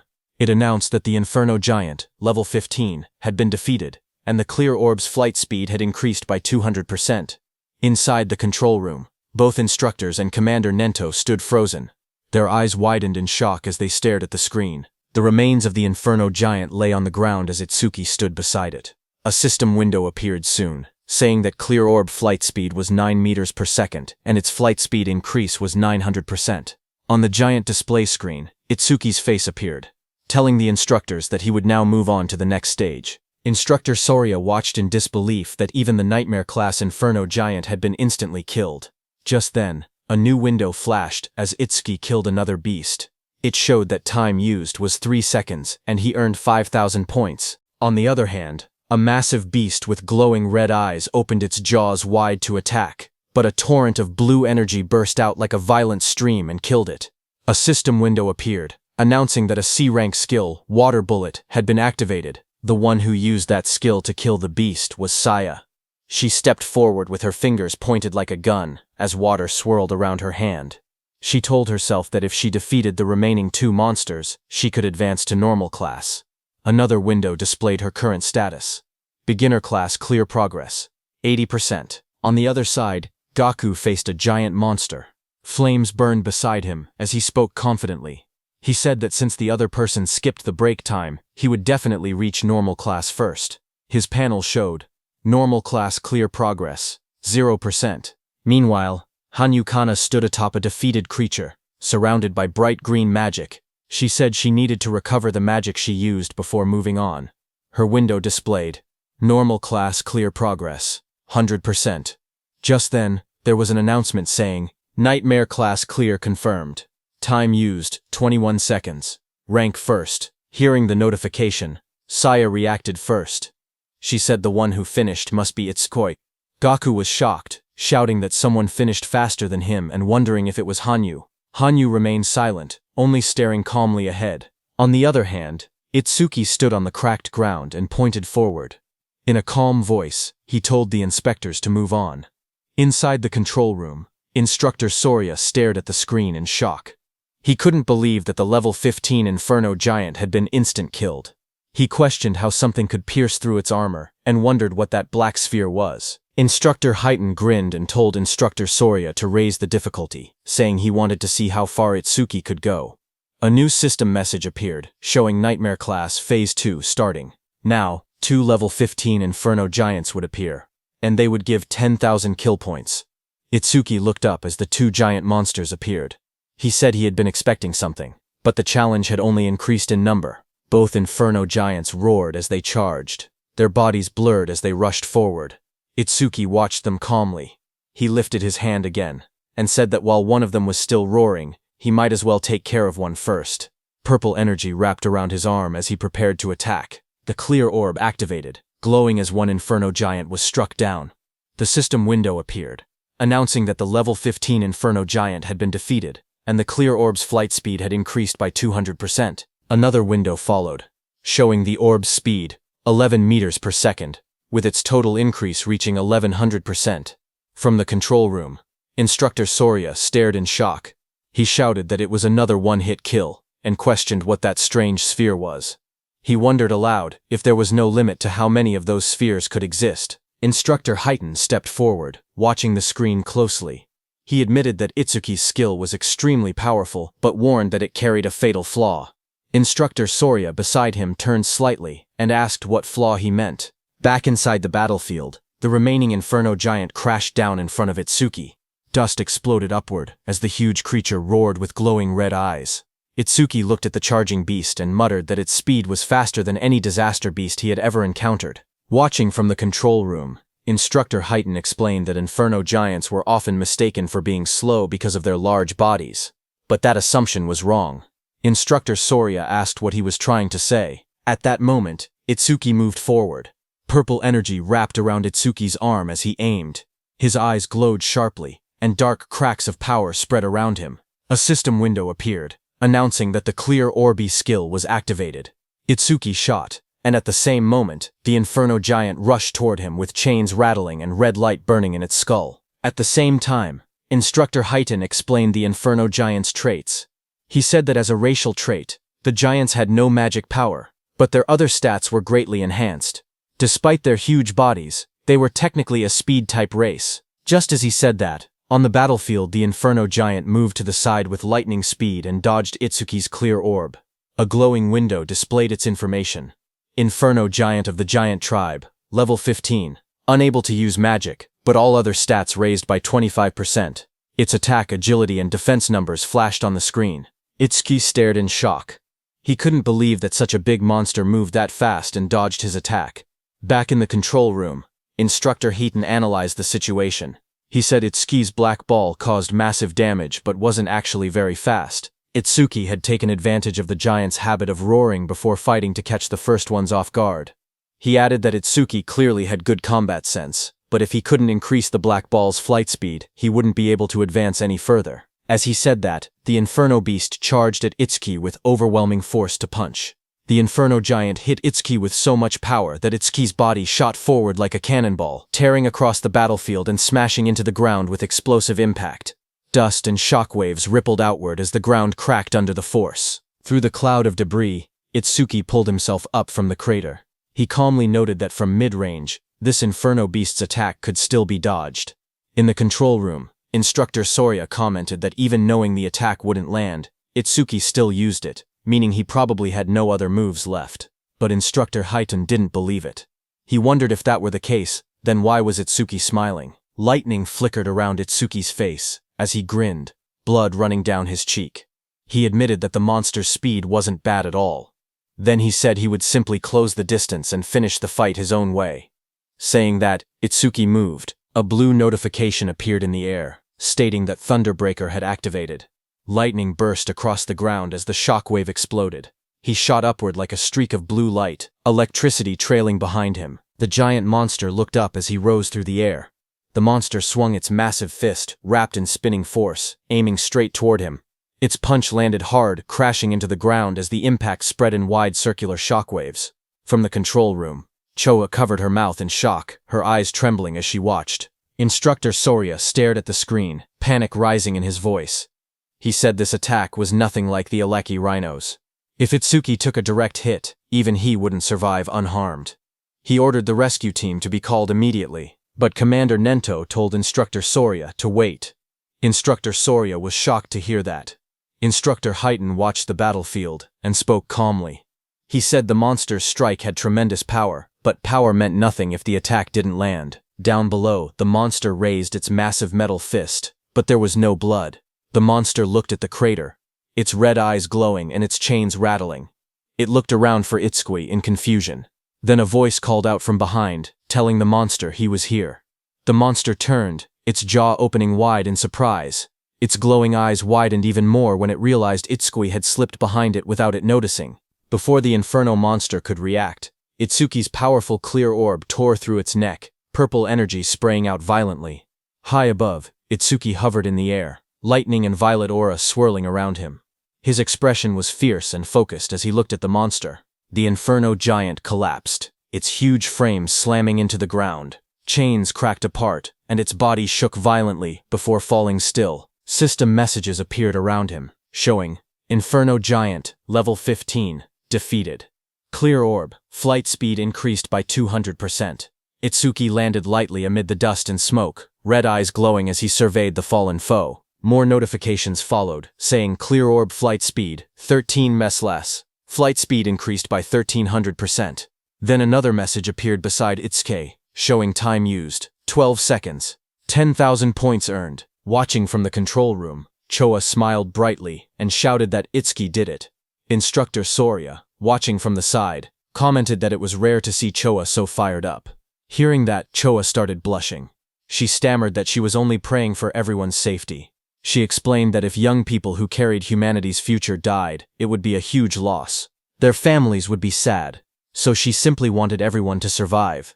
She insisted that she didn't think Itsuki defeating the Inferno Giant was cool at all. Even if it wasn't Itsuki, she would have reacted the same way, so they shouldn't get weird ideas. Instructor Soria and Commander Nento stared at her silently, surprised. Instructor Soria muttered that Choha had become quite talkative since the last time he saw her. Instructor Soria then turned to Instructor Heaton and asked how he knew Itsuki would dodge the attack. Instructor Heaton replied that Itsuki's normal speed wasn't much different from the Inferno Giant's, but when electricity ran through his body, his speed increased dramatically, and once his speed reached that level, the Inferno Giant's attacks would never land. Instructor Soria agreed and said that Itsuki had succeeded in defeating 2 of the giants, but there were dangerous moments. With his current points, first place was already guaranteed, so if it were him, he would stop there. But Tenma was aiming higher. He was thinking about surpassing Teiwaijin, humanity's strongest. Itsuki raised his hand and got ready. shouting that he couldn't stop even for a second. A system window appeared, showing that Nightmare Class Phase 3 had started, with 3 level 15 Inferno Giants and 15,000 reward kill points. 3 Inferno Giants appeared in front of him as chains rattled around their bodies. Tenma activated his clear orb. A bright purple blast shot upward toward the first giant's head, killing it instantly. Back in the control room, Instructor Haiden smirked proudly. He said that, as expected, Itsuki chose to continue. But suddenly, Instructor Soria turned to Instructor Haiden and asked if he hadn't also gone all the way to Phase 4 in a single attempt. Instructor Haiden replied that he had only gone there once. Hearing that, Instructor Soria said that even with Instructor Haiden's strongest physique, he had only made it to Phase 3. They both turned to the monitor again, wondering how far Itsuki would go. On the battlefield, another giant lunged at Itsuki, but Itsuki darted forward, lightning exploding from his feet. The monster tried to catch Itsuki in its hand, but Itsuki disappeared from there and appeared behind the monster's back. Itsuki's plan was to increase his agility using Thunderbreaker, get behind the monster, and close the distance. He succeeded and shot his clear orb again. The system window flashed as Itsuki finished his second kill. One more level 15 Inferno Giant was defeated, and his clear orb flight speed increased by 200%. A second notification came, showing that clear orb flight speed was now 17 meters per second. Flight speed increase, 1700%. After killing the second monster, Itsuki floated in the air, breathing heavily, because now it was the third monster's turn. That third monster was right behind Itsuki. It opened its massive jaws, its rows of blade-like teeth glowing red. The monster swallowed Itsuki completely, and closed its mouth shut, its eyes glowing with bloodlust as the sound of cracking bone filled the air. After swallowing Itsuki, the monster stood up, thinking it had won, but Itsuki was still alive inside it. His eyes burned red as he glared at the creature. Flames curled around his arms as he shouted that he would tear it apart from its guts. A system notification appeared, showing that Lotus Burst had been activated at full output. A blast of fiery light erupted inside the monster's jaws as Itsuki's attack struck. The creature let out a distorted roar as flames burst through its mouth. A massive explosion followed. The system window appeared, stating that the Inferno Giant level 15 had been defeated with Lotus Burst, and that all skill ranges had increased by plus 1%, now totaling plus 110%. Another window showed the results. The time used to kill was 13 seconds, and the kill reward was 15,000 points. Itsuki stood alone on the scorched battlefield, surrounded by smoke and molten ground. Back in the control room, Instructor Soria stared at the screen. Shocked, he whispered that this was the same skill that had blown away a huge number of participants in the first stage. On the battlefield, Itsuki exhaled weakly. He said his magic had completely run out. His system window showed that his magic power was 0 out of 310. Itsuki stood over the scorched battlefield, looking at his status window. He muttered that as long as disaster beasts kept spawning, the passive effect of magic detection would continue to replenish his magic. His magic detection was at level 1. Its passive effect was that upon detecting one enemy unit, his magic recovered by 10%. Suddenly, multiple Inferno Giants emerged. Another window displayed. Nightmare Class Phase 4 starts with 4 level 15 Inferno Giants. Kill points were 20,000 points this time. As the 4 monsters' presence registered, Itsuki's magic recovered up to 124. For every monster, his magic power recovered by 31 points. As 4 enemy units were detected, Itsuki's magic recovered by 40%. Back in the control room, the instructors watched the screen. Instructor Soria stated that Phase 4 had begun, and if Itsuki passed it, he would surpass Instructor Hiiten's past record. Instructor Hiiten replied with a simple yeah, and added that aside from humanity's strongest, Tewa, no one had ever cleared Phase 4. He said it would be interesting to see how far Itsuki could go. On the battlefield, Itsuki flashed forward, electricity trailing behind him as a giant lunged. He noted that every time the clear orb's flight speed increased, its accuracy also improved. He realized that if he raised the flight speed a few more times, he wouldn't need to get close to point-blank range anymore. Another giant swung through the storm, purple lightning on Itsuki's hand as he stared ahead and reminded himself that his magic was limited. He couldn't afford to waste even a single clear orb. Itsuki rushed forward through swirling purple energy. Dark lightning wrapped around his arm as he threw his hand out, aiming the spinning orb in his palm. But before he could shoot, one inferno beast with red glowing eyes lunged toward him, its metal-like jaws wide open, Chains rattled around its body as it shot forward and grabbed Itsuki's hand. Another similar monster crawled beside it, both of them towering over him. Itsuki's eyes widened in shock when he noticed the iron chains, as he had completely forgotten about them. The inferno beast snapped its head upward, the chains pulling tight across its armored mouth as it roared. Itsuki was dragged by the chains, but as he dashed past the inferno beast at high speed, he struck it with the purple energy clear orb. The monster moved slightly and dodged his attack. The inferno beast swung back violently, punching with full force where Itsuki had been standing. The inferno beast's massive armored hand pinned Itsuki down. He struggled beneath it, his body crushed against the cracked ground.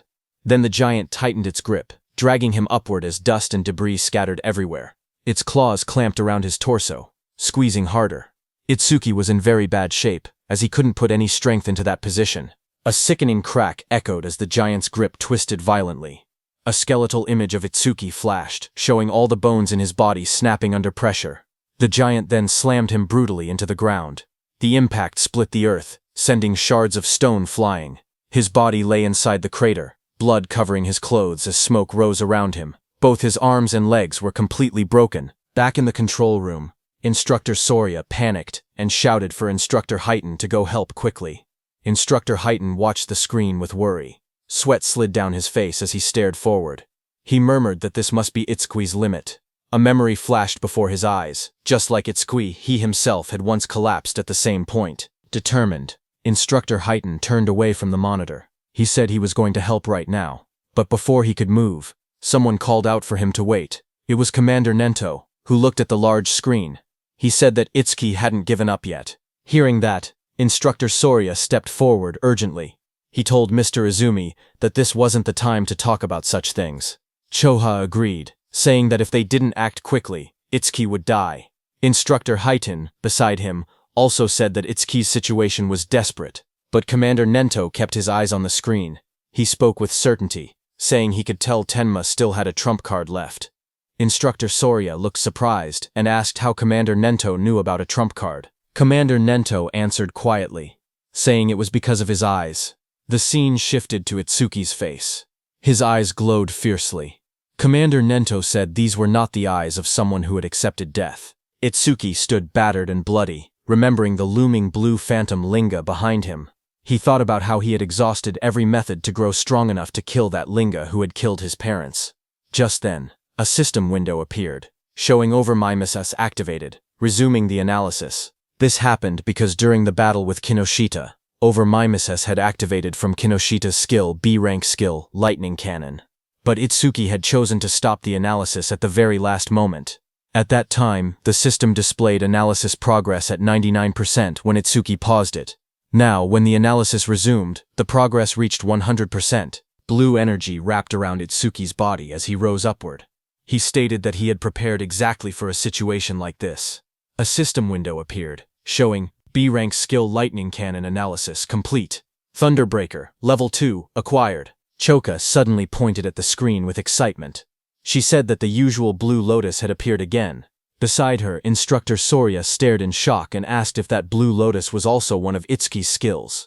But he wondered aloud what use it could possibly have in Itsuki's current condition. Instructor Hiden looked toward Choha. He noticed how happy she seemed, and wondered whether she knew something they didn't. A system window appeared, explaining Tenma's new power. It showed the details of Thunderbreaker level 2, active effect. He could absorb B-rank and lower lightning attacks into his body. When releasing the absorbed lightning energy, his agility would increase by 100%. Absorption count, 0.5. Passive effect. Each time a B-rank lightning attack was absorbed, his agility increased by 10%, currently increased by 15%. Blue energy swirled around Itsuki's body. His legs lit up first, then his hands slowly clenched as the power surged. Another window appeared, showing that Thunderbreaker level 2 had been acquired. All stats plus 20. All debuffs removed and injuries fully healed. Just then, the Inferno Beasts attacked the blue energy lotus, as lightning burst outward. But Itsuki pushed himself up from the shattered ground, covered in swirling energy, and blocked their attacks. He declared that his warm-up was over. From that moment on, he said he would be going all out. A status screen appeared beneath him, showing that his attack, agility, defense, and magic had increased from 310 to 330 points each. The total rose from 1240 to 1320 points. Instructor Soria stared in shock. He said that Itsuki had been brutally beaten, yet had recovered completely in just a few seconds. He shouted that the healing was stronger than what a dedicated healer could do. He continued, saying that along with that absurd area attack, he couldn't understand how many abnormal skills Itsuki actually had. On the battlefield, Itsuki moved with lightning speed and attacked the Inferno beasts with his clear orb before they could even react. A notification appeared.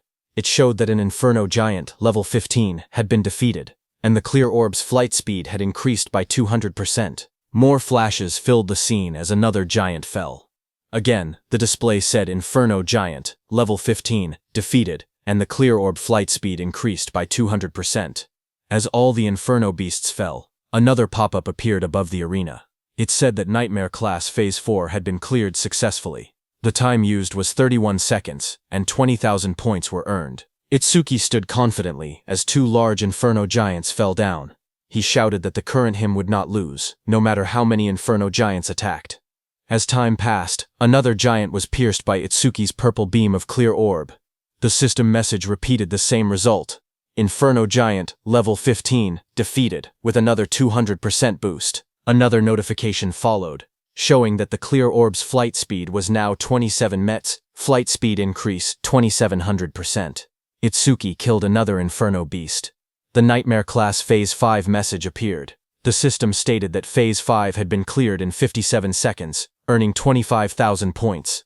Then another beam of clear orb pierced straight through the back of another giant. The second later, Itsuki's clear orb again pierced straight through another Inferno giant's body, splitting it from top to bottom as chains shattered around it. A system window appeared, announcing that Nightmare Class, Phase 6, had been cleared successfully. The time used was 1 minute and 34 seconds, and 30,000 points were earned. From the control room, the instructors, Commander Nento, and Choha, watched the results in shock. Instructor Soria's eyes went wide, and his mouth hung open. The scene shifted to the battlefield, which looked like a distorted landscape filled with countless Inferno beast corpses stacked across the ground. Instructor Soria's voice echoed faintly as he asked, "Is this hell?" Itsuki sat in the rubble of corpses, chains wrapped around his arms as enormous clawed limbs loomed over him. Instructor Soria's shaken voice wondered aloud which one was the real monster, Itsuki or the Inferno giants, admitting he was starting to lose track. Itsuki looked upward, panting heavily, blood covering his clothes as he looked at the camera and asked about the next phase, saying no Inferno giants were coming out. Instructor Soria stared forward in shock. He said it was unbelievable and that he had never thought something like this would happen. Sweat ran down his face as he looked at the scene before him. He slowly reached out his hand and pressed a glowing red button on the platform. With a heavy voice, he spoke into the microphone. He told Itsuki that it was over. On the battlefield, a loud announcement echoed. Instructor Soria told Itsuki that all the Inferno giants they had prepared had already been defeated. As the huge pile of fallen Inferno giants lay scattered across the ground, Instructor Soria told Itsuki that he had defeated every Inferno giant they had prepared. Hearing that, Itsuki took off the chains around his body, exhausted and covered in wounds. He asked if he had really beaten them all, reminding Instructor Soria that he had said the difficulty had no upper limit. He stood up slowly, trying to recall how many enemies he had taken down. He wondered how many points he had ended up getting. He thought to himself that if he had hit the ceiling, then the gap between him and Tuajin couldn't be that big. As he walked forward, he noted that he had achieved his other goal too, increasing the clear orb's flight speed. He considered it not a bad haul at all. A glowing panel appeared, showing the results. It listed that he had defeated 11 level 15 Inferno giants, and the clear orb's flight speed had increased by 1100%. Another notification appeared, showing the orb now moved at 38 meters per second, faster than an average car. But just as he was about to exit the training ground, a bright blue energy swirled behind him. Itsuki froze in place, staring ahead as the light rose around his body. A sharp glow flashed in Itsuki's eye as he turned his head, his expression tense and alert. But seeing what it was, he exhaled a moment later, realizing there was no threat. He muttered that he had mistaken it for another enemy for a second, because he had totally forgotten about it. Behind Itsuki, a huge glowing crystal had formed. He looked at the floating blue crystal beside him, knowing that since he couldn't level up, any experience from the disaster beasts he defeated turned straight into karma stones. The large blue stone hovered in the air, swirling with light. In the control room, the instructors stared in surprise. Instructor Soria asked why a karma stone was appearing in the trial grounds. Its blue color meant it held at least 10,000 experience points. Commander Nento explained to them that Itsuki couldn't absorb experience points, so everything he earned in the trial automatically became karma stones. Hearing that, Instructor Heaton said that he had thought Itsuki's level being fixed meant he was just faking it, but now he understood Itsuki truly couldn't level up. Instructor Soria asked if this meant that if Tenma ever teamed up with someone and entered a stage, his teammate would get all the dropped experience points. He added that it was a good thing. Itsuki had been born human.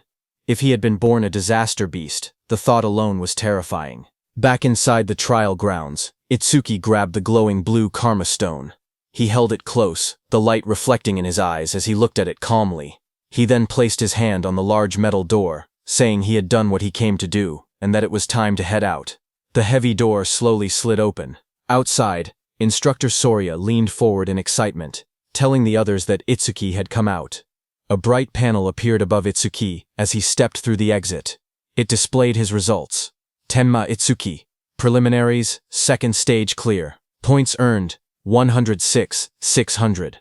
Time used, 3 minutes 55 seconds. Rank 1. Itsuki walked forward, still covered in blood and dust. Instructor Soria hurried toward him.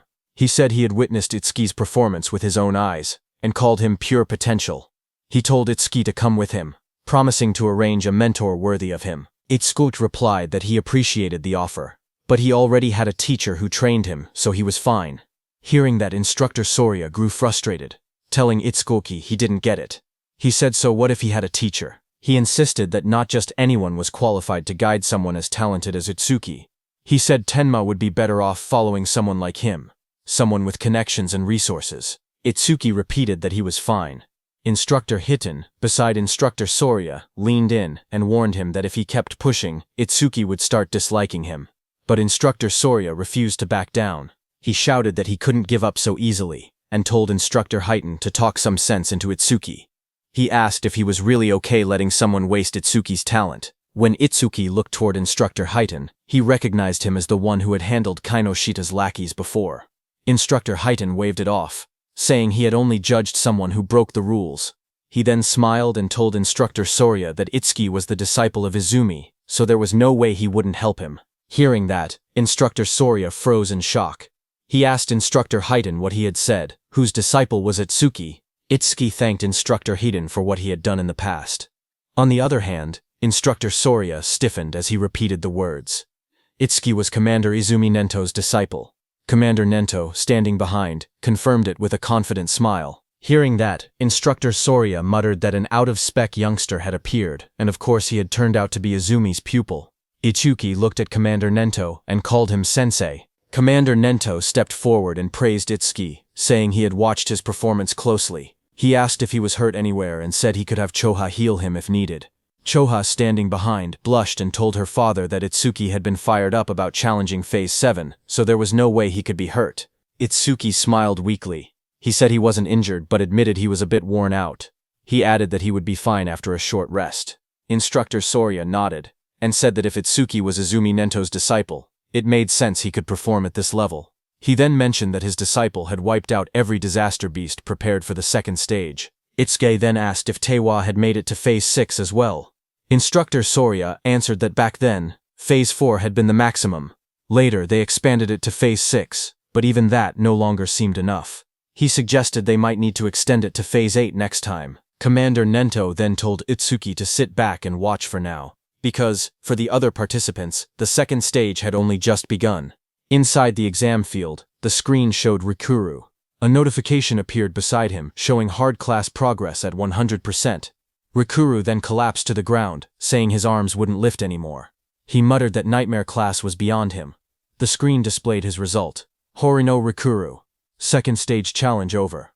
Time used, 17 minutes, 17 seconds. Points earned, 1600. The screen then showed Saya, whose hard class progress was also at 100%. Saya held a massive water sphere overhead with a beast trapped inside. She said she didn't have any high firepower skills, so she was trying to suffocate the beast by trapping it in water. She admitted it was taking too long, and she was about to run out of magic. She whispered that the next difficulty might be impossible. A notification appeared beside her, showing her result. Kisaragi Saya, second stage challenge over. Time used, 19 minutes 01 second. Points earned, 1600. From the control room, Itsuki watched their results. He said Rikuru and Saya had both capped out at hard class. He thought they would get a bit further. Instructor Highton told him not to assume everyone was as strong as him. He said most participants couldn't even clear normal class. With how fast Rikuru and Saya defeated the Aleki Rhino, he said both of them were guaranteed to be in the top 10. Itsuki then asked why they hadn't been removed from the field, if their runs had already ended. Instructor Sorya explained that unless someone was seriously injured or a special circumstance occurred, participants weren't allowed to leave the trial grounds. He added that Itsuki was a special exception. At that moment, Instructor Highton then looked up and said someone else had reached Nightmare class. Inside the stage, Uegaku swung a huge hammer down with full force. Instructor Highton explained that with a rare karma tool, Gaku should be able to take down at least one Inferno giant. Another scene showed a silver-haired girl fighting an Inferno beast.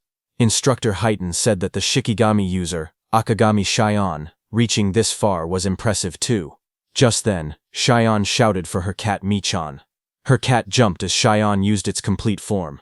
The cat turned into a massive black creature and moved forward as red light burned in its eyes. The monster rose to its full size, towering over the battlefield. Across from it, Shion stood calmly, watching as the creature roared. The beast then charged and struck down with overwhelming force, fighting the Inferno beast. Their claws crashed with destructive power. Itsuki watched all this from the control room. He asked if Shikigami could change into different forms. He asked Choha if her Tamacho could do the same. She replied with a simple no, explaining that it was her first time seeing one that could transform. She said Shikigami came in many types, and their abilities were still full of mysteries. She warned him to be extra careful if he encountered Shikigami users from now on. Itsuki looked at the scene and said Shikigami were unexpectedly strong. He thought about the black dog he had taken from Charles and said he had been leaving it alone until now, but from this point on he would give all dropped experience to it. He then looked down slightly and said that since Saya and Rikuru had already retired, there was no point staying any longer. He thought it was time to head out. But suddenly Itsuki's eyes widened as he saw something on the screen. It was Iberia. He was wrapped in glowing red energy and stood in a hardened stance. Itsuki was shocked to see him and asked what that armor was and if he had gotten it from his father. Iberia's whole body became covered by that armor as he looked at the monster in front of him. It was the strongest epic karma tool his dad had made for him. His body then transformed into a fully armored form with sharp red scales and glowing eyes. A screen displayed the item's stats. Dragon Gear. Epic. It increased attack and agility by 100. Its epic effect was that for every 1 minute equipped, attack and agility increased by 20. The maximum time was 15 minutes. Iberia knew that his tool had a will of its own and chose its master. He said it took a lot of effort before he finally obtained it. He ran toward the Inferno beast in front of him, thinking that his armor added 20 attack and agility every minute it was equipped. But if worn longer than 15 minutes, there would be a severe penalty. So he had to finish everything within 15 minutes. Another screen appeared showing current status increase. Attack and agility increased by a 120. Iberia shot forward at high speed. He thought about the announcement stating the Nightmare class had been cleared, and he believed it was probably Itsuki. He told himself he had to do his best so he wouldn't drag Itsuki down. He charged ahead, declaring that the two of them were double E. Itsuki watched him from the control room and said calmly that the armor looked good on him. Then a few minutes later, Instructor Sorya announced that the second stage was finished. From inside the control room, Instructor Sorya explained the rules. Only the top 10-point earners could advance to the national tournament's main event. He added that the top 2 would receive special rewards in the main event. Lying on the ground, Gaku smirked. He said that aside from Hanyu, there was no way anyone had more points than him. He laughed to himself, claiming those special rewards would be his.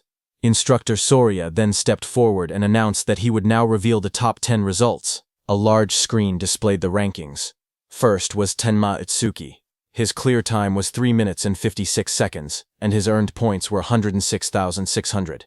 Second was Hanyu Kana, who took 23 minutes and 43 seconds. She earned 16,600 points. Third was Uegaku. His time was 24 minutes and 23 seconds, and his points were 6,600. Fourth was Iberia.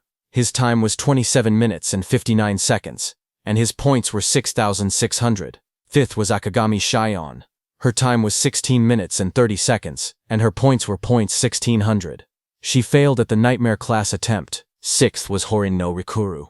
His time was 17 minutes and 17 seconds, and his points were 1600. Seventh was Kisaragi Saya. Her time was 19 minutes and 1 second, and her points were also 1,1600. Seeing the results, the crowd reacted instantly. One man shouted in disbelief, saying Itsuki had scored over 100,000 points, far more than even Tiwajin's 60,000. Another said that with a score like that, first place in the entire country was basically guaranteed. An injured man wondered aloud how many Inferno giants Itsuki must have killed, since each was only worth 5,000 points. Seeing this, Gaku suddenly sat up, shocked that he had fallen to third place. He asked who Tenma Itsuki even was, saying he had never heard of the name before. Haru looked at her weapon and said she wanted to cross swords with Tenma Itsuki. Saya lowered her gaze. She said she hadn't expected such a huge gap between herself and Itsuki. She wondered if a combat job had ever been right for her in the first place. Instructor Soria then reported that all continental trials had ended, and the national rankings were out. He revealed that Itsuki placed first in the entire nation, ahead of second place by a massive 65,000 points. Choa, watching her father, said that she couldn't see her father's face, but she could feel it. Her father was pleased. Commander Nento looked toward the sky and said humanity's new dawn was growing brighter. Meanwhile, on the battlefield, Iberia lay exhausted on the ground. He muttered that over 100,000 points was impressive, but if it was Itsuki, taking first place was expected. He added that he had also done enough not to shame the name of Double E. He was lying next to the defeated giant machine. Itsuki walked up to him and told him he did great, saying Iberia had surprised him. Iberia smiled weakly as he was still dizzy after using that karma tool. The instructors and Commander Nento stood on the platforms watching. Then Instructor Soria announced that the 21st Salvation League National Tournament preliminaries had come to an end. On the battlefield below, Itsuki carried Iberia on his back and walked forward. The view shifted to the South Continent. District 1. A bright city square lay under the sun, with buildings, pools, and statues arranged neatly. At the center, an old man with long white hair and a beard sat quietly, eyes closed. Nearby, soldiers in armor complained. One of them frowned, saying they had been called out at dawn just to watch an old man meditate. Another soldier warned him to watch his mouth. He explained that the old man was the South Continent Commander-in-Chief, someone who could see the future. A prophet. The old man remained still, his hands resting on his stomach. His name was Balgar, South Continent Commander-in-Chief. One soldier then questioned why, if Balgar could truly see the future, they always received warnings after the barrier had already been deployed. He said that if Balgar really had foresight, he should be able to tell them the Stella impact points ahead of time. Another soldier spoke calmly. He said it was true that Elder Balgar could only foresee a tiny sliver of the future. Even so, he explained that Balgar still stood on the same level as the North Continent Commander Izumi Nento, and was considered a pillar of humanity. He said the reason he was called a pillar of humanity was because Balgar's prophecies were correct 10% of the time. At that moment, Elder Balgar suddenly lurched forward, shouting in shock. His attendants rushed toward him in panic. Balgar's voice trembled as he tried to speak. The attendants asked if he was all right, but he pushed himself up with urgency. He shouted again that the North Continent was in danger. His eyes widened, filled with terror. He cried out that a massive disaster beast assault would soon strike the North Continent. Among them, he warned, were disaster beasts with levels that exceeded 100.